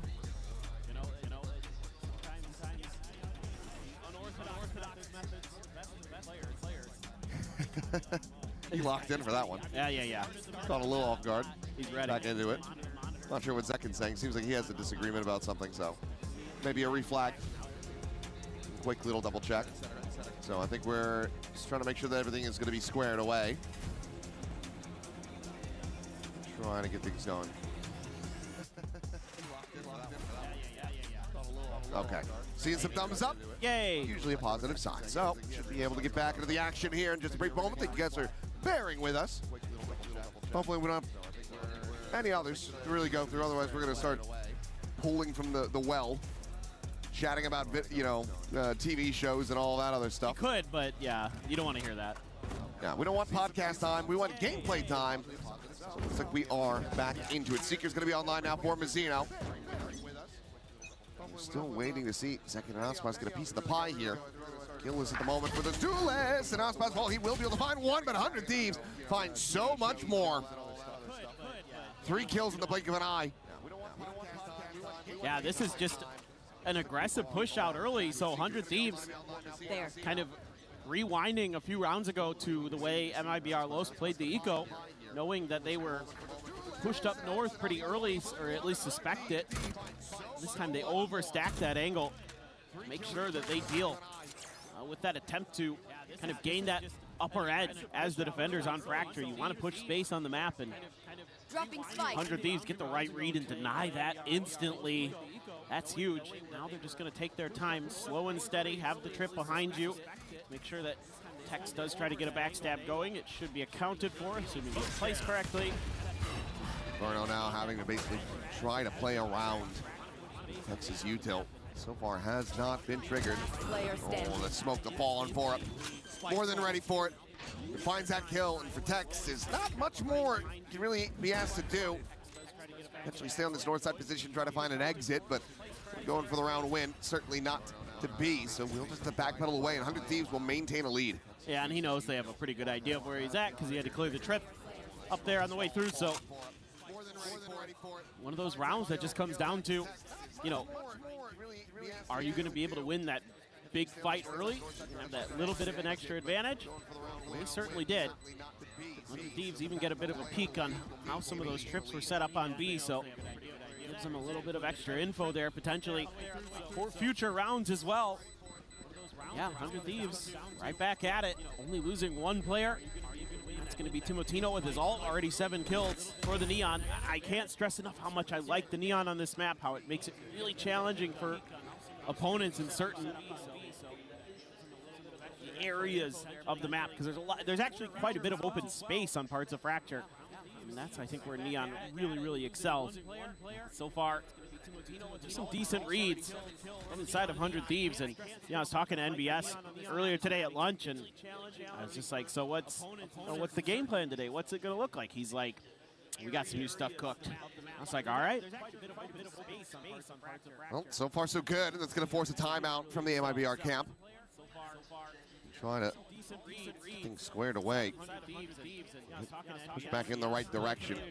Economy-wise, it's going to be very rough around the edges. Haven't been able to build up anything, so going into this one pretty damn light, I do believe. So let's see what info Fraud's going to be able to give them. Because, I mean, to go back over it, this is their map pick. It is. I mean, I think from what you've seen from 100 Thieves, the response here might be something like, let's shore up a main control and kind of play a little bit more keep away around Arcade and Dish. Like, it's okay to have one player up there maybe, but have them be willing to fall back pretty quickly and then play for faster retail, like counter moves when 100 Thieves is going for their execute. I think that's something that works really well when a team starts to really over-aggress on that northern side, but it will be a different look immediately for 100 Thieves. Outlaw there for Timotino. Has the ult to back it up. Everybody but Tech's going to be one tap to that sniper rifle, so. There's some thrifties in the water today. Has been. So, I mean, we saw what kind of rebound that created for Nongshim, that second map. Perhaps MIBR Los will be able to have something similar if they could get this one over the line before the moment. Fully gambled onto the B site. And all of 100 Thieves not even looking to try to explore that angle. They just want to death ball this one. Taking their time with it. Now, starting to up the pace. Being diligent, clearing out all angles. Util going to be invested here just to get the scale forward. Clear out the site. Didn't make it to upper, so they don't necessarily know that that's clear unless Tipitino's position, but either way. Planted. 5 players now to attempt to retake Cryo. He is on an island comparatively, and the full flash is going to be connected with a haven't checked him until the very last moment. Alphas will be able to find that one. A couple kills going to be found in reply. Swerno does manage to collect his Vandal, but push forward through the smoke. He puts it to use, finds that kill, but gets nearsighted by Bang. Swings the corner and takes him down. It's decent damage dealt. It's a solid attempt at the Thrifty. 100 Thieves is able to kind of suss out these eco rounds pretty well. Able to avoid much in the way of serious damage. And the other thing, okay, so we'll see if MIBR Los kind of dives into sort of a more southern strategy, but kind of curious if maybe it's just more of a default. Yeah, this looks a bit more like what I'd like to see, and the reason being that it's a lot easier to defend against A-site hits if you have A main control, and then arcade pushes can be really tricky unless they're really able to establish good control here like Timotino's doing. Oh, hello. Not sure where you're going, Mazzino. Sprinting out, no idea where that Neon had gotten to. Meanwhile, drop down right in his face, and Hotspot greets him. Hop shot to the skull, Asana now dead. Trying to find a little bit more, but that's a run it back out of the equation now. Actually gonna make this a little bit easier as the orbital strike will stop him from getting the planting in play as well. Good time buying the rotation now, coming in for Texas. Timotino riding up the rope, gets himself situated on the rafter. Looks like all of MIBR. Good to try to push out a spawn side, Texas splitting away. It's gonna be tough to try to hold this line though. But damage gonna be suffered around the back there from Bang, but overall is able to avoid it. Texas gun barrel should have been spotted, and yep, he's gonna be able to have the one dead. Swing in the corner, second now eliminated as well. Cryo holding things down. Given that you have this operator, you now need to try to save it. But they are just on top of them. Left, right, and center, 100 Thieves. Fanning out, playing around each other gorgeously. Continue to find another massive round win as the operator gets ripped out of the hands of Aspas. Yeah, it's a really nice idea. Using the Neon ult to create a bunch of space and a bunch of pressure that MIBR Los has to react to, and then a quick pivot over to the A site, which they had abandoned. So A main became open for you to just slow push through, and think you're seeing a lot of the good ideas with the Cove. I mean, that's never the reaction you want to see if you're on the other side of the stage. That's that, oh, I knew what you were doing before you did it. Not only that, but you're not even really giving him a sweat. Oh, they're toying with him. The game plan here is really, really good from 100 Thieves. And now you've got Cryo inserted from that arcade side, intercepts Verno. Sees the connect, pulling Tex over to the side, out into the open, Decade down, Asuna collects the kill. And Cryo not quite going to be able to win this one out, so weapon can be collected. But he's not going to get the chance to use it, not in this round at the very least. And again, just swing back around, okay. I thought he was just going to hightail it out, save this one. Does manage to find a kill, but will not be able to retain it after all. As Timotino strikes him down, that's 6 already collected for 100 Thieves, and now that pressure is building up for MIBR Los to have to invest that second time out. Yeah, it is one of those situations where on a map that can be difficult on the defender side, you really want to try to eke out every advantage possible here in this first half. So might be not too long before Fraud has to get involved again, but I mean, okay, again, you're on an eco, so 100 Thieves. 100 Thieves has a great read. They know exactly what MIBR Los wants to do before they do it. Here again, Aspas going to try to maintain that A main control. Will, at least with a little bit of a puff of the chest, thwart that initial attempt. But again, 100 Thieves, contact, rotate. You don't like the look you get on the first one. Go to plan B. Once again, Cryo, situated in an arcade, but he's not being aggressive with it. Waiting for this Nightfall to clear some space for him, and he's looking for any stragglers on the outside of sight. We'll plow forward, pinned to the corner. Verno able to hold his own, keeps himself alive, eats a little bit of damage. Heals are there. Zeno being top back up. Has the Seekers, but it's going to be the spray and pray, actually. He's having a solid idea of where Bora would be. He's able to find that kill, and bang, going to be distracted by the tripwire. It's getting struck down. Now suddenly, it is just Cryo. Well, maybe I don't go up the rope. Tucked in behind this box.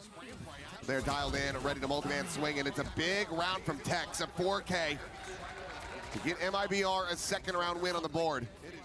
Well, I think here as 100 Thieves, you're probably a little bit frustrated with that round that maybe you got a little bit too close to the vest. Oh my God, it was all just through the high tide. I mean, just understanding where players might be on that site, just spamming through. So you're gonna have to be a little bit more disciplined here with your positioning as 100 Thieves behind that high tide. It seems so safe with how much it covers, but the way that players have gotten so good at spamming through smokes, not the safety that you'd like. Aspas this time through the door. This is all to play him in. That boom bot. Oh, tailwind form does get the connection. Timotino going to be tagged down to 45. So still value going to be found as well as deep control here at A main. Gotta grab that spike and shift it on over. And barring you getting pinched from north side, you have to feel very comfortable at the moment. As MIBR Los, the spike is going to be heading more towards B. For sure. And I wonder if 100 Thieves is going to have that comfort to try to take the zip, but I mean, it's being cleared by Cryo here. Did check it, but instead they're just going to try for the crunch again, that same 4-1 split. It's just the thing is you can lean so heavily towards this B side. Aspas's position is so deep. 3 players. As there's the spam, and Second will get himself on the board. Showstopper now going to be online. Tripwire destroyed. Closing out from here is 100 Thieves. Starting to look less and less likely. Reckoning, however, is going to be invested. No players at Canteen. Swinging that corner, though, and not being able to get the blind on those players. They're still able to trade that back. Just how Stopper up and over the top, and Fora! Oh, he sniped him out of the sky! It felt like Second was staring at Asuna for an age, but he still never managed to get the rocket out. Oh. Verno, however, trying to spare their blushes, the quick peek, the shot, now Aspas to clutch it out. Swap of the weapon, knows exactly where Cryo is. The defuse being held, but the swing is there, and Aspas fast on the draw, but Cryo is just so favored in that position. denies him the heroics, denies him that clutch. The struggle will continue. Oh, man, this is tough, dude. Like, as MIBR, you play this really nicely. The macro is really, really good. The setup there to get that extra little bit of space for Aspas to take some map control for you. And then you're trading well. You get the opening kill through the smokes again. And even though, okay, you lose one to the Reckoning, you have that showstopper, but you can't pull the trigger fast enough before Vora takes you out of the equation. Money's getting dire here for MIBR Los. Only a stinger per second. Just uses showstopper. Early damage again, though, on the Timotino. He's got 2 HP this time. He doesn't. He's a Neon, bro. 2 HP is 100 HP. When there's a lot of Phantoms and a Stinger on the other side. That's true. It is actually very scary. Stiff Breeze would be enough to just finish him off. Tripwire, even. Yeah, very true. Could end up being the case. He's going to still put his life on the line, try to play that entry. Asuna making some noise over here. Gets that smoke out, grabs the orb. 1 charge away from another run it back. Meanwhile, Timotino making that noise. Vaughn having to be cleared. So far, Texas position not going to be scouted. Pushing over towards main. Swing out, now they know about it. It's going to be Messina from behind, able to strike him down, but look at the kills immediately in reply. 100 Thieves able to find 2, the blind connecting, and Vora profiting, finds himself a 3K. Asuna just bounding around the corner, looking for that spot out. Didn't manage to see him, but should be decently suspicious that they're going to be tucked. Well, it gives you so much time to position yourselves in these annoying crossfires. High-low between the left and the right. 1 in main, 1 in drop. I think it's got to be a save. It absolutely has to be. You've got no further economy behind this, that operator. Scrounging together to be able to collect another one into this round. Will be retained. 100 Thieves not going to go hot on their heels, try to take the weapons away. They're more than satisfied with a round win, with the lead that they have established, 8-2. This is just, I mean, very similar to what we were seeing from Nongshim on that Breeze. It's just dominance. Yeah, and it's likely to continue because 100 Thieves is into an alt cycle and MIBR Los is not. Like, you're 1 away from the Nightfall, you're like 2 away from an overdrive here, you already have a neural theft, whereas I think the closest any MIBR player is like 2 or 3 away from their next alt, so I think you need to take a thought about this as MIBR, and they will. Absolutely the right call, because I don't know. I mean, what's got to be frustrating again right now is I've seen a couple rounds where some of the macro ideas are pretty good for MIBR Los, and they're still losing. I mean, that's when you know you're in real trouble. Is when you outcall your opponent and you still are losing rounds. I mean, it's not all the time. I say 100 Thieves still has an advantage. Yeah. But it is fractured, and I expect the attackers to have that advantage. Yeah, I mean, that is another consideration. Obviously, attacker side of this map, a lot of times we're going to be seeing the teams finding their, you know, the highest round counts there, but 4 on the defender side still feels really rough. You have to have one hell of an attacker's side, but the shots just haven't really been connecting. Yeah. Other than when they spam through smokes. Yeah, so unless they're going to really be able to get warmed up, I'm right there with you. Feeling like this might just be curtains for Fracture. And Breeze is a map that 100 Thieves is very good at. They've already won on it here in EWC. They beat MIBR Los on it back in Americas, so does not get any easier the rest of the way. So these are very crucial rounds. Like borderline must-wins, and you're on an eco with Aspas on an operator. Ooh, he's ready for that. They're ready for it this time. Timotino avoiding taking that early damage. They're the Prowler as well. They know that it's multi-man present today. There. But again, look at the calling.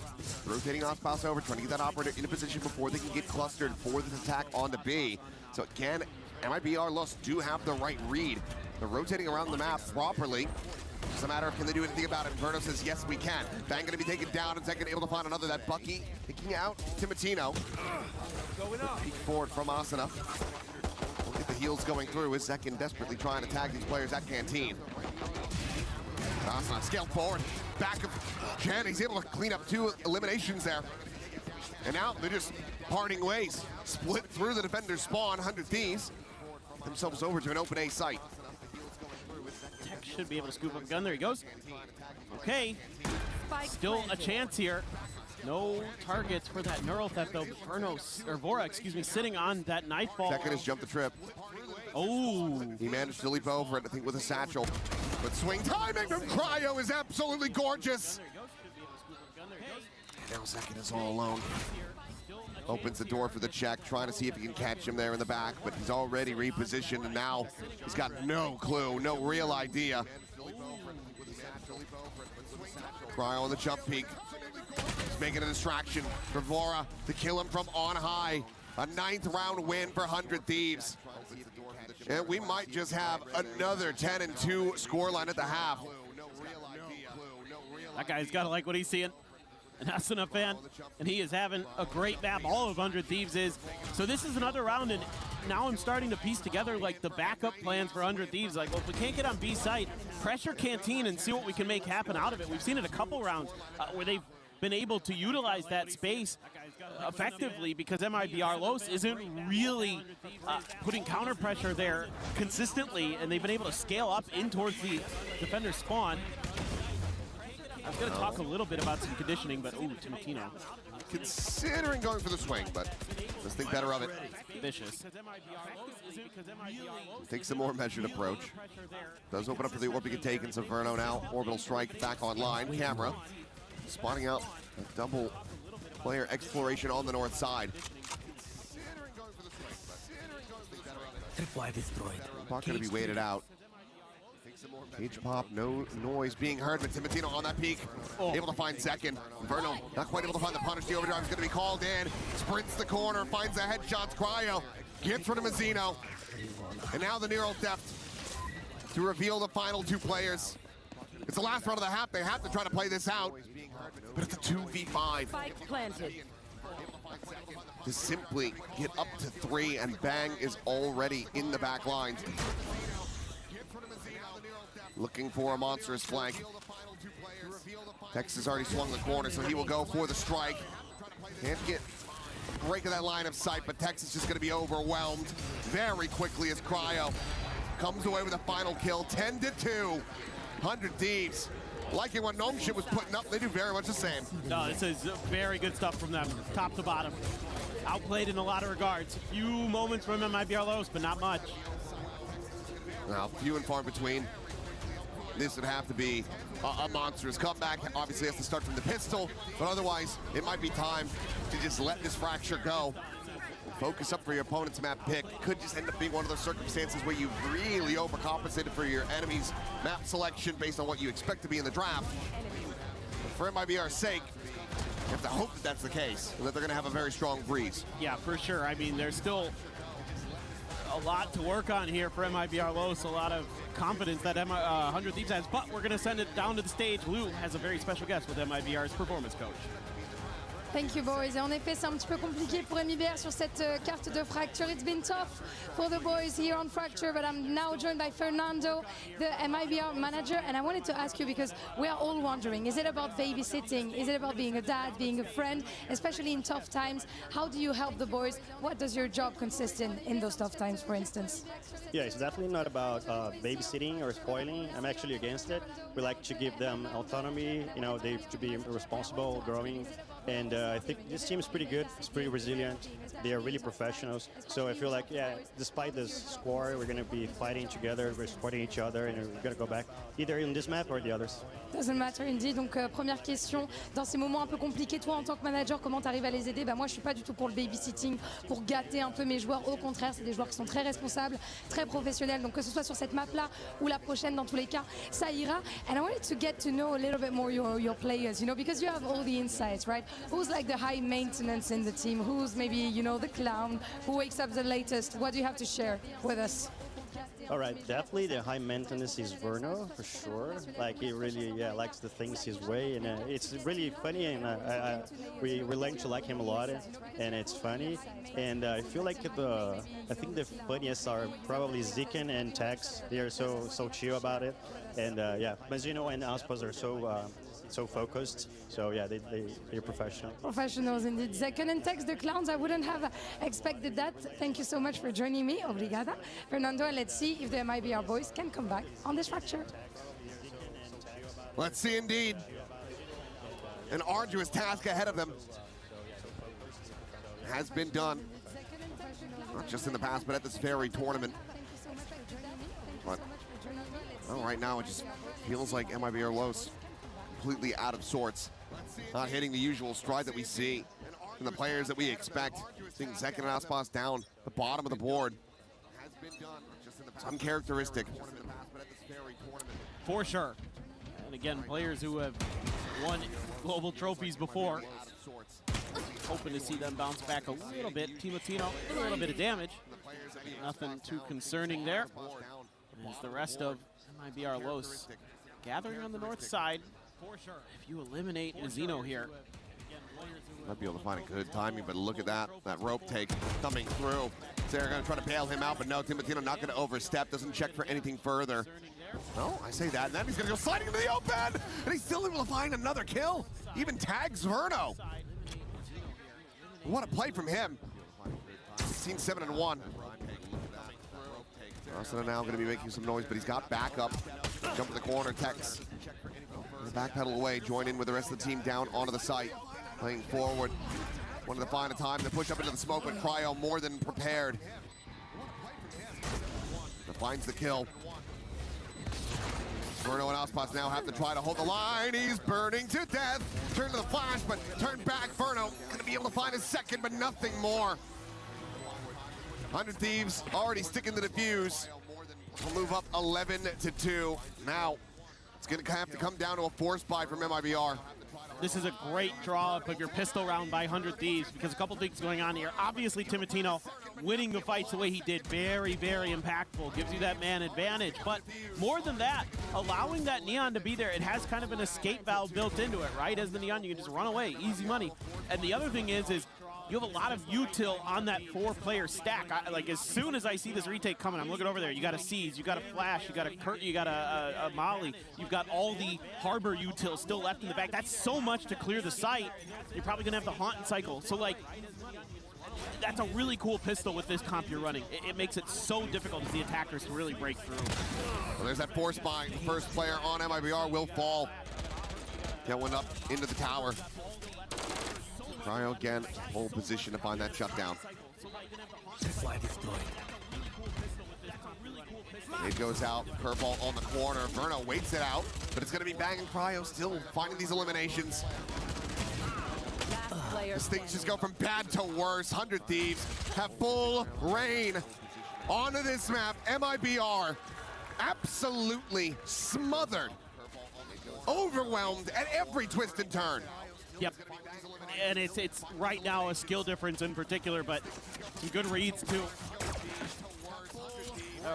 Just 100 Thieves look much more locked into the server right now.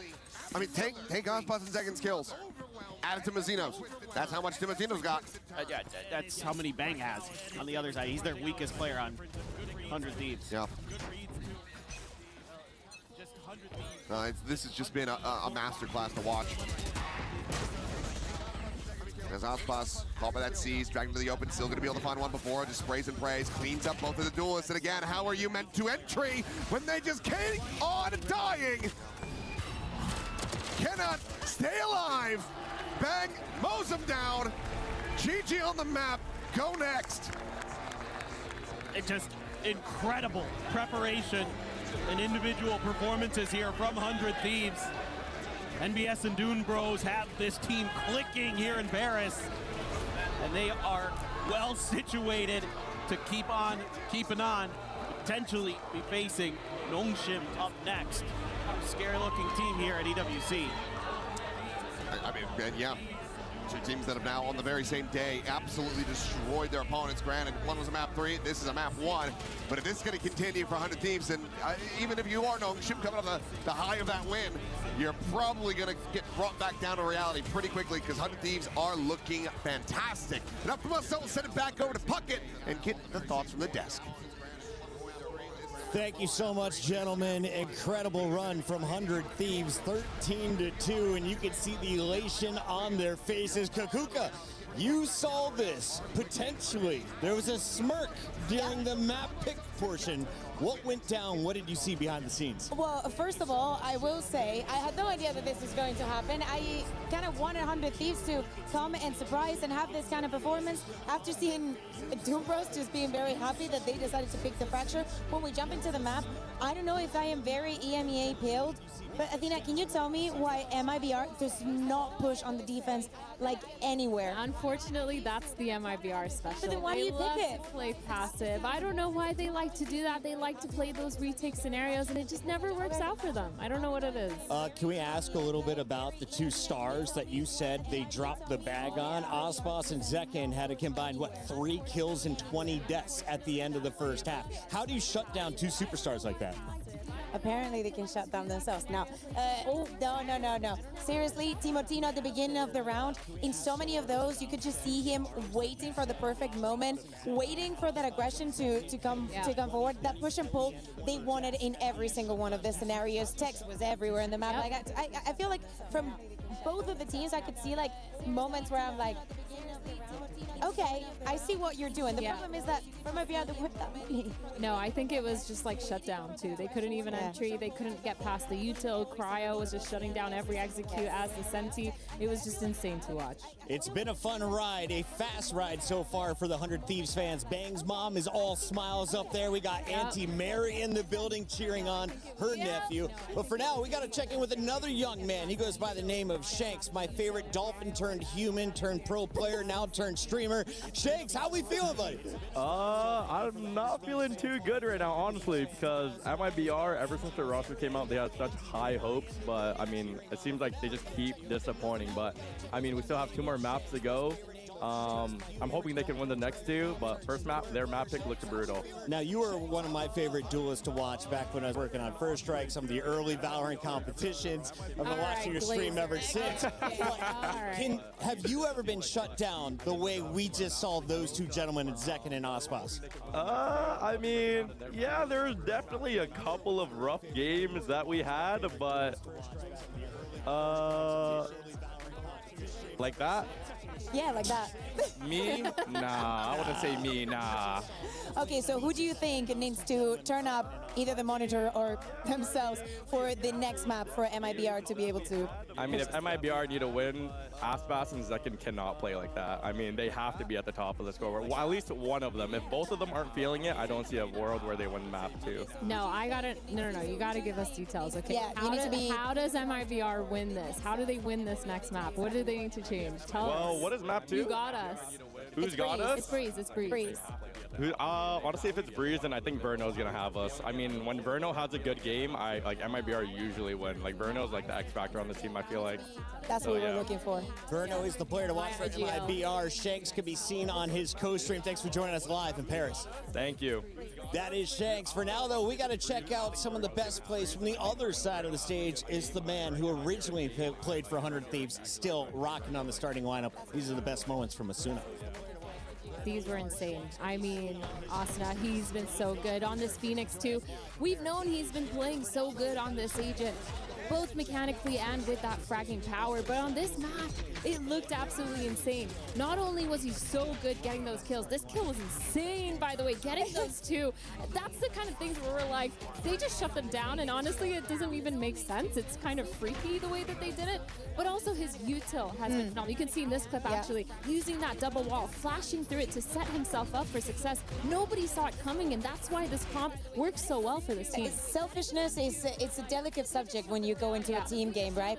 But when you have a player like Asuna that has been playing roles that are very self-isolating and very servicial at the same time, you're at the mercy of the rest of your team. Seeing him playing on that Phoenix, in how many of those replays did you see him with anybody else? He is creating the opportunities for himself. Those walls, especially once you get into the postman scenario, are incredibly valuable. And you have Harvard, you've got the Phoenix as well, you got Neon, you got so many tools to work with that is good to see that he felt like he was alone, but he was doing it for the rest of the team. The OG is still doing it, but it's the new guy, Timotino, that we got to show some more highlights from. You kept screaming his name in the green room, Athena. Why does this guy excite you so much? What is it about Timotino's game that was working in map 1? He's just been so good. His movement on the neon has been kind of gross, and of course, he's been popping off. I mean, this guy, when you think about it, before the start of this year was a rookie. He just came up from challengers, getting into this squad, but he's been doing so good. We saw him fall off a little bit towards the end of stage 1, just being a little bit more quiet,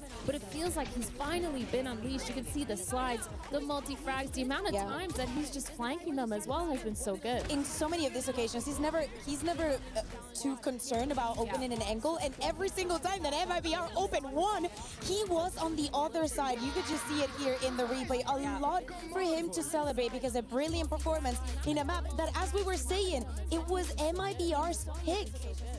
Timotino thanking the fans for all their support throughout the group stages, now able to perform for them in our knockout rounds. Can they secure their spot in the Final Four? They're one map away. As we take a look at Breeze, it'll be MIBR choosing to attack, but this is 100 Thieves map pick. Athena, how do you throw your own map pick if you're 100 Thieves right here? If you throw it, you're just not going aggressively. You're not playing with the confidence that you just played in that first map. I don't see a world where they throw it. I do see a world, though, where MIBR finally comes back online and realizes that they have to wake up or else they're out. Yeah, I think that fracture was a mistake. As we always say, it's time to push it under the rug and just focus on what's in front of you. As we said, we have all of the first seeds that have lost their opening encounters and actually gone home. The last one standing is 100 Thieves. For MIBR, the race starts now. It has to start at this very moment. We are a few moments away from kicking off this next map in the STC Arena. For now, though, let's go find out what's going on in the Club Championship. We have Ginny with Apex Legends over in the Cadia City Grid.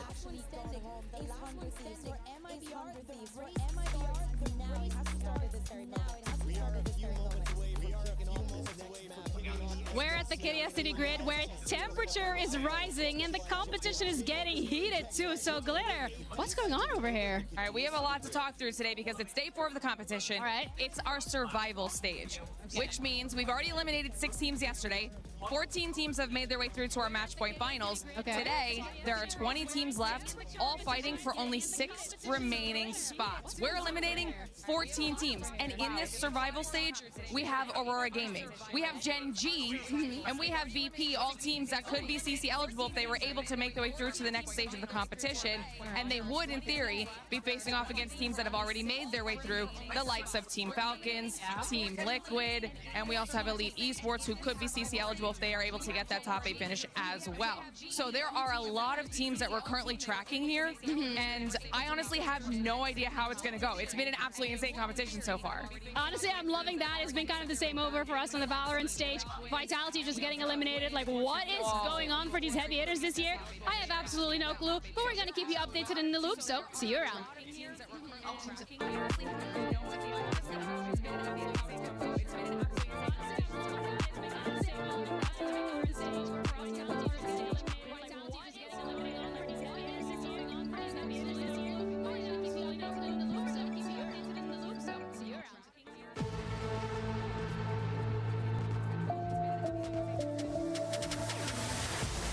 When it comes to Zekin, when he joined our team, I had already had some good experience with him because MIBR and Sentinels were located in the same offices, so we'd always run into each other on the street, sometimes the gym.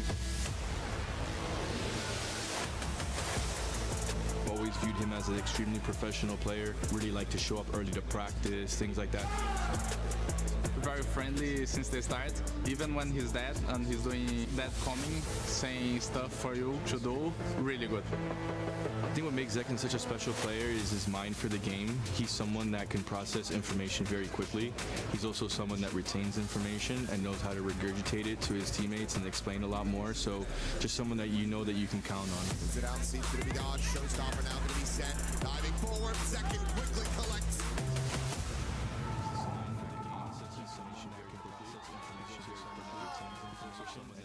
We were there. For every click, every clutch, every respawn. We were there for the years of grind. And we're here. Now. The proud founding partner of EWC. Powering the biggest event in gaming. Shoulder to shoulder with the world's best. making history. Greatness deserves a stage. Lenovo Legion. Reach your impossible.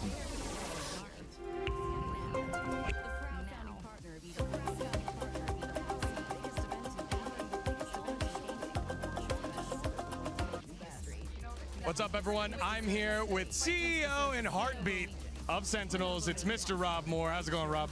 It's going very well. We are having the America's battle here, 100 Thieves and MIBR. You're still here. Who are you cheering for? Who are we rooting for, guys? Who are we rooting for?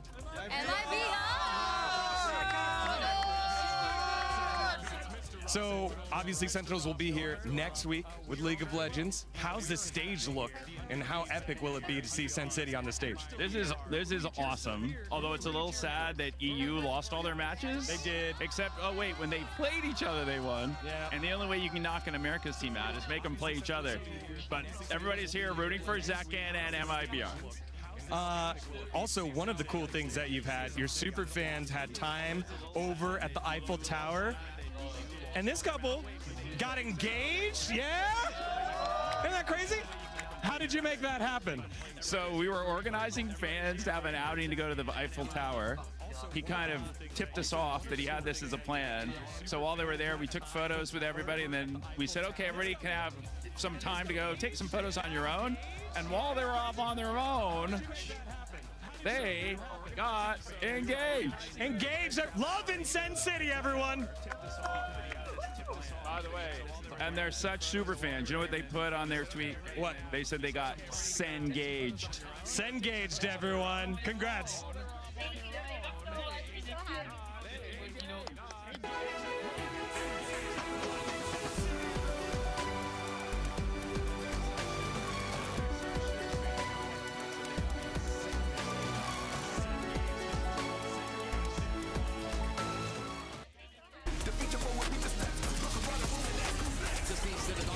It's a nice shot from Starso. I don't know if he has time for this one though, Kev. It's going to be very close. Oh, that is unbelievable.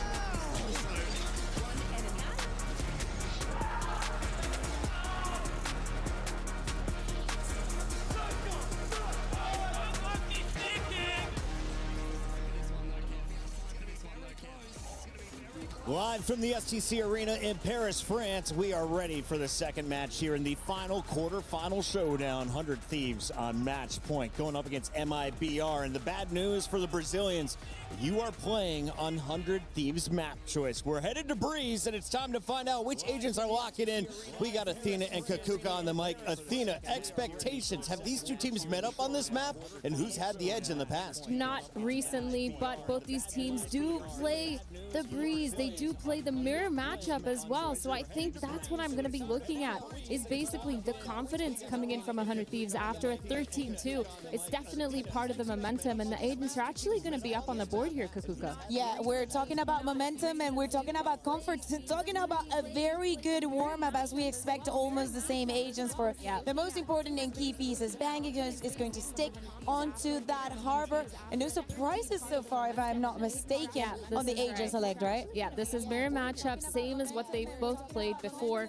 This makes a lot of sense for both of these teams, but we talked a little bit about this earlier, about the double duelists from MIBR. They really need to step up here. Yeah, I think that let's think about winners that we had, okay? Let's think about the non-shims of the world. Let's think about how aggressive they are into this Breeze. I need to see MIBR step it up. I want to see them with the attitude of last map did not happen. You are not in our heads, and we're about to get on yours. I want to see Aspas just running around with Zek and creating those opportunities, putting a lot of pressure onto mid. The good thing is about MIBR is Zekin has enabled Aspas before to just be more aggressive, a very good version of himself with those flashes. So I'm really looking to see those double duelists running it down together, holding hands essentially, using the power of friendship.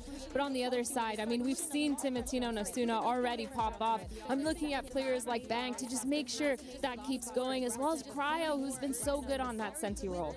From America to Korea, now here in France, we hand it over to our casters, the wonderful Seth and Paper Thin. Thank you very much. I like that one for my first name, but Paper Thin, still just Paper Thin. We don't know what his name is. We don't care. Doesn't matter. But yeah, what does matter is MIBR Los. They are up against the ropes.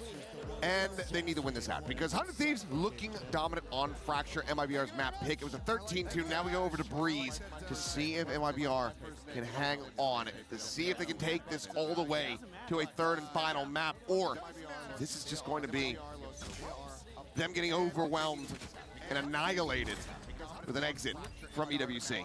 Yeah, and you have very, very concerning signs for MIBR Los there. A decent flash to at least force Cryo off the angle, and he just really can't take this fight. He's on his own, so has to play a bit for retake. So once again, 100 Thieves, on Fracture, play these retakes very, very nicely. Going to be coming in with a lot of their util. Still one hot hands for Zekin, but flash is available. There is the relay bolt. Cross able to find one. Stun's going to be connecting though, and Chimatino's able to run him down. 1-to-1 trade, but quite a bit of damage suffered on the side of 100 Thieves. Hard on the cove. Not a delay here, the wall to fall, and so too shall Chimatino as Mazzino's able to find Asuna as well. Swing in the corner, fadeaway shot. Will be able to clean it up. Okay, MIBR Los get themselves a pistol round win. Yeah, just able to hold the line there, kind of stack a couple different angles around those pyramids, and I would have liked to have seen maybe a flash through some of those smokes from the side of 100 Thieves, but just not really able to spam down the Cove shield very quickly. And ooh, Zeno, again, hot round. That's exactly what the doctor ordered there. MIBR Los, no buy up to speak of for 100 Thieves, and pretty decent investment. A couple pistols though. You have that Ghost and that Sheriff. Otherwise the Bulldog and the Vandal, so looking to maybe a pretty powerful bonus potentially too. Backpedal, clean shot from Tex, finds himself a second before he gets overwhelmed. Sheriff in the hand now for Timatino, but very crisp shots there from the Cypher. About halfway towards having that neural depth online. It's a quick little reassessment of the plant spot. Spike planted. The left side pillar smoked out, cycled forward, blocking off main, so you're going to peek at the window, not going to be able to find much of anything. Yeah, 100 Thieves looking more like they just want to play for some exit frags here, not necessarily try to contest this, unless MIBR Los really oversteps early. So far though, playing it mostly close to the vest. Mazzino with that, just that Ghost wants to figure out, is anybody still lurking around? He doesn't mind dying here. Get into that reckoning as well, so keep pushing that space. It's just on the response from 100 Thieves. The swing is there from Timatino. He'll end up falling. Double face about to be there through the window. Cryo will fall, and yep, Mora's got to very much do the same. Given no option, no chance to try to work their way into that spike eruption, they do just fall, and it's a very clean 2-0 start off the anti-eco. Well, now NBS not looking as happy. A little bit of a kind of rough start. Hoping to maybe do a little bit more damage in that eco, but going to be found. And let's see, looks like a fast B hit here from MIBR Los, and it's going to be just onto Cryo. All alone there on that B site. So it's going to have to be like fast rotates from the side of 100 Thieves. Slowed it down a little bit though. More the first one to arrive on the scene. A little spray over to the side, nothing going to be found there. Drone be sent out, trying to scout, but it's going to be Cryo playing in front of that. He ends up getting caught. Tex now, again, finding value. It's a shutdown from Timatino, and this is looking good for the bonus conversion. 5 players strong. Asuna needing to try to breach his position, but he's slow swinging in. They will get the reckoning out of him. They will get a kill, stop it from being a flawless, but that's about it for 100 Thieves. 3-0 start. And MIBR Los already looking significantly more comfortable. Yeah, and I will say, for MIBR Los, they came out onto the stage and they were fired up. Like, they were trying to get the crowd behind them. Tex and Zekin came out here, swinging their arms, yelling at the crowd, trying to get them behind them. This is exactly what they need to do. They have converted a bonus on their attacker's side, and so for 100 Thieves, after being so dominant on Fracture, and then coming into your map, pick a Breeze, which has been good for you, you've beaten this MIBR team before, and not super distant memory. Already, Aspas did take some damage though. Okay, Mazzino takes Asuna out of the equation. Just watching for that push. Phoenix down, 0-4-0 start here. Significantly quieter for Asuna thus far. And with all that pressure, that kill on that side of the map, 100 Thieves have completely evacuated B. Cryo not even going to be watching for that mid-cross. Almost certainly would have died, but at least gotten some information. So instead, they're just going to have to rotate over once the spike does get planted or once they walk into one of these trips. Starting to get that read now. Shocks aren't going to get either trip, though. Not get anybody in position to actually punish. The answer is going to be no. But more of a default plan here for Mazzino. Ping reveal onto one, but damage is not going to be found quite just yet. Second, as they dialed in, trying to find these players over at Arches. We'll be able to find them. One, the spray down. They all just swing together. And in the end, it is a flawless MIBR Los not dropping the ball. No, and this is, again, simple stuff. Throw a little bit of a fake, throw up your high tide, over on the A side, and then a quick pivot over to the B side. You just, yeah, okay. I mean, crazy. Would not have expected another just complete blowout on another map. Let's see if 100 Thieves can figure things out a little bit. The concerning part is already into an ult cycle. Zekken has that run it back. Zeno getting close to another reckoning. Masuno went away, so some key pieces available for both squads, but just a matter of getting there. It's another different look from MIBR Los, this time pushing in through that elbow. Haven't really explored that. Now Bora is aware and keeping his eye onto it, but this B site relatively weakly defended. So see how much they want to contest. Yeah, no Cypher setup here.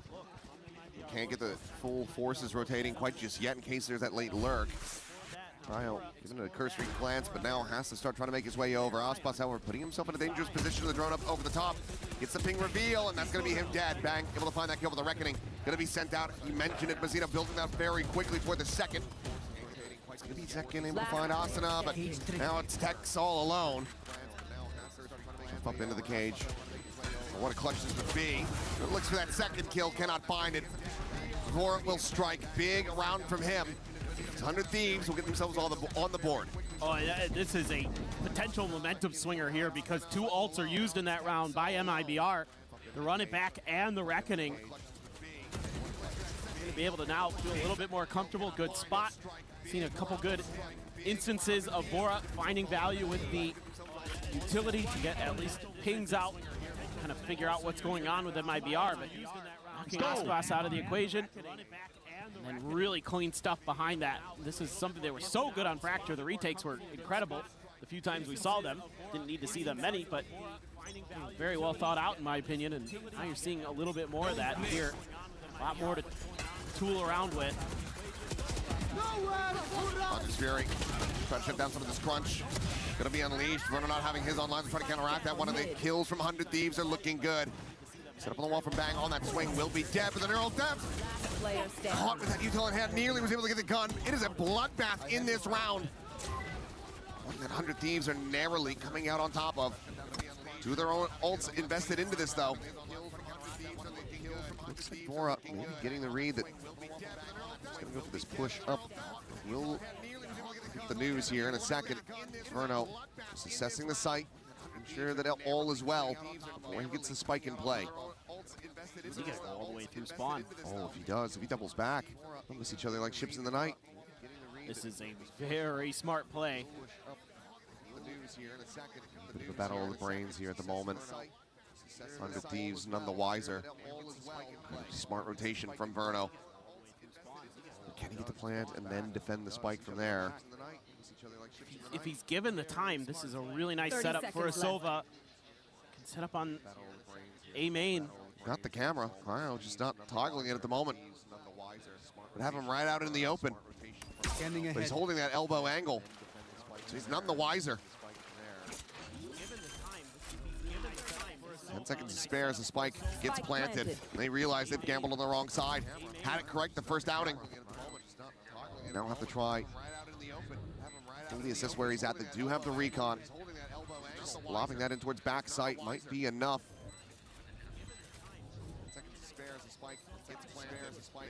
What a monstrous play this would be from Verno. He's already done this so intelligently. Clear is in. The info gained. Double approach, backside. Verno not quite going to go for that swing timing. Cage is going to be popped. Shock dart layered in, has a second. A little bit of damage going to be found in the defuse. Held to half, can't be stuck. Another shock out, swing in, and that's the round done. Verno gets the kill, gets the clutch. And he absolutely outbrains 100 Thieves. Every step of the way, he's outmaneuvering them.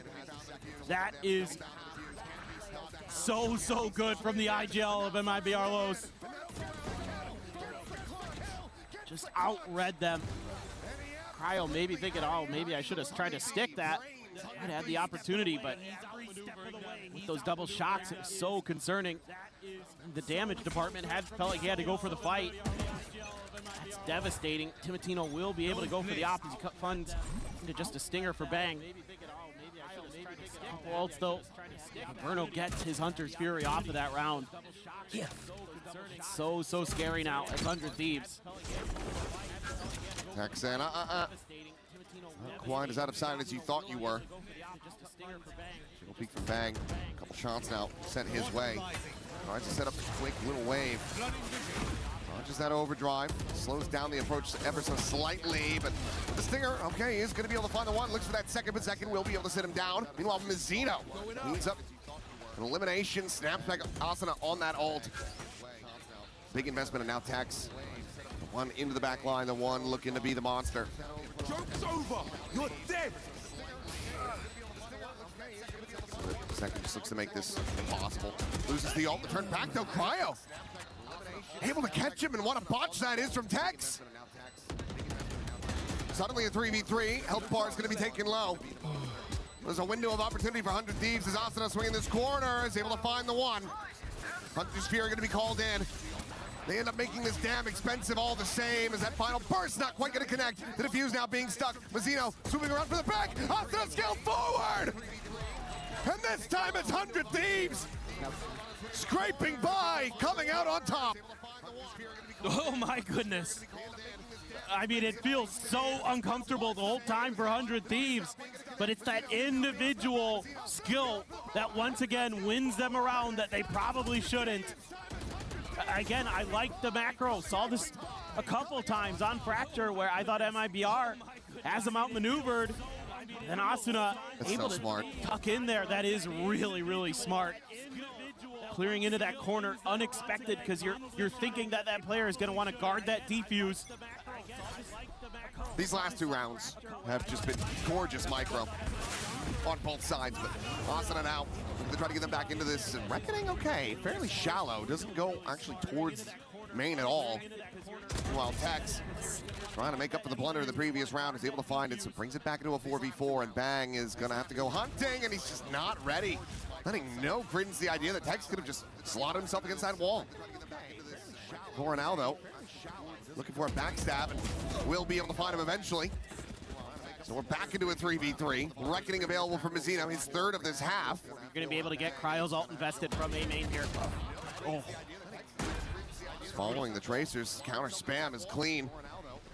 But here comes Cryo now on the arrival. Ult up getting the reveal, but Rifles a world away from this op. The reveal out, but the flash is good. Second, keeping him in it.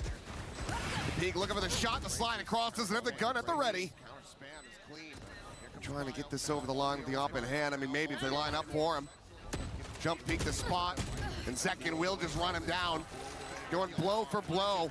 MIBR Loso preventing 100 Thieves from running this back.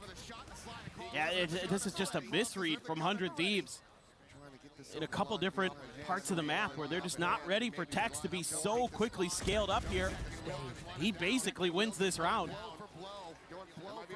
I mean, then, okay, so you catch him on the backside, it's a 3v3, but then A nice curveball there.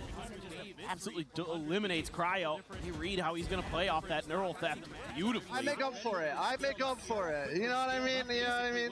That's exactly what I said. I'm glad that we're on the same page. That's the thing. You know, you guys out there watching, you're playing with your friends. You can have rounds like that where you should have 1 to 3 players completely dead. You have no idea where you are, and then you whiff catastrophically as long as you make up for it. That's true. Don't keep doing it. Get a big round the next one. It's fine. And they'll forgive you. Yeah, it's totally fine. I mean, you know, as MIBR, it didn't cascade into anything serious. So you're going to bounce back from that, no problem.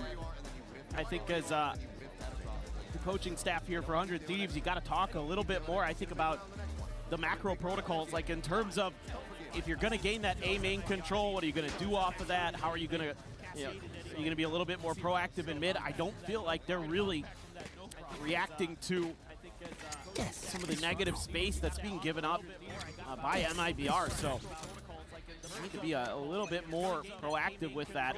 This round, probably not going to be the one where you're really going to want to do that because you're on an awfully thin eco. Just 2 bandits alongside these classics. Overdraw from Ospas, though. Looking for the aggressive entry. And A side widely evacuated. Cryo tucking back over in the hall. They're going to look to try to flood retake this. Could just end up being a bit of a meat grinder, though. Quick peek, the blind going to be connecting, but it's going to be Mazzino and Zetkin finding the opening kills. Mazzino and Bang will both fall to the wayside. Blaze wall situated. Asana trying to create some coverage. So we'll be able to rotate over towards the spike, but get the defuse going. Looking to be near impossible for them. Actually, Zetkin is able to find that kill. The enemy Phoenix now down. Top of this one, some blind spray. Zetkin in with a third. Rushing forward, looking for a little bit more. That's a shorty, but it's going to be Ospas to clean it up. It's another flawless MIBR securing a lead for the half. And now looking to try to balloon this up. And I mean, there is potential if they continue to run these rounds, they just get a 10-2 scoreline themselves. Yeah, I mean, they look like they're very much ready for it with how well they've been playing, and now a little bit of frustration Need a drop. showing from the 100 Thieves players. Probably feeling like this was our map. We've been absolutely just running circles every time we guess that they leave Cryo on his own on one side of the map where they think, okay, they're going to go the other way. They haven't been able to really accomplish much. Again, Eco, though. Well, Zetkin sending the ult, but losing it very quickly. Push back over to Shop. Get the ping onto Ospas. You know he's scaled forward here. He can't misread this position again. Give him the freebie. Especially as Timotino with that off in hand. Losing it very quickly. Back over to Shop. Ospas just, I think, waiting for a sound cue to try to punish. Just looking for that mistake from Timotino. Watch your eyes! Well, they're trying to bait out something before us. Spike down B. Let's get one on site. Ospas continuing to scale. So it's going to be banging for eliminated Asana trying to maintain control of this corner, and he cannot. The plant to come through, Cryo still ages away. Given that you have the op, surely the call is to go for the save. One shot out, and that's going to have to be it. Backpedal, a tuck away, and an 8th round win for MIBR Los. I mean, this one looked good for 100 Thieves. Doing some damage, getting that opening kill, but quick response from MIBR Los on the B site. Ospas never really even had to activate. He was kind of just chilling in mid. Just kept so much attention, and the others couldn't keep control. Now, you absolutely can afford to hunt this op down, leg shot on attacks. Go, go, go. It's in the 29. It seems like they're not going to over pursue for this. I think they absolutely should. Basically had him contained. But they will allow them to live. Just getting right in there. The tech swung in from Link. So it's a well-coordinated hit at mid-space because of Ospas's position, able to be abused by MIBR Los. As 100 Thieves, you got to be a little bit more aggressive. like to see that op put into positions where it can contest some of that early space on the map. It's being played pretty far back, pretty safe again here by Timotino. This round, MIBR Lowe's probably thinking something similar, where they're expecting 100 Thieves to be maybe a little bit more proactive. Weaker buy again, you're only able to carry the 2 guns over. Vora did have enough for a Guardian. They're just so patient, willing to let the clock bleed out a little bit. Maybe have some inkling or got a spot on the bang, not sure which it is. They ping it out. They're going to leave him alone on A, just a bandit. The operator now pivoted back towards B. It's just inverted scenes from that previous map. Backpedal from Bang, quickly trying to work his way out to safety. Will be able to do so. As walls go up, Spike gets brought forward. Drone able to find the catch. Plenty of shots over towards him. Meanwhile, Tex intercepting. Cryo outdone. Porte trying to exit B. Asuna now dead. This the spray and pray will continue and will be rewarded. Dance around the back of Orange. Osbox finds Vora. And it's only the 1 kill for Bang. The op cannot ring out. MIBR destroyed on Fracture. Absolutely broken down. And now they're giving it right back to 100 Thieves. It's insanity. I mean, they at every twist and turn, they make the right calls. It's like they know exactly what Vora's thinking and how he's maneuvering his pieces on the board. This time they find the weak side again. Second, 14-4 after the rough outing on Fracture. He is going crazy on the Phoenix. Here they go. Big set play off the back of the Reckoning. Cryo just has to backpedal. Again, they find the one-man site. Just having the read every single time, but Cryo, okay, off the trip, is able to find Ospas. Meanwhile, Asuna, okay, I was going to say thinking these lucky stars that he used the ultimate there, but he still just wins out the fight all the same. In with a shout as Hunter's Fury from Vora is able to find 1. Mazzino going to be taken out of the equation. Second Inferno now. Try to maintain control. Inferno is in such a deep spot. The spike is not planted, so he has to rescale. He wanted his team to just be able to get that spike in play, have the plant, then get the Hunter's Fury on the back end of it, but now they have to try to play together just to make a go of this. I mean, just going to maybe use this time to talk about how they want to try to accomplish this task. Recon does just come up again for Verno. Last player standing. Well, as he gets ready to send it, Zekid is going to be eating a headshot, and Bang will be able to find it. So that 10-2 not going to be achievable for them, but it's damn near there. 9-3. MIBR Lowe's going to be hoping that curses do not exist. Yeah, I mean, sure, it's going to be attacker's side on Breeze, but it's going to have to be a hell of a lot better than this defender side was, because you were absolutely shut out in this half for the most part. Started from the pistol. It just continued over. I mean, MIBR had a great game plan. Again, making all the right reads, all the right rotations. Every twist and turn, they were a step ahead. Just like 100 Thieves were on Fracture, so attacker side, let's see what they've got. I mean, again, generally you're better on this side of the map, but I don't know if it's going to be good enough. Not sure, but, well, we've managed to find one of them, at least here in the audience. Been a lot of MIBR representation, but we got Ian Chambers standing by with a big 100 Thieves fan. Absolutely. Hey, friends, faites du bruit pour Mark. Yeah? We got Mark from Switzerland, 100 Thieves fan. How are you feeling about the series so far, Mark? Well, the first map definitely went better than this one now, but I'm sure we can still get it. So I said you're from Switzerland. You've come to Paris for the biggest esports event of the year. 7 weeks of action. How are you finding it so far here? It's been beautiful. It's just way too hot. So you need the air conditioning, right? Yeah, so in here it's perfect, but I'm not looking forward to leaving. So how long have you been a Thieves fan, and what is it that you admire so much about this organization? I think I've been a fan since 2020, and it was like the first esports team that I've supported, so I just stuck with the team. Very cool. Do you know what's really rare, by the way, is being this close to a piece of true historic silverware? Just come and have a little peep. Fans don't necessarily get to come up here and see this. This is our trophy. Our teams, of course, are all gunning for it. And, of course, the lion's share of that $2 million prize pool. What do you think of this up close and personal? It's beautiful, but it's better in the hands of 100 Thieves. All right, let's see if they can pull it off first. They've got to get through this quarterfinal. Mark, thank you so much for coming up here. Let's continue with this series. Don't mind if we do. 9-3. Scoreline at the half. It might be our Los consistently having the reads here on 100 Thieves. They look to try to take this all the way over to that third and final map. This would have to be a massive comeback swing for 100 Thieves if they want to get it done in 2. And it's got to start here on the pistol.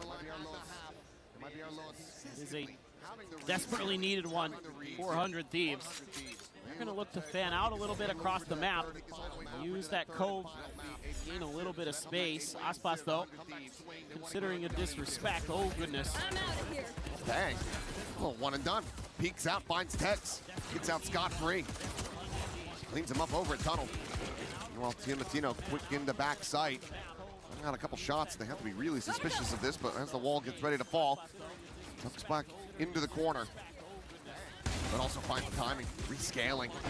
Verno now dead, Cryo finding Zekin, and bang. Brings it down to one last player. Flawless pistol at that. 100 Thieves finding exactly what they needed. Well, for a moment, it looked like 100 Thieves might be walking into the trap that MIBR had laid, but they are quick to disengage from that. Get the one kill and immediately peel back. That's exactly what you need here as 100 Thieves. Now, if you can have a clean anti-eco, and maybe you've got a shout to get back into this map. But come on! Come on, boys! Got the energy going.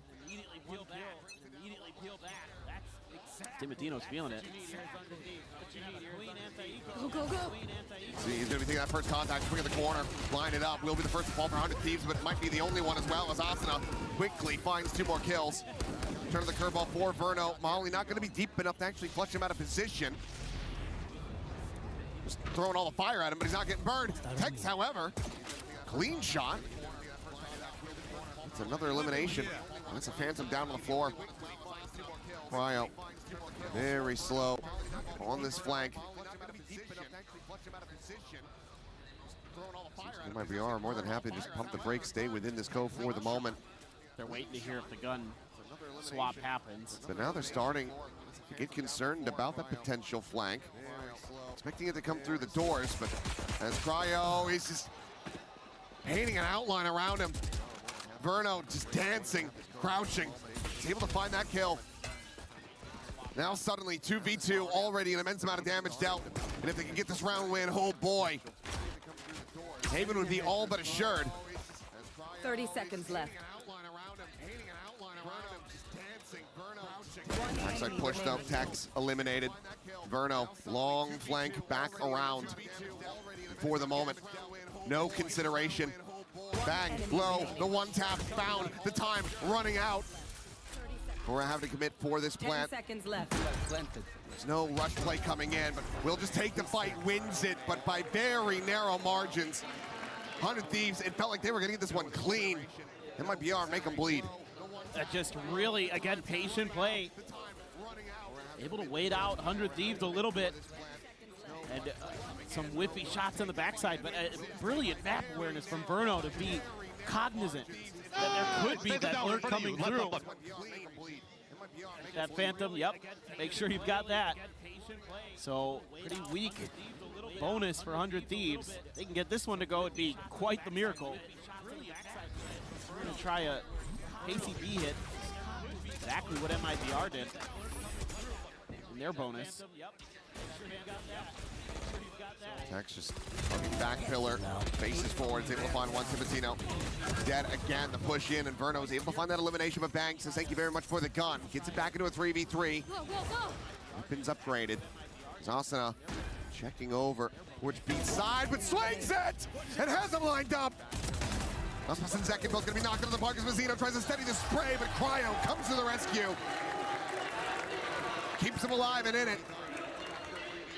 And oh me, oh my. Conversion is there. Well, do you believe? You better start. This is a great little trade, but the problem is you're dropping guns. And then Asuna just scales forward, and he's like, oh, they're pushing through Link. That's cool. They're probably not going to see this coming. And they line up for the double headshot there. That is massive. Game on. Onto an eco. Still a timeout call for MIBR Los, but I have to suspect that if this one gets away from them, they can't get the Thrifty. We should be seeing some intervention. You got a couple ults on the cycle to come up, but 100 Thieves again, similar to Fracture, are ahead in that regard. Curveball towards the back in second. A very clean shot, but swiftly traded. Right there. Especially because you still have both timeouts here as MIBR. I mean, ooh, this is dangerous. Oh, yes, it is. The Thrifty getting ushered forward, maybe spoken into existence here by us. Well, this is a good read, at least, by 100 Thieves, in theory. They have the confidence to commit to it. Oh, my goodness, they don't. They have no idea. They have no idea what's going on in the map. But if they end up buying enough time, you will see the counter rotations from MIBR. So they're starting to think like, okay, they must be storming onto B right now. They're just clearing out backside, and then they're going to plant the spike. So this slow, patient play ends up still working for them, even though they were completely wrong to begin with. Sometimes better lucky. 30 seconds left. MIBR's going to be kicking themselves in the VOD review. They can still do this, though. They've been very clean with those Sheriffs. All that Harbor util, all the Sova util, all the Neon util. You're going to have to be dealing with as 100 Thieves. We do have this gun into the hands of Aspas. Cage triggered. Turning over, joining in. Wouldn't be surprised if he actually chucked that over to Mazzino, given that he's got the armor, but it looks like he is going to try to use it himself. Storm forward, Cryo able to find one though, and Asuna with that running back in play, takes down Tex. Molly onto the corner, has him burning down, and that's going to be Verno now eliminated. As it is just Mazzino. The Phantom collected the spot on the one, but Asuna holds his ground, takes the kill, gets the 3K. 100 Thieves did not allow for the Thrifty to come through. Now they're just 2 rounds away from tying this up. It's just one of those rounds where you're just like 10 seconds more patient as MIBR. You probably give yourself a really good shout to win this round. But instead, you gave that space up. Oh my God, Pete!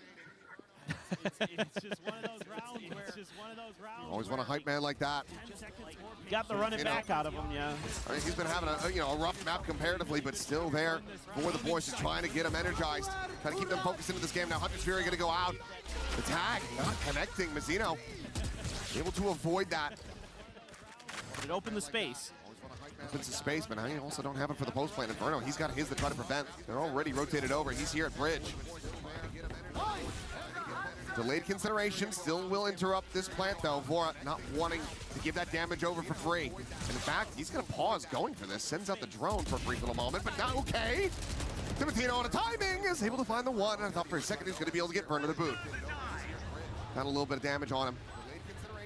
So Reckoning goes out, trying to slow up the approach, and Asuna watches mid doors. Tex now dead. Vora scaling forward. Verno eliminated, and Vora taking over.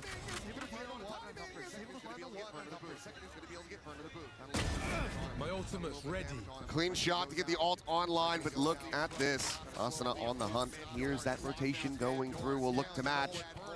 They know exactly where each other are. Just who can win the fight. Curveball will connect, but he gets him from beyond the grave. A bit of martyrdom from Asuna. His weapons cannot be carried over. Well, you get him into the post plants of this 100 Thieves team. Very disciplined. Love the way we're gonna use that Hunter's Fury early. Obviously, yes, Timotino, a little bit lucky, but Asuna comes into that corner. Even though it's considered there by Tex, it's just not really thought of well enough, and Vora so clean. Shot a billion bullets, bro. Very That's a lot. Yeah, I love the positivity merchant on this 100 Thieves team, Timatino. Whether he's frying or not, the guy's just a ball of just joy. I mean, I love him, man. He's fun to be around. MIBR, they disagree after that round. Want to try to avoid it maybe after that. So they will be calling their first time out. Trying to get back into the driver's seat because so far, this, swamp of the sides, it is not gone their way even once. No, I mean, it's insane. You thought 9-3 on your attacker's side, that's looking pretty good. Even if it is a decent attacker's side from 100 Thieves, should be able to hold on, but they have done the opposite of that. The grip just not strong enough, and 100 Thieves are one round away from tying this up. It is going to be a buy into this. A lot of half armors, a bulldog in there. A lot of ultimates. Yep. It's the neural theft available at the moment for 100 Thieves. At least have them beat in that regard, but full flash connecting, us possible to slide away. Nobody's biting on this from MIBR Los, though. Since there's no further contact, you don't need to start making moves. Got all the info agents over on that B site. Sova, you got the Cypher. 100 Thieves has been able to break through once before, going all the way back to the bonus. This time they want to try a bit of a different approach, potentially. Just maybe making sure that their flanks are a little bit clear and see if Kyle can somehow, some way find a way in. Starts too shallow to actually clear out that trip. Tex again, considering riding that left side of the pillar, trying to find a kill, and will be able to do so. Asuna going to be struck down, sliding though from Timatino. We'll have him dispatched. Cryo at the same time, he's able to find two. Just massacres them over a tunnel. Reckoning now going to be invested. Swing towards backside, Ospas finding Timatino. The 2v2 with 2 players tagged. One on either side. Tucked in behind the wall. Not moving an inch. Eats that near sight. Now we'll open up with some spray. Bora as well around the back. Has to do it all. Out of charges. The fuse being stuck. Finds the one! No way! How is he getting away with that? That is absolutely unbelievable! The 180 turn! Oh, Sam, I think you're off the hook. There's been a worse Cove incident now. That is heinous! What in the heck is this? He's just got, I mean, Mazzino just thinks he's got the time to stick it. Surely he can't turn in time. And he is dead wrong. Ridiculous. MIBR, oh no. That is a brutal round. Timatino there. Scoot away from the recon, let it expire. Try to make MIBR Los think that that space is free, and it actually is. So, once again, gonna try the way through. I really want to credit Cryo with a great timing there out of elbow. He heard Zekin leaving from top mid, waited to come behind him and strike. That was a really nice play, but yeah. No one's gonna remember that. Nope. Nope. Shorty just to clear out some of this util. The Bandit not gonna be able to get dragged across the back. It's gonna be Asuna taking him down the overdrive. Out here on both sides, a dance, a duel between the Neons, but some others get involved. And it is a bloodbath. Spike down, B. Second, suddenly last one standing. You're dead. Asuna, oh, he has him spotted. He has him contained. Won't quite be able to close that gap, though. 99 health. It would have to be a one-tap. It's going to be Asuna coming away with it, in fact. Another 3K from him on this Phoenix. That has looked electric at this tournament, and especially here today. Oh, he's been just brilliant. So on point. I don't know how you feel about using that ult there as 100 Thieves, but better safe than sorry, I suppose, at this point. The map's so close. You assume you're going to get at least one more run it back, maybe, if you don't close it out just cleanly here as 100 Thieves. So they're just throwing everything in the kitchen sink at this, and now it's time for Fraud to also begin throwing things at his team to try to get them figure out some way to stop this roll that 100 Thieves has been on. We're going to hope it doesn't come down to that, throwing things at his team. We want to hope that he's able to get things corrected so that he can be encouraging them rather than being frustrated. The temptation has to be there, though, as a coach. I think he's one of the more relaxed ones. If it was Alex, yes, absolutely. That's exactly it. Putting him up on that stage, maybe it's a good thing that Paper X didn't make it into the playoffs. Just be throwing pucks at him all day long. That's true. Which I think would be fun. I think we should allow that. Be a valid timeout strategy. This goes here. Give my vote, buddy. All right. 100 Thieves have run this all the way back into a lead. I know. No more chances left. I'm shell-shocked. I can't believe it. And Otzbas gonna be able to get into that operator. This is a round that feels like a must-win. Even that full blind, but there's the ping reveal. They know that second's going to be contained into the corner, so Molly's going to be exchanged. He's going to be burnt to a crisp, down to 72. Now with no further way to try to heal himself back up. What a ride. Everything expended. Opposition yet for Cryo, but second to try to hold the door here. A spot out, he will be able to win that fight. Falls a little bit lower as Mazzino. Smattering of damage on Asuna. Ball through the wall. Trying to find a pick. Second scaling ever closer to his demise, but Osputz is able to find a kill off screen. Sabatino will fall. Mazzino now getting involved in the fight as Bang gets taken down. The wall to drop. These players overwhelmed and surrounded. This timeout has worked a treat at long last. MIBR find a defender side round win as they tie it 10-10. It's just a fast rotation and just enough time bought. Using that high tide really nicely to cut off the space ahead of where you could plant the spike. Just a little bit too overeager here as Cryo. I would have liked to have seen Cryo wait until his teammates are just a little bit further forward until they can really confirm the ability to at least potentially tap the spike before you start trying to make some moves outside of those doors. Got a little antsy. It's just really well played there by Mazzino. That's great harbor play. Could be in trouble, but no, gonna escape.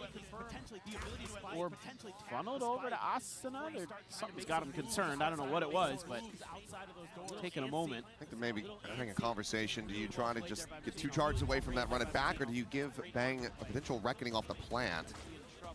Just be the case, or do just cut noise. So yeah, seems like it is going to be Bang picking this one up, but it's going to be Timatino again catching a stray. That's a lot of your entry power now gone. Yeah, you got to start spreading the map a bit more. 100 Thieves. A main choke has been pretty well solidified now by MIBR Los. That spike. Sending out into mid, just doing a little bit of information gathering, trying to pull.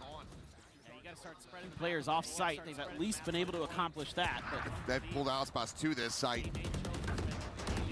This round, maybe this map starting to get away from 100 Thieves once again after a monstrous run of 7 rounds consecutively. MIBR, they're going to regain the lead and move up to 11.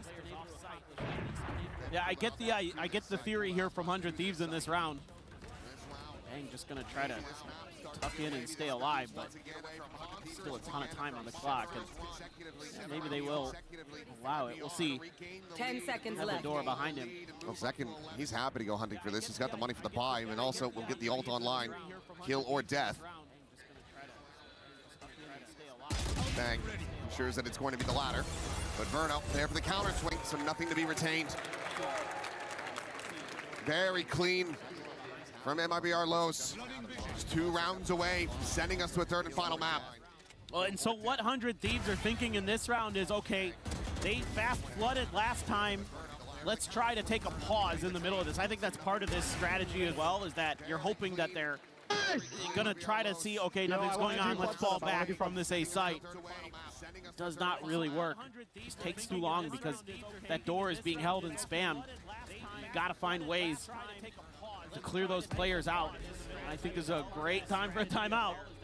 Talk about some of that theory and strategy a little bit more. Maybe toy with the map a bit.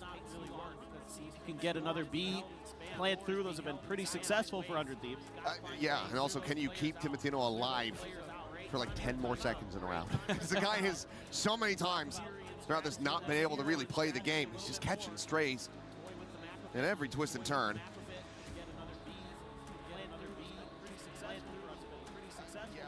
And I think you just got to be a little bit more thoughtful with how you're stepping out through those smokes when you're making your executes. But now it's just getting worse and worse here for 100 Thieves. They had strung so many rounds together, but it just took 2 to break the economy a little bit. Cryo onto a stinger. Yes, you have the Reckoning, you have a neural theft, but so do your opponents, and on top of that, they have a run it back. So the ult cycle favoring MIBR Los. Potentially close this map out. Gets that stun across that near side, that short side, and then I think Hotspots actually did send out a shot, so confirmation on the location of that Neon. Push forward, but it's going to be a fast reinforcement on this side. Tivatino able to shut down Zekin's ult, but then loses his live bang. He'll be firing back a little bit harder, though, as Tex will fall. Space now going to be occupied. This Reckoning will be sent first by the attacking squad, but curveball ends up connecting Asuna. Having to do so much work here. Spotted on the 1. The flash fully connecting. He runs out of bullets. The Classic's not going to do a damn thing. MIBR flood their way back through. They get up to map point. Yeah, they're just really quick to the punch now. I mean, MIBR Los is once their opponents have committed, that's when they full send it in. And they're getting that Phoenix util to be a lot more impactful now from Zekin. He has a couple brilliant flashes in here to absolutely smother them. Nice little setup there on that entry to clear back pillar too. These 2 players separated enough that it's not going to be an easy lineup. Here we go. 2 in a row just to send it to OT now. 400 Thieves. Still those 3 ults to work with. Having that ult online. Shot not going to be connecting on him through the box, but the spray from Zekin absolutely will. Hunter's Fury now layered in. Shuts them down and absolutely destroys them. This should just be curtains. Yeah, this should be, you would think. 100 Thieves have been able to turn some rounds on their heads. Tex situated with the cam. Careful now. Try to play a kill off of that. No, Cryo. The spike is still just now getting over, and Mazzino is able to find Bang. Tex gets Cryo, and that should be it. Asuna, he's been incredible, but this is a bridge too far. MIBR not going quietly into the night. They continue to fight back, and while yes, they gave us some absolute concerns in that second half, they managed to plant their feet and close out their enemy's map pick. Well, now, I don't know what we got going on in Haven. It should be a lot of fun.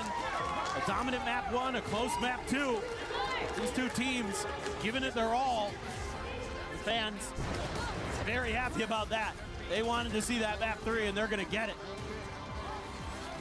An absolute treat.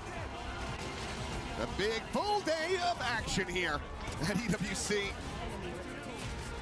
MIBR got to be feeling pretty damn good about that, especially Zekin. What a performance from him, but enough from us. We'll go ahead and let analyst us break everything down. We are going the distance in all of our quarterfinals. A game 3 is on the way. We just thought for a moment 100 Thieves were able to rebound, send this one packing 2-0. And then MIBR shuts it down. That man on your screen, Zekin, getting the team fired up. Kukuka, what do you see? I think that I see a team that is cheering and definitely deserves to cheer for themselves. I want to know what was said on that timeout. Yeah. I need to understand. I need to be on the same page. I need to hear what words were reproduced for MIBR to bounce back the way that they did, because it really looked like this was going to be a 2-0. Yep. The momentum was on the side of 100 Thieves. Everything was going their direction, and then timeout, we have a new MIBR, much better duels, much more calm to play those last rounds. Yeah, it was 8 rounds in a row for 100 Thieves before that timeout was called. And I think they're playing really well, but of course that first half, man, it was a little bit of a struggle for them. They were struggling on that defensive side, but I think what we kind of wanted to see was Zekin and Aspa stepping up, and they did that. They're finally back. So many good plays here. And of course, we're looking at this team, looking at this squad full of firepower, and expecting so much from them. Zekin here, nice shots overall. Zekin stepping up his performance after being shut down in game number 1's first half. He really led the way for his squad. You see the first 4 rounds, it looked easy. 5-2 after 7. The clutch moments, Zekin's there for you every time. Yeah, I will say that I still have the concern of what is going on with the defense. Why is MIBR struggling so much? It was the same on the first map, and it definitely was happening on the second one. But all of those rounds that made for them to be possible to even think about a map 3, in many occasions was Zekin having a field of a day. We were highlighting Asuna at the beginning, well, after map 1, and I think that Zekin is the one now that deserves the flowers. Yeah, I also think when you're looking at the scoreboard, Verno is up there as well. Verno, the IGL, having a couple good clutches as well, just being really cool in those situations. It feels like overall this team has kind of found their footing. But with Zekin here, you can see these stats, 263 ACS on Breeze, but don't let that fool you because he was actually playing so well. He went 5-0 for first kills, first death. Didn't drop a first death at all this map, which is an insane stat line. Yeah, at the end of the day, we go back to the where is the brawling? Like, you have this firepower when you're on the defense. Why are you struggling so much? I would literally just send out Spaz in second and be like, guys, just press W and do what you do best, which is literally clicking at them. So yeah, it's good to see that, you know, he still works within the plan, but I'm still missing that last spark for them, man. I want them to be convincing. On the other side for 100 Thieves, when they were mounting their comeback, who was leading the charge? Oh man, it was definitely Vora. Vora's insane. I think he had that 1v2. The clutch. The diffuse. We were like losing it. Saying, oh my God, he's keeping his cool. If you heard someone screaming, that was Kakuka in the background because it was actually so wild. He ran into that cove really calm, but I think he's definitely the one that stepped up as well as during the IGLing, making sure that they're sticking to it. It's been really nice to see, and you can tell with that 8-round almost comeback to come back into it that he just made sure everyone kept their timings down, kept their util down, made sure that their pathing was really good. All right, keep your eyes on the Sova here. And Kakuka, let me know, at what point did you start squealing? Because you had people from other games come to check in on us, making sure we were okay. Okay, so I'm gonna say after 100 Thieves, 1 round, I'm gonna say 16. It was right here, right? The bonus, it was the one that they struggle a little bit. That's when I started screaming a lot because they started just mounting up and piling up on rounds. And I was like, is this really happening? And it almost did. Yeah. When we come back, we have the final map. One of the OGs. We're going to Haven on the attack. It'll be MIBR. Stay locked. This is the final map of the quarterfinals here at EWC 2026.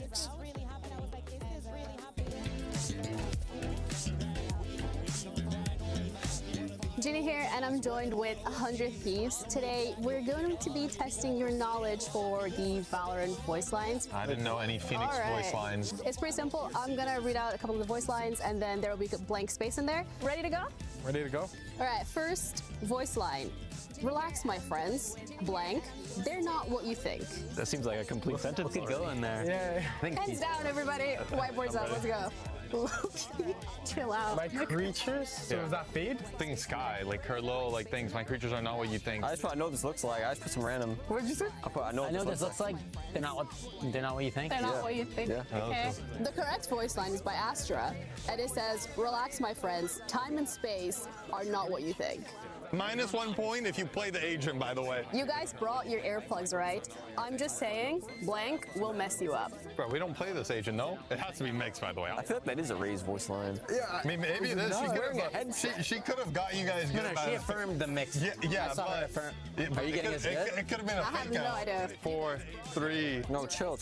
Oh, we're not good under pressure, huh? No, I'm sticking with the raised idea. I did shockwave because like I put booms, my booms. Oh wait, I'll add my beats. Beats is actually good. It was, you guys brought your earplugs, right? I'm just saying, tinnitus will mess you up. Really? They say tinnitus? Who says that? Well, we've never played this agent. Do not worry, my radiant friends, I will. It's two words? It's 4 words. I feel like I got the first 2 words. I'm just writing bullshit. All right, I'm ready. It's chamber to enemy KO. Chamber! Chamber? Enemy KO? Chamber? All right, 3, 2, 1. So take down the box. School them or shoot them. What, bro? Shoot them for you. Shoot that darn robot. Take care of them. I will unplug their talking toaster. Okay, I have heard that. I've heard that. I've never heard that in my life. I'll unplug their talking. That's my agent. That's pretty good. My grandmother always told me blank. This isn't really a good setup for a good joke. Come on, guys. What would Babushka tell you? Sean, you start. Well, Stop being so dog shit. Eat my vegetables. Give up. Keep it in your pants. What does that mean? Yeah. I'm not. You tell me, bro. Yeah, what was your grandma? You tell me. What is yours? Mine is your brain will rot away on the screen. Not bad. My grandma always told me, don't forget the spike. Oh, I've heard That would have also low-key been kind of funny. All right, well, thank you guys so much. Thank you.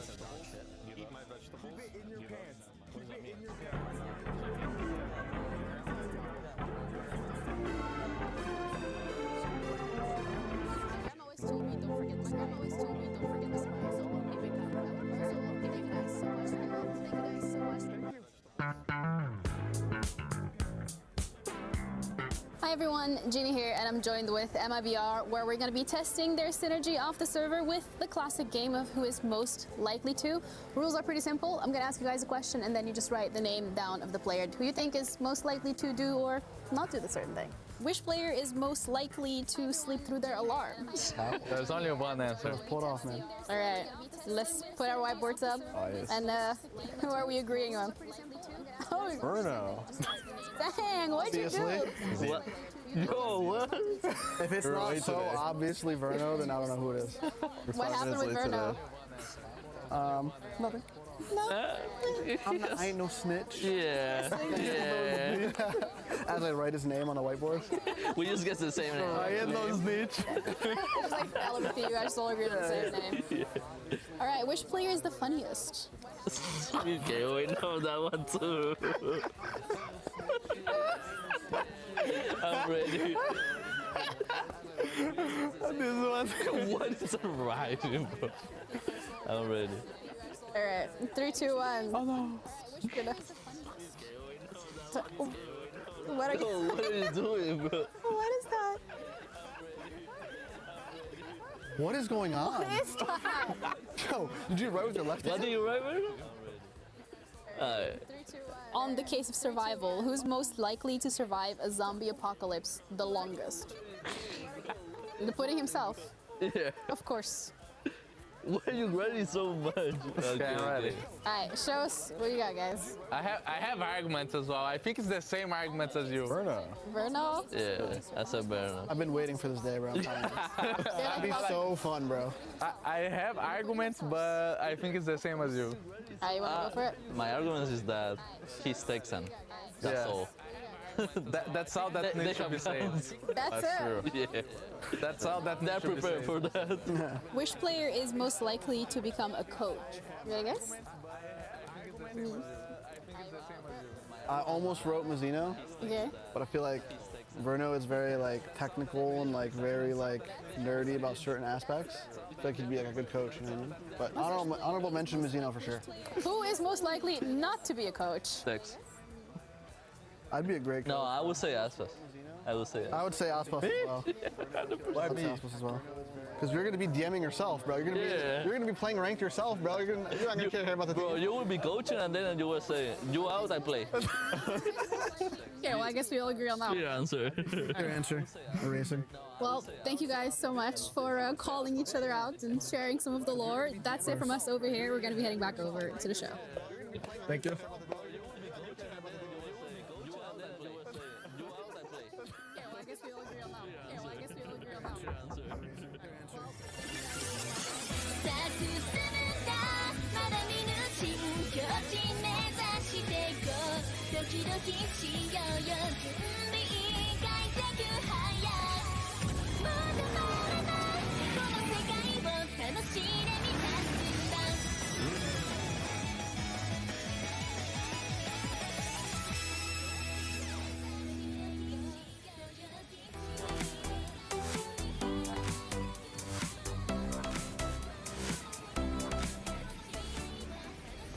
Play is in our DNA.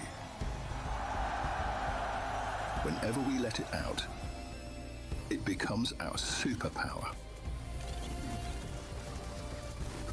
Now imagine an entire city being built to supercharge it. Kadir City, powered by play.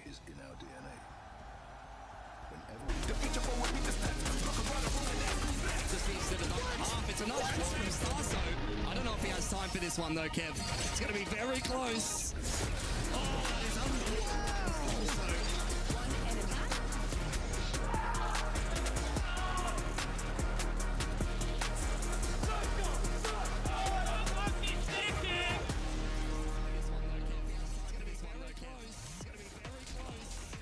Valorant continues live at EWC. Welcome back, everybody, as 100 Thieves are going toe-to-toe against MIBR, made in Brazil. Looking tough, and map number 2 have taken us the distance.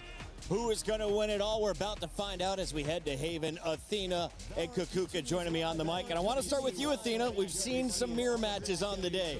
Is this a map that'll play into that? I don't think so, because even though both these teams, they love the double duelist, they're going to be sticking to that. But a little bit of change potentially coming in, because MIBR, this is one of those maps where Ospas really likes to play the waylay, and it's been kind of good for them recently. I'm really curious if he pulls it out again, because so far from what we've seen, he's played quite a bit. Wait a second. What does kind of good mean? Do you want to see it, or do you want to see him on something else? Second on the Wayland. Oh, sorry.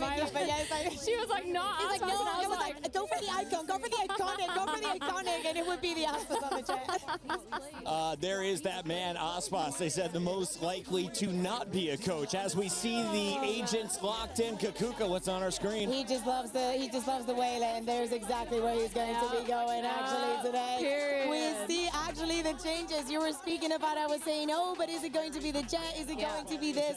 It is definitely going to be that. And Tex just locked in a Clove? Wait. What? This is insane. Wait. Neon this is wild. Waylay Clove. Wait, they're actually holding W. No. It has to be a whole W comp. It is a whole W comp. They're starting on the attack. Is this? This is a remake. That looks the agent select without the lockdown going down. I'm going to call it a remake right now. There's no way. Kukuka has nailed it. Official confirmation from production. It was a troll.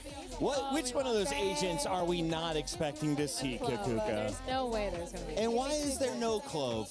Do you think Aspas was told to look in the jet and he looked in the Wayland? They were like, no, not that one. That's what it is? They play your audio and they were like, oh, I'm playing Wayland. No, Clove is just, there's no way. No, Clove is just not very good when it comes to playing in pro play. The abilities just don't make it worth that second life that they do tend to get. Also, smoking when you're dead, it's pretty good, but they also have, I believe, the quickest smokes in the game. Athena, are you really trying to give an explanation into like why the Clove? Yes, he does. You can just say they suck. Oh, okay. Yeah, no, they're bad. Not ideal right now. They're not We ideal. don't see them a lot. We don't see them. I mean, in ranked. On the other side, We do see them more than Mix. That's true. Does anybody remember that agent? Remember Mix? Remember Gecko? Gecko. Yes. Listen. Little bomb buddy. Do you think you could draw Mix? Exactly. Yeah. The fact that you even it took me 6 seconds, but it came into picture. As we take a look here at the stage, there is only one player left in this tournament with Frosted Tips. Is Cryo moving on into the Final Four? That's not Frosted Tips, though.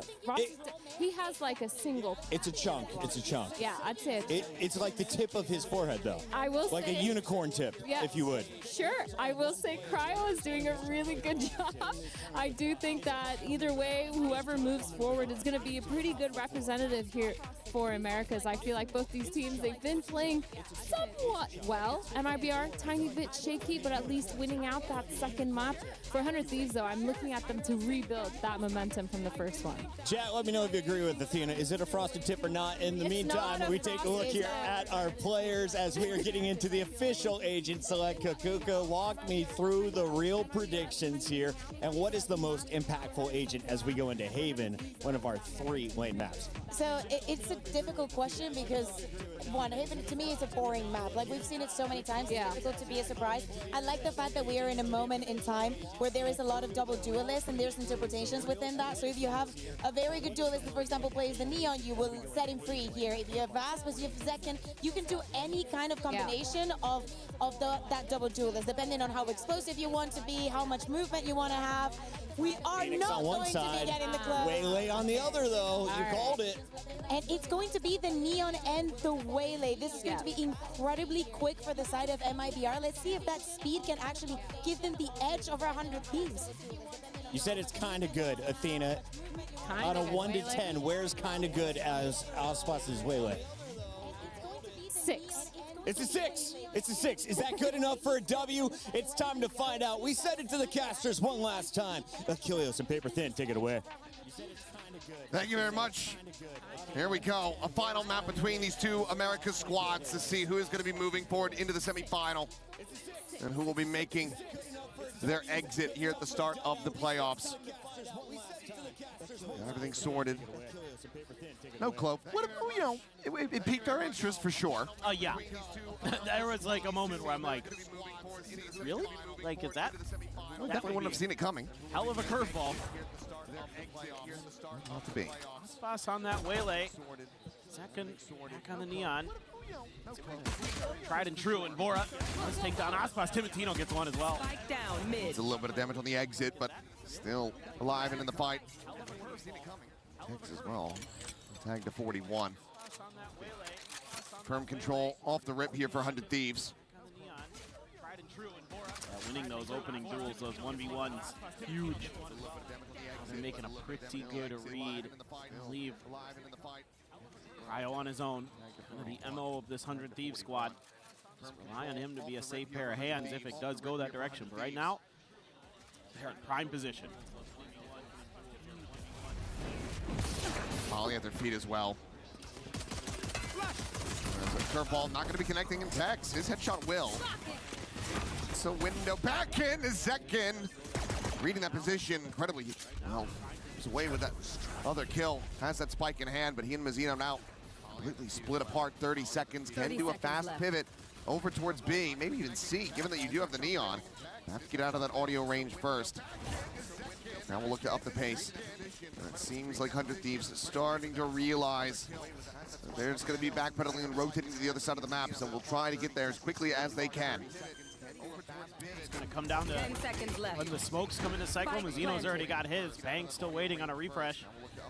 No other util to speak of. There goes Bangs. They're going to try to fight this one forward. Up into the smoke! And Mazzino destroys them all! Oh, that is brutal. That is incredible stuff from Mazzino. He's had a couple of those moments today where he's just taken a round over. Hasn't been the flashiest player except when he needs to be. My word. Had the timing perfect. Let's fucking go, brother! I mean, this round was dead. Yes. They managed to resuscitate it. Get back from the grave. Find this opening pistol. Full classics now for 100 Thieves are going to be kicking themselves. Just had the right reads and couldn't confirm. I mean, that recon into a flash to try to clear the players in sewers didn't get much, and that recon quickly cleared, but does give over a little bit of information here, so Cryo in trouble in the corner. Will just quickly be overwhelmed, struck down. Reveal on the second, they're trying to close the gap, but that just makes that Spectre hit a little bit harder. If he can survive, it seems likely, that we'll be able to keep the weapons carried over. Strong start again. RBR up 2-0, going into the bonus. Just efficient stuff there. Although they get pinged, Porte tries to punish. Not going to be allowed. Aspas was the marshal. Easy peasy. A really nice set execute there. They're just going to kind of double down on that C site. Cryo's been tested a lot since map 1. Breeze, they were really trying to punish him. There's that Odin. The buys in behind this. Odin spraying to Matino. Able to slot forward, meanwhile. Quick scaling, but Spike is going to be over here on the C side of the map. in the hands of Verno, but there's that. Camera gets the spot out, gets the tag. Do make their exits. Well aware that they've given up a good amount of space, but quick peek, quick headshot. Timatino able to find that, dodges the paranoia. It's gonna be Asuna now, down to the sewer. His second will be able to get far enough forward. Grades the Spectre as well. Still, nice reclear here by 100 Thieves. They're pushing into the Odin. It's not so nice for MIBR. They kill him fast, and they do. The Vandal in hand, Osmos to find it. Saturate to the corner in case it's a double stack, but it's not. Now it's down to Asuna to try to see what he can get done. Finds the first, finds the second. Stunned up, Blaze Wall gonna be situated. Verno pushing past that one. Wins the fight, sees the TP forward. But now you're stuck. You're alone, and you have to try to win this out, but bang.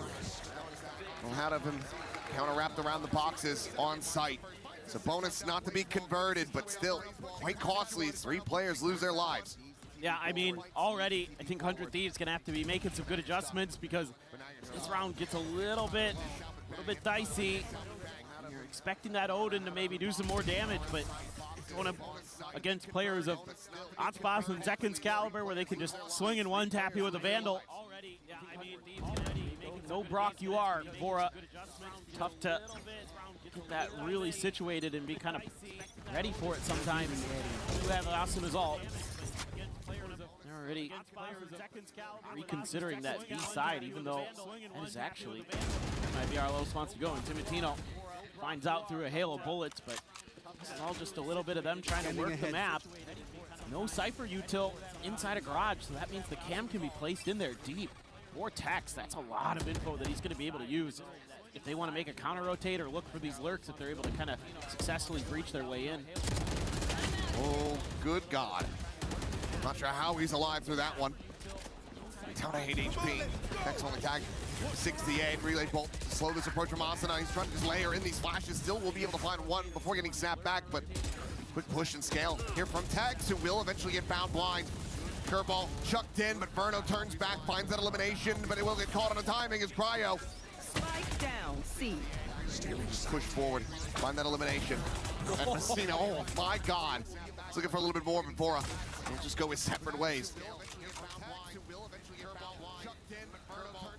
It's gotten pretty wild. 30 seconds left. Damn close. Uncomfortable. Trying to get the plant. They don't have a smoke. Peng still has his paranoia online. Check out. Did not see Aspas on that peak. Cover going out. Casino looking to try to recreate that pistol round success, but this time he will be felled. The saturate connecting, but Aspas not comfortable enough to try to go on the swing, and this time Bora will have some revenge. Diffuse to come through, one away from having that Hunter's Fury online. 100 Thieves will tie it 2-2. Yeah, I felt like MIBR might have had an opportunity to kind of disengage from that C fight, but he really committed to this, and with that run it back and the flashes from Asuna, it makes it so tricky for them to really get through onto the site cleanly, and it allows the rest of 100 Thieves to rotate into position, start shutting this down. So 100 Thieves there playing that really well off the back of their ultimate. You got a couple on the other side. You need the convergent paths. Zeno has a... You gotta be worried about this Tex. Okay. He's fine. Not gonna get caught. Never would Tex my goat get caught by that. First of the shorty. Nothing really to be found there is Cryo. I mean, he's just eating damage, trying to scale forward over towards this spike, but he will just counter spam to find Mazzino. Now Verno displaced. Blazeball going to be situated. Osboss unable to really scale forward, but the fuse not being stuck quite just yet. Curveball not deep enough to go past this. But I did just blind spraying. They're just catching everything. Every stray. MIBR not going to be able to make it go. The Thrifty, so the fuse is in, and 100 Thieves take the lead. Interesting hits available to them. 4 on the side of MIBR. Let's try to make this fast B hit work. Zeno does end up getting caught on the way out. Asuna just running and gunning in there. Tino already interesting hits available to them. taking space. Yeah, just kind of as that Phoenix wall's dropping already. So this is a big one. You have that convergent pass. You have a Hunter's Fury. I mean, Vora has his too, but Overdrive's available. Convergent pass going to be lopped over towards A main, but Asuna on that peak is still able to find that kill. TB into the back, but it's going to be Raspas cover going, clearing him out. Trying to scale forward, push out of the smoke, and should be to Bang's demise. Overdrive, however, from Team Latino. Gonna find those kills. He'll instantly get tapped down, but running with the Hunter's Fury, desperately trying to claw this round back into their favor. Has the spike, he might try to make his exit, but also that Bang potentially here to intercept him. Gun barrel now spotted.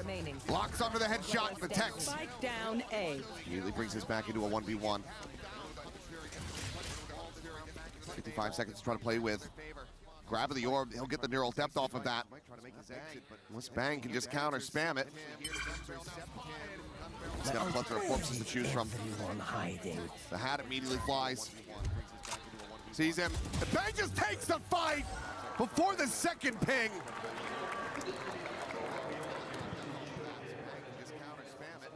Oh boy. That's rough for MIBR. That is a hefty investment of ultimates, and you don't come through with the win. I mean, everything was thrown at this round. So it's so perfectly timed as well. Yeah. The window of that smoke dissipating before the second ping comes in. Bang plays it perfectly. That's incredible. That's that experience that Bang's going to bring to the table for you. Coming through in spades. That's going to be the timeout from Fraud. I mean, it's just been so scrappy. It's just been so wild. Some of these rounds are just hit the go button and everybody's trying to quick react to things, and I think that does suit the defenders a little bit. With the way they've been positioning themselves, they're pretty quick to react. I mean, anytime you have a Neon in the equation as a defender, you're playing for those fast floods. It's desperate times call for desperate measures. Been through the ringer those first two maps. Nearly able to complete that run back after a 3-9 disadvantage at the half. Right. Yeah, feels like 100 Thieves. I haven't quite forgotten about that map, but they're using probably how pissed off they were to not close it out in their favor. To pilot them forward here on Haven. Bonus is on MIBR Los to try to cool them off. Timatino trying to play off this cam, has the outlaw. Zeno. Does he have Zeno dead? Oh no, he just dances around and stripes and crawls with that stinger. Kill found Cryo. Forward into the cage. Drags in, finds a 110 up on a follow-up though. That's going to be another weapon over into their hands. Flash to the corner, and Asuna, he don't need to see Jack. Knows he's got him pinned in. Gets a shutdown, gets the spike, stranded just outside of garage. And now he's looking to try to get Tex, but he cannot. Makes him the 8. The weapon on the floor. Bang the double back. Keeps it out of his hands, and Vorad Platt will find Mazzino. 5-2. Asuna bails him out a bit. This one looked really nice for MIBR to start. Able to deal with that outlaw quickly. What a nice position Mazzino takes to avoid the cam. And then this. He's coming out of it right back to business. Business is good for Asuna. He just, keeps shaking those hands. He is hot. That spam. Run out of bullets eventually. Cryo though. Double doors. Yeah, peek out of garage. Finds that kill. Time for util now. Null and voided.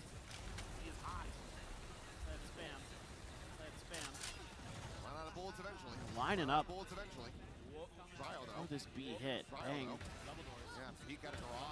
Trying to play off of Asuna's flash, it looks like. Refresh the smoke.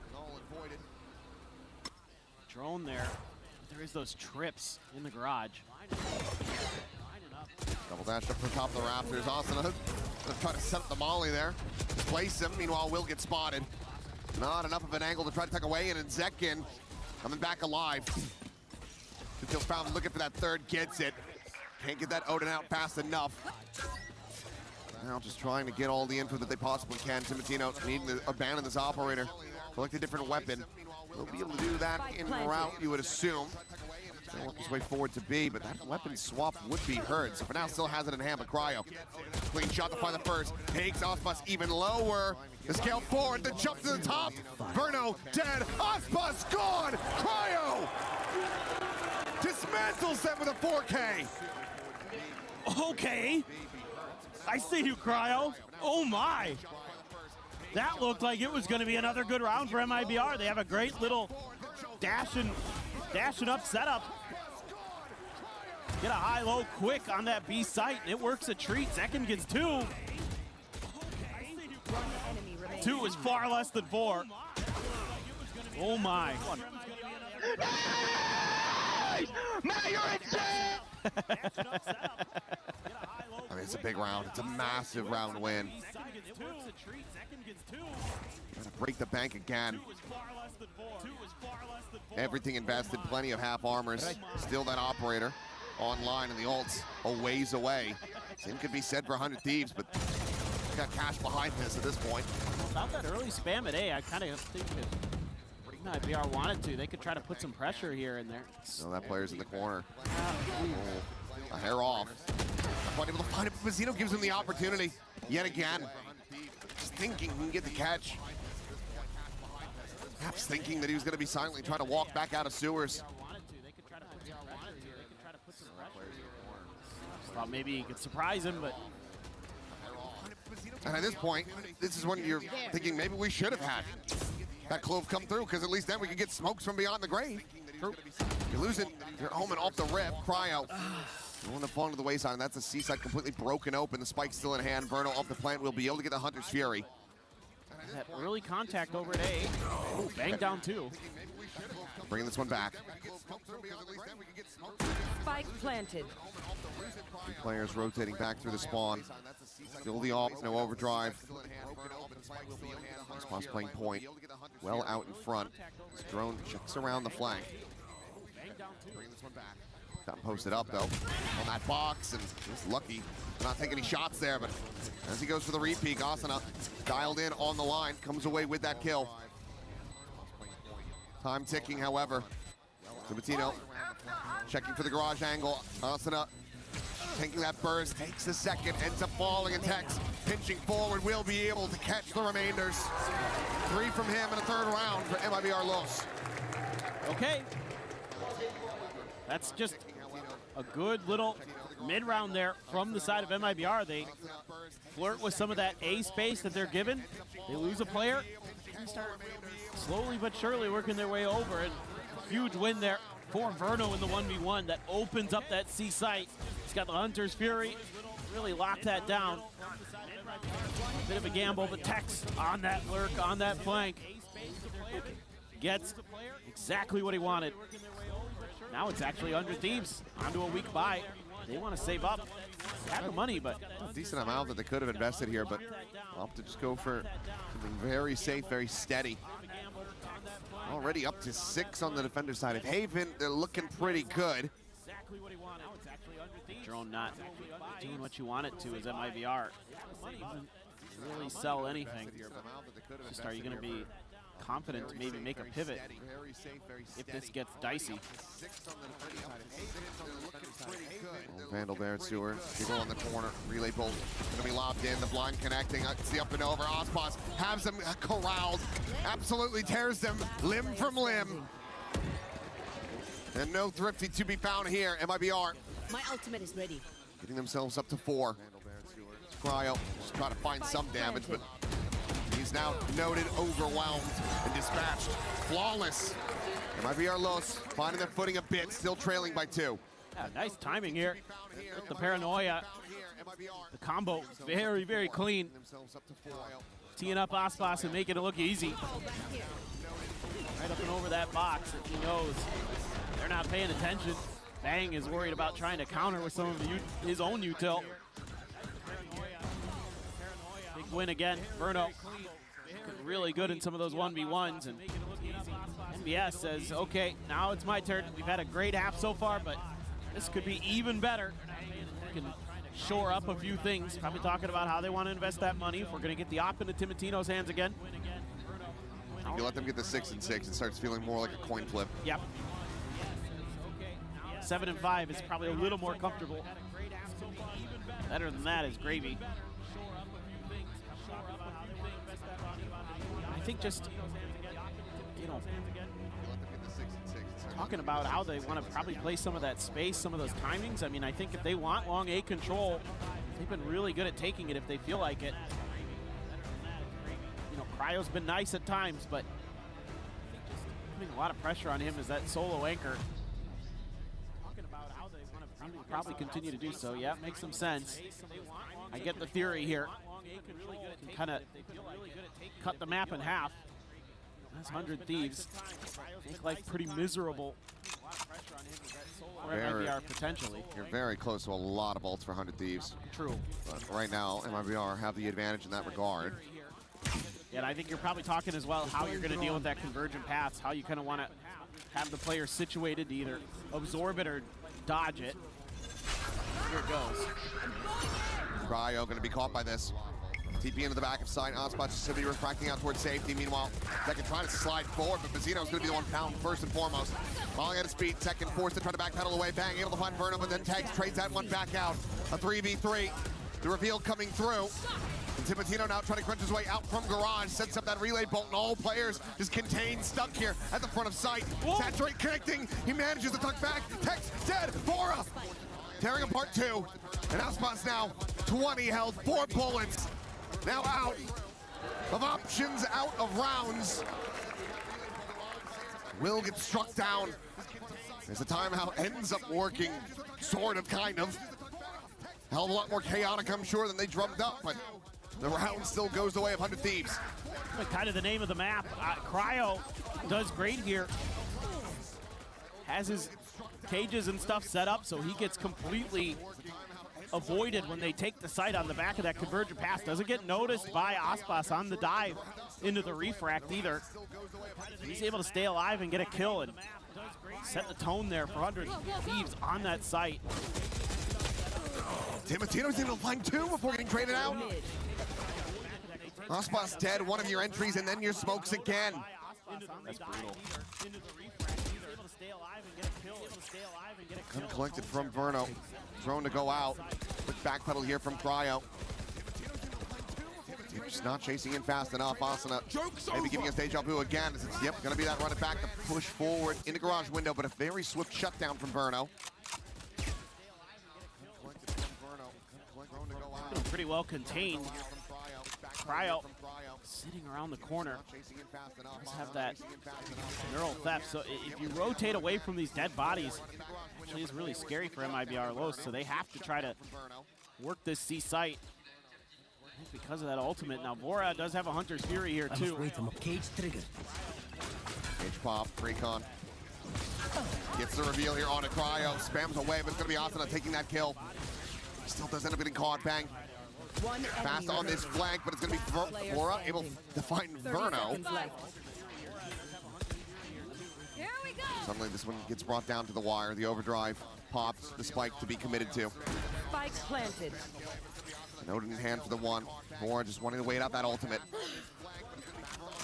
We'll have it relayed. But Zekin is eating some damage. Push through, but Zekin has the headshot. As he will get MIBR Los that 5th round win. Perhaps a necessary one, depending on how this next pistol goes. 100 Thieves do find themselves in a 2-round lead at the half. Well, that's exactly why you want to see that neon on the map. It's moments like that where that agent is just such a difference maker. You can just keep your opponents so off balance, so tricky to deal with. Zekin, very, very crafty. A big win for him to try to get up to 5. Second half going to be coming up. For now, let's send things over to Lou. Et j'ai l'honneur d'être avec nos casters ici dans l'arena. I am honored to be with our French casters here, Tom and David. First of all, I want to test your synergy. Donc on va tester un petit peu votre synergie. La première question que je vais vous demander, c'est vous êtes en train de caster le match depuis tout à l'heure. Moi, je veux voir si vous suivez. Est-ce que à 3, vous pouvez me dire qui est le meilleur joueur du serveur? Est-ce que vous êtes prêts? Vous réfléchissez, vous réfléchissez, vous réfléchissez. C'est bon? Vous avez votre réponse? C'est bon? Vous l'avez? Rapprochez-vous. 1, 2, 3. Incroyable les gars, un tonnerre d'applaudissements pour les casters s'il vous plaît. Vora le MVP. Moi je voulais vous demander messieurs, c'est quoi les petites idées reçues qu'on a sur le métier de caster et qui en fait soit sont peut-être plus faciles à faire, soit plus difficiles dans la réalité? Est-ce qu'il y en a un de vous deux qui est inspiré? C'est très fatigant, c'est de l'énergie qui se déploie en un cours de temps, un laps de temps très court, mais c'est épuisant, c'est très drainant. Plus fatigant que ce qu'on pourrait croire? Ouais, beaucoup plus. So my first question is, what is maybe a thing that is a bit cliché that a lot of people think about the job of caster, and it's more tiring than it seems, and I agree a lot with you on this, first of all, David. Et moi, de ton côté, Tom, ça va être un petit peu plus classique. Je vais te dire, qu'est-ce que tu préfères dans le métier de caster? Ouais, c'est un peu le monde des bisounours, tout ça. Mais qu'est-ce qui te fait kiffer au quotidien de revenir t'asseoir dans cette chaise pour commenter du Valorant? Bah écoute, de faire kiffer en fait notre passion tout simplement, d'essayer de faire vivre un maximum d'émotions avec un jeu qu'on aime beaucoup, tous, hein, toi, moi, David. Et voilà, c'est toujours un plaisir et en plus bah, on fait ce qu'on aime depuis le début et on en vit, donc c'est forcément un bonheur. Forcément la passion qui se transmet rapidement, messieurs. MIBR ou 100 Thieves de votre côté? 100 Thieves. Oh, with the accent, hein. J'adore, tu me régales. Et toi David, de ton côté, MIBR, 100 Thieves? Same answer. Okay, same answer, and I get our casters to speak English. Let's see if they're right and if 100 Thieves are gonna get the win. Merci. How was that? S'il vous plaît. Well, hope you all caught that. But back into the game, we get ready to go. The pressure's got to be building on both of these teams. So familiar with one another coming into this series. Neck and neck in the map score, but it's 100 Thieves barely out in front. It's going to get interesting. See how good this attacker side is. 400 Thieves. Oh, Timatino just great with the frenzy. Okay, yeah. Drops it on the floor, grabs the sheriff, and he's just going to be playing gun game, I suppose. What else can he get? Is there a ghost out there? Maybe a classic? Got 2 more people he can kill. Spike planted. An ace in the pistol would certainly be one hell of a way to jumpstart the half.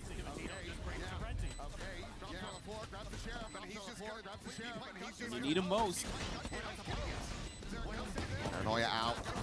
Tag low. Tex able to answer one back as Vora will fall, but the HP bars are just not on their side. Cryo able to find the one. The swing coming in. He'll take the second to the final. 8-5. 100 Thieves. Jump starting this second half. Yeah, that is really nice stuff from Timatino. Getting 2 with the frenzy here. Oh my god. That is outrageously clean. Look at the way he's like matrixing around those bullets. Scoops up the sheriff, gets the third. That's basically round over. Cryo playing a nice angle there when his teammate gets paranoid in the corner. Come on! Well, he needed a nat 20 to clear that corner, and he hit it. He did. Just high rolling.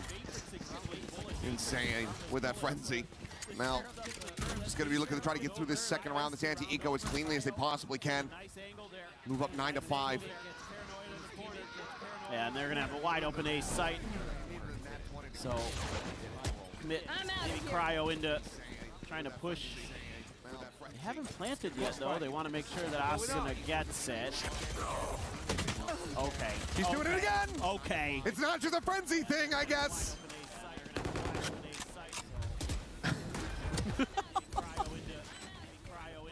I mean, back-to-back rounds just absolutely wrecking him.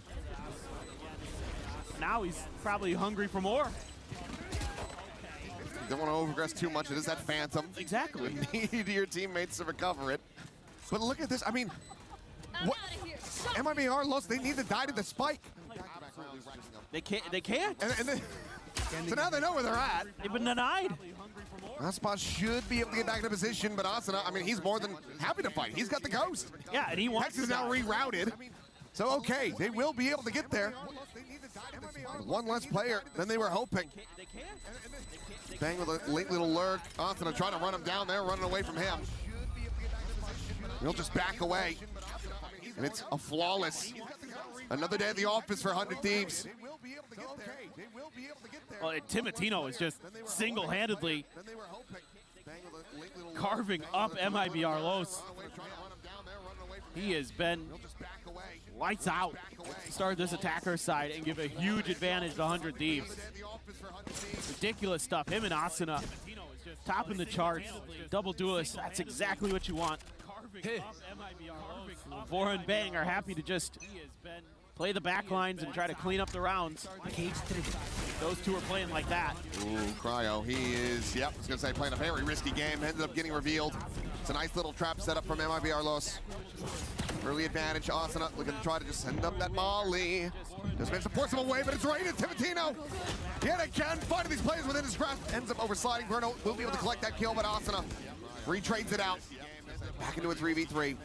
And realistically, any more damage that 100 Thieves gets from here is still a very good bonus. But Verno looking to try to deny. Shock's already able to find a bit of connection. Asuna to run it back, re-wrapping. Buys a little bit more space and time. Even the commit on the ult. They're unable to find this round win from here now. It ended up feeling quite bad for them. But Asuna trying to take this into his own hands. The push on the right side, the jump up, and Verno dead at lumber again. Twice now he's tried to play that angle, and twice now he has fallen.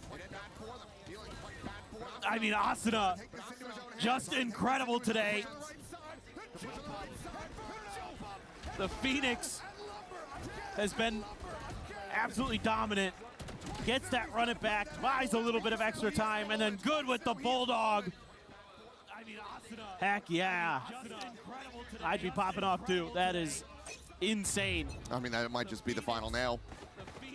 Down by 5. Tino searching around. Ooh, trying to maybe even just bait with that refract, but Zeno unable to clear the angle fast enough. Nice little setup from MIBR Los. Anticipated that Outlaw was going to be there. But baiting is acceptable. Yeah. Now, they gambled back over towards C. 100 Thieves looking to start slowly creeping up towards A. I always think it's acceptable. Okay, they're getting a read on this. Counter rotations coming through, trying to get that Vandal exactly where they need it to be. Matching. They've got a great read because of Mazzino's position. He's deep C main. It's a peek coming in, and this time, no refract to try to save him. Full blind there on Timatino. He's still sliding forward, just trusting in his teammates. And that trust is well earned. An instant cleanup, a wipe of the floor. Oh, and Asuna go kill because he's one away from another run it back. Just send him. It's destructive. This is operating like a force of nature. And it looks like they have the read that this is going to be the A lobby flank. Zeno with a nice shot. It's going to look for a little bit more, but it will be Asuna with that Vandal in hand to clean it up, run it back online as they get ready to go into another buy for MIBR. Huge. I mean, the way that Timatino is playing this attacker side is so, so good. Him and Asuna, that 1-2 punch, seemingly unstoppable. Seemingly nothing that MIBR Los can find any response to. You're flipping all the pages in the book trying to see if there's some solution in the text that is not decipherable. It's got to be a timeout. Coaches want to get in there and try to figure something out. I mean, everything they've thrown at him so far has been denied. I don't think they have a cryptographer on staff. Dude. Try to figure out what the ancient text says, what the secrets are to bring back this map. It really does feel like it's just going to have to be a push from the players themselves. to just level up to get to the point that we know they can operate at. They put it on display. That opening burst of dominance on Breeze into the closeout. That's what we want to be seeing from them. Not just falling to the wayside the way that they are here on Haven. 4 rounds straight now in the second half for 100 Thieves. They're going to be looking to just clinch this 13-5. Yeah, I mean, they're going to shore up this A main control if they can. They're going to try. Revealing area. Ospas glass cannon. To make a go of this. It's going to be set up. Maybe just a pacey hit into B as Asuna will look to lead the way. The ult to make him fearless. Rotate to the corner. As he catches a glimpse of Tex, ends up running out of it. So let's get snapped back. Hunter's Fury now going to be called in, and Timotino ends up getting shut down. Right as he goes for that overdrive as well. Not only is it the casualty, it's also the loss of the ult. Big boon here potentially for MIBR, who's still just trying to work their way back in to start getting this defuse going. Post-plant Util widely getting dumped. Asuna able to find Ospas, but nothing more. That's the Molly now out of the equation with a spray, and Prey is still being rewarded by the high heavens. Swap of the gun, he's just sticking to it. The shorty, to run him down, bang! He's interrupted him! He's planted his feet! And he's absolutely outdone him! It just feels like on Haven, every single time it comes down to the wire. It's 100 Thieves who are able to succeed. I mean, they've been succeeding in so many different aspects. It's just reminiscent of Fracture, where they're just better at every twist and turn, no matter what MIBR throws at them. I mean, Asuna's got the weeb name, but Bang has the plot armor. I don't know how he gets into that position.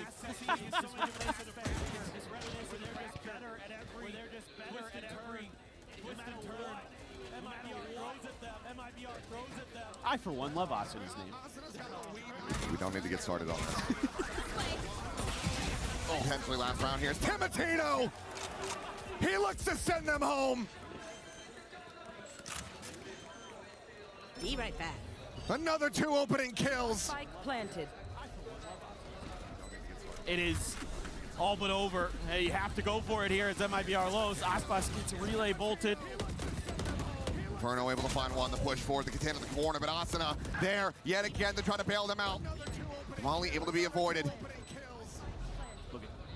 Look at Cryo. Last player standing. There goes Verno. Mazzino now having to do it all, and he can find nothing but defeat.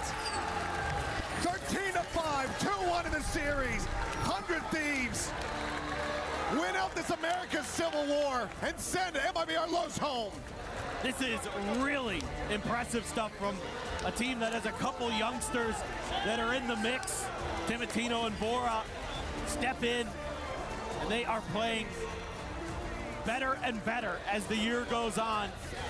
And they take down MIBR Los, send them out of Paris, and we'll be facing Nongshim Red Force next. But what a run they've had. First out of their group. Now they've gone up against a regional rival and come out on top. And based on what we're seeing from this 100 Thieves squad, it's just clicking so very well. The Breeze aside, they still managed to make a very solid go of it. Nearly were able to win that for themselves, but dismantled them by BR on Fracture, clutched them here on Haven. And now the prospect of them playing tomorrow versus Nongshim. X-Ross going up against Asuna. Timotino versus Dambi in those roles. Yes. Bora versus Francis. It's across the board. Star-studded. And it just sounds like it's going to be such an absolute banger. Right there with you. Right there with you. It should be a seriously fun match. It should be some high-tempo, explosive play that we're going to see. Cannot wait. Can't wait for it either, but while we say goodbye to MIBR, we'll get ready to say hello to one of our 100 Thieves players, victorious on the stage. So let's go ahead and send it over to Ian. Alou standing by with none other than Timotino. I hope he still has his voice. Well, we're about to find out, that's for sure. Standing by with Timotino, like you just said. 100 Thieves snatch that last semi-final spot here at EWC. Look, they're your rivals. Is that the long, I guess, anticipated fight that you expected there? I mean, nah, not really. I feel like they kind of did the Mbappe special. Like they did nothing.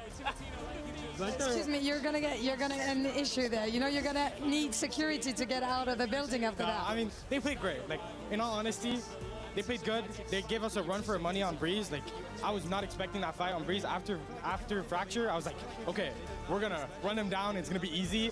And Breeze is a strong map for us. I did not expect that. Yeah, that was impressive. And you know, historically, it has been complicated for 100 Thieves as an org, you know, to qualify for internationals. If I'm not mistaken, this is your first appearance at an international. So, you know, I wanted to know how it feels and what is it like to play on the other side of the world for once and not in LA. I mean, it feels incredible. This stage is unreal, and the amount of energy we have on stage is like unbelievable. I'm having so much fun. You know, like playing the game that I love on the biggest stage is just unreal. Donc d'abord, effectivement, on s'attendait pas à ce que MIBR soit si fort sur Breeze. C'est une excellente carte pour nous. Et ben, en vrai, on était un peu surpris. Ils ont été très chauds. Mais voilà, très contents d'avoir gagné. Ils nous ont fait la spéciale Mbappé. J'avoue que j'ai pas trop compris la vanne. Mais vous allez avoir une surprise également, puisque Timotino parle français. Et moi, j'ai envie de te dire, il n'y a plus personne. Il n'y a plus de représentants français ici à l'EWC. Donc je pense que tu peux peut-être conquérir le cœur de certains fans. Je te laisse le micro. Merci à tous. C'est trop un honneur de pouvoir représenter, tu vois, les francophones et d'être à Paris. C'est un rêve. Et à tous les fans français, achetez le 100 Thieves Bundle. Buy 100 Thieves Bundle. French fans, and I think it's time for some key crushing. I think we've got a new fan favorite here, that's for sure. Look, you've spoken about how much you love it here. One of the best things about this experience is you get to crush keys. This time it's one of your rivals. You want to do it? Do I get to do that? Of course. Let's go. Bonne chance. Come with me to the key crusher for the final time here today. This man's very excited to do it. I'm going to leave you in the very capable hands of our key crusher, Timotino of 100 Thieves is about to do what every team here wants, and that is to crush the dreams of their rivals. MIBR is out.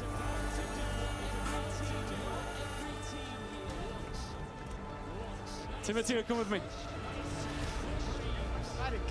I mean, that's pretty anticlimactic, I'm not gonna lie. Anticlimactic? You didn't feel that? I mean, it felt so slow. I was expecting it to, like, you know, crush it instantly. Well, listen, this fan base here obviously is enjoying you being here, and you're into the semi-finals. Couple more steps away from this trophy right here. In fact, let me just show the crowd to you. Come and stand here. They're here for it, and you're up against Nongshim next. You saw them in action earlier on. How big of a threat do you think they are here? I mean, they're a big threat. Like, this meta really complements them. They have great ideas. They kind of remind me of Lev, where they have a very similar play style. You know, they also play similar to us with their comps, so it's gonna be a very hard battle. All right, well, best of luck and congratulations once again. We'll see you. Oh no, that's getting clips, isn't it? We'll see you in the semi-finals, man. Congrats. Thank you so much. Cheers, one more time, come on. Oh, that's better. A second chance there for Timotino, and it's fortunate that he was able to get this one here because he didn't have one in the playoffs. They got the win over MIBR, and in the end, you know, I was very concerned about some of his opening remarks to the crowd, but I think he won them back with the French in the end. Yeah, I think he pulled it back there, almost dug himself into a pretty deep pit, but I think his play speaks for itself, and then his ability to speak French might have won him a few extra fans there in the long run, but yeah, I think this should be a very scary team for everybody going forward. I mean, like you mentioned, there are no second chances the rest of the way. You have to win out. You know, it's only 2 more wins. It feels so close to getting that trophy, to getting that money, to getting that pride, to getting those club points potentially if you're in the hunt for that too. And so much on the line, but you have to just win it clean. No, you really do. And I think, you know, we've been talking about one kind of consistent name throughout this as far as, like, who's the front runner for the MVP.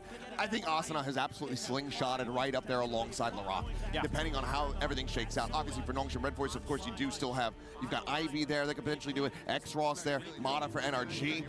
we've got so many names that are kind of cycling through, and I think it's really going to come down to just how people perform in that grand final. But these next two series are going to be absolute bloodbaths. 100 Thieves versus Nongshim to start off tomorrow, then BBL versus NRG. The last hope for EMEA there in BBL to try to see if they can make their way into that grand final. But no matter what, they're guaranteed to play 2 more series, because of course we do have that 3rd place match as well on Sunday. Yeah, I'm pretty interested about NRG, seeing Ethan on that Neon. I think that's a really interesting idea that they have going up against that heavy firepower, heavy fragging BBL squad. Ought to be curious. Yeah, it is a must to watch for both of those games, for every single game that we have remaining here at EWC, so make sure you guys tune in. But that does it from us here today. Thank you guys for watching. We'll see you again tomorrow.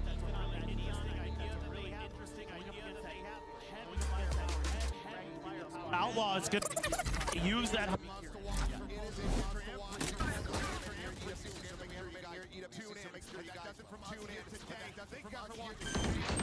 I know exactly. Enemy kill. My ult.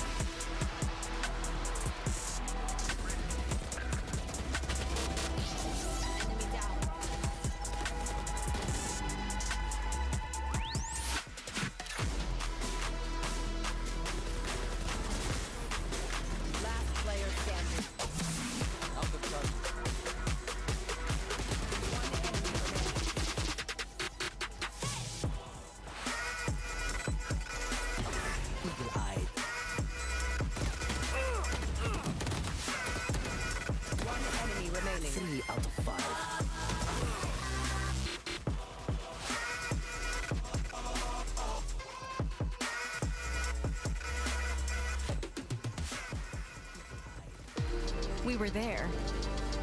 For every click, every clutch, every respawn. We were there for the years of grind. And we're here. Now. The proud founding partner of EWC. Powering the biggest event in gaming. Shoulder to shoulder with the world's best. Making history. Greatness deserves a stage. Lenovo Legion. Reach your impossible.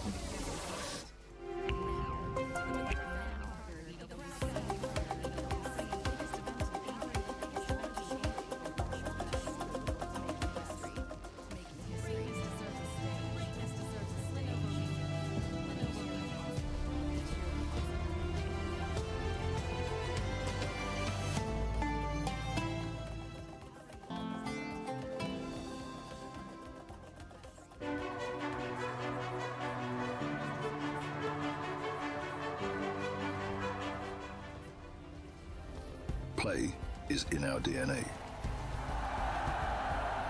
Whenever we let it out, it becomes our superpower. Now imagine an entire city being built to supercharge it. Kadir City is powered by play.